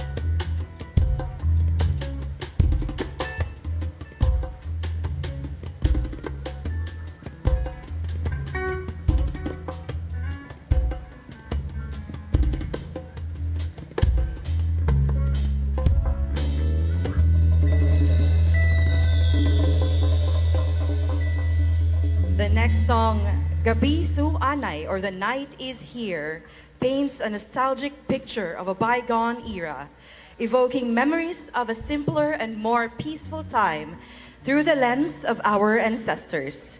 The song captures the essence of tradition and heritage, inviting reflection on the changes and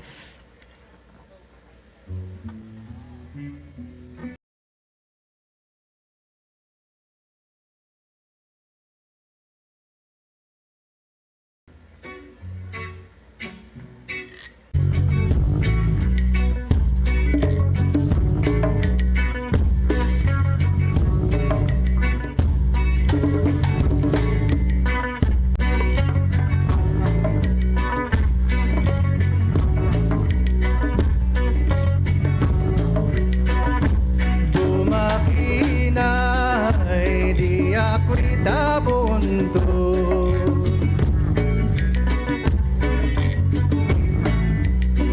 Awit ko'y bakat, taguan tao kamuti.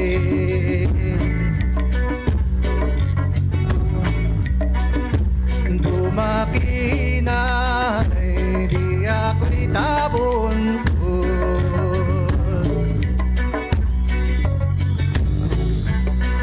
Awit ko'y ambong, taguan tao labo.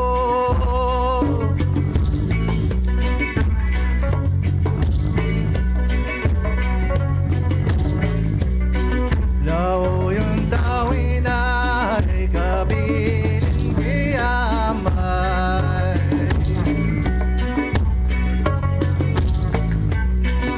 Pamula hakape, amin din gitbunga.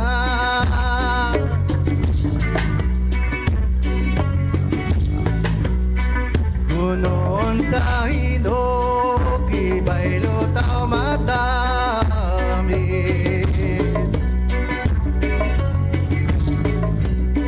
Kumakauli ko'y kumalalay sa anlaw.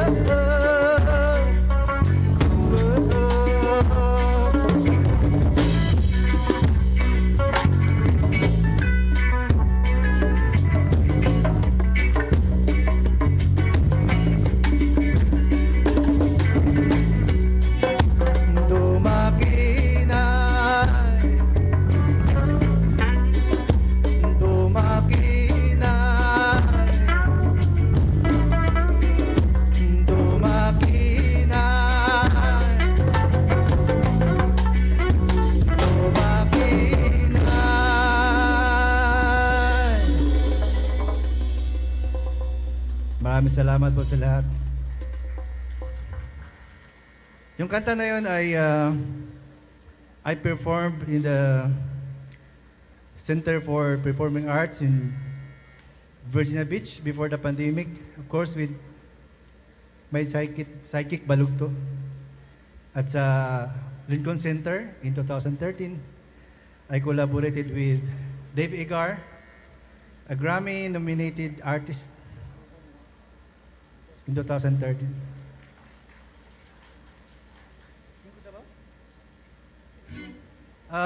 Sunod na akong awit is ininchik ni siya. Lapan na na-release. By the way, mga songs na ako nasa Spotify. Wala pa yung na-release. On recording pa. But gusto na ako kantahan sa inyo. It's ininsik. Inchik is causing bausa, tasing queen, gaulo. Sabi ni siya pa, 5 sabaw, 50 logaw.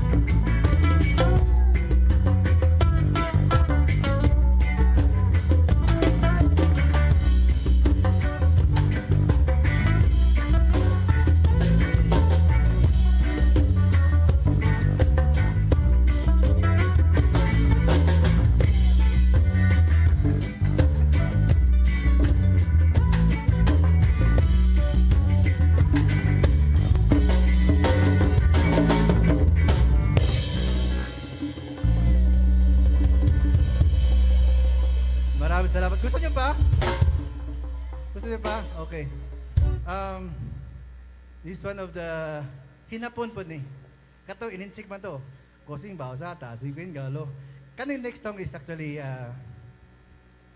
Japanese. Itsa tamo kaya take tumbe. Itsa tamo ka Yatake itumbi ang inyong kahadlok o kabalaka sa pag-preserve sa atong nahabilin nga 1.5% nga Philippine primary forest cover.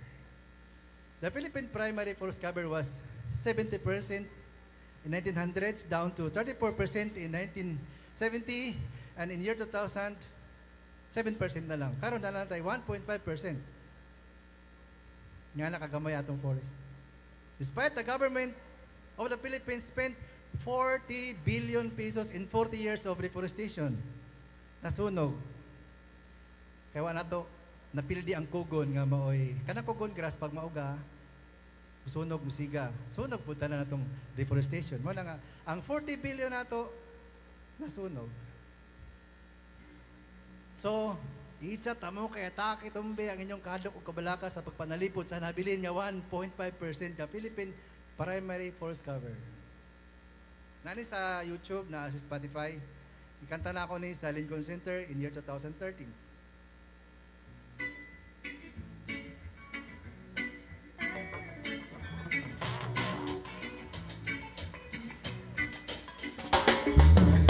Sa tamong kayatake tumbe, sa tamong kayatake tumbe,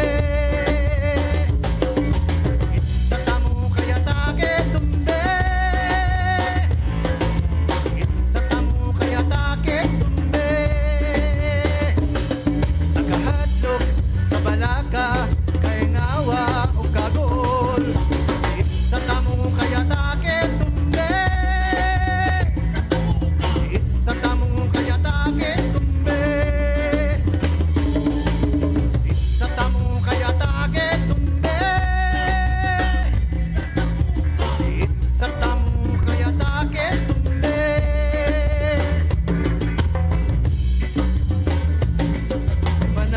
Manaligdan ta.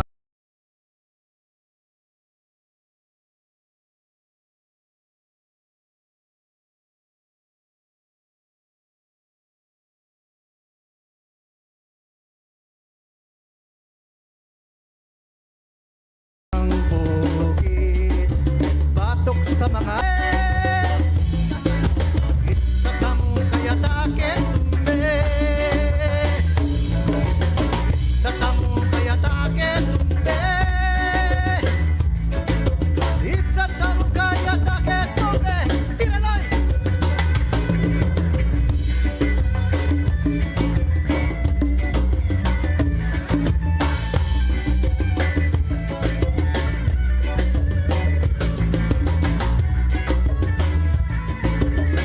Sa tamong kayatake tumbe,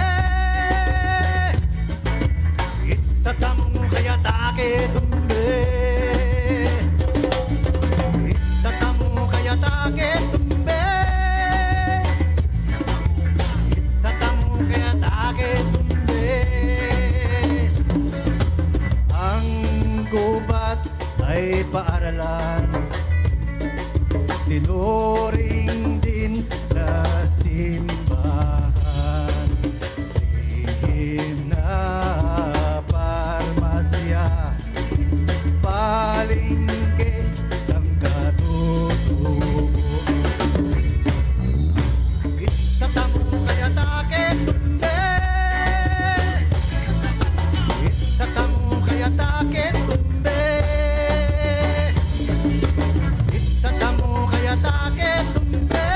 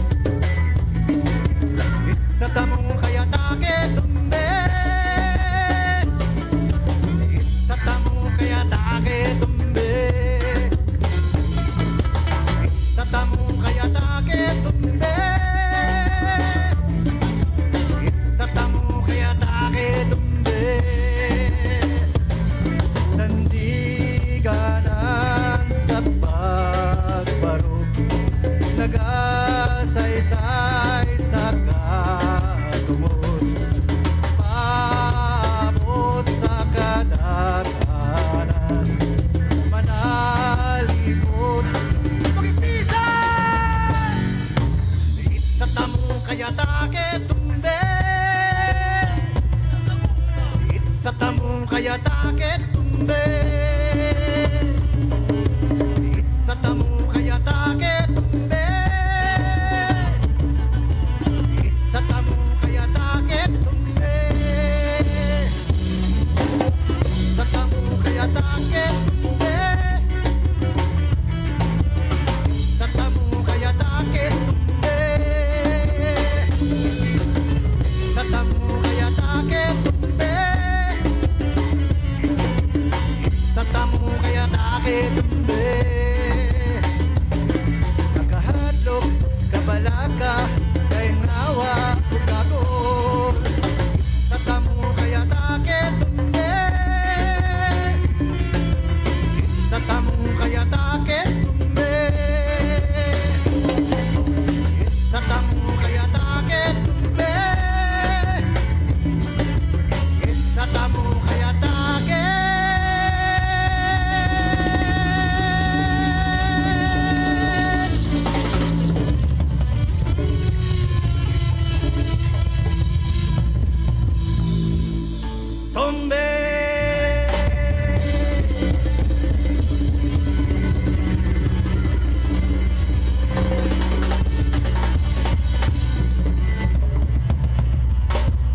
Atong palapakan among drummer, single pala siya. It's a tamo kaya take, tumbe. Thank you. Ladies and gentlemen, Waway Saway and the Talaandig Republic Band.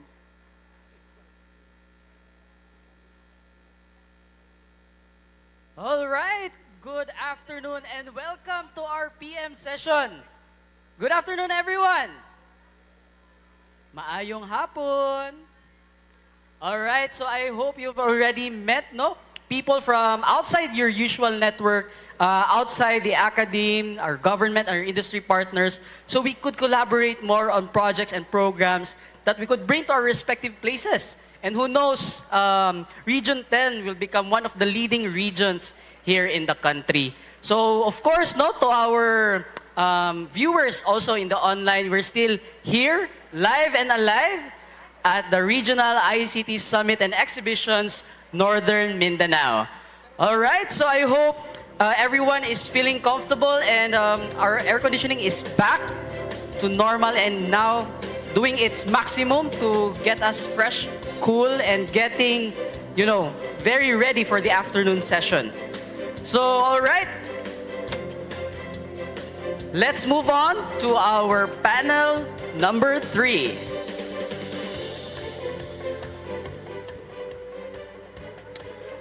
To discuss the requirements for the synergy for success, our moderating officer or our moderating personality is none other than the Director 3 of the ICT Industry Development Bureau, none other than Mr. Gino Ilano. Let's give him a round of applause, please. Thank you, thank you. Magandang hapon, Cagayan de Oro. Parang hindi pa tayo nagla-lunch, it's very hard to match the energy of the previous panel. They touch upon certain areas of the discussion. But nevertheless, these are very good friends of ours in the industry. So before we start, I'd like to present what IIDB does in terms of the regional development. Because many people are asking, Jay presented a while ago, when we talk about DICT, what's the first thing that usually comes out, okay? And mind you, I have to be mindful as well of the time. So 2 burdens are delegated to us this afternoon. Number 1 is to entertain and make sure you learn something from this panel. And second, to ensure that we are on time for the schedule, okay? So these are some of the programs that IIDB are actually implementing. So all of these programs are actually towards developing the digital workforce. And it's very important to look at all of what we can do to really help. So these are different acronyms of which later, when I present the overview of the entire bureau, that's later this afternoon, you'll get to see them. What I'd like to highlight are some of the following. So IIDB would actually do skills training. We also have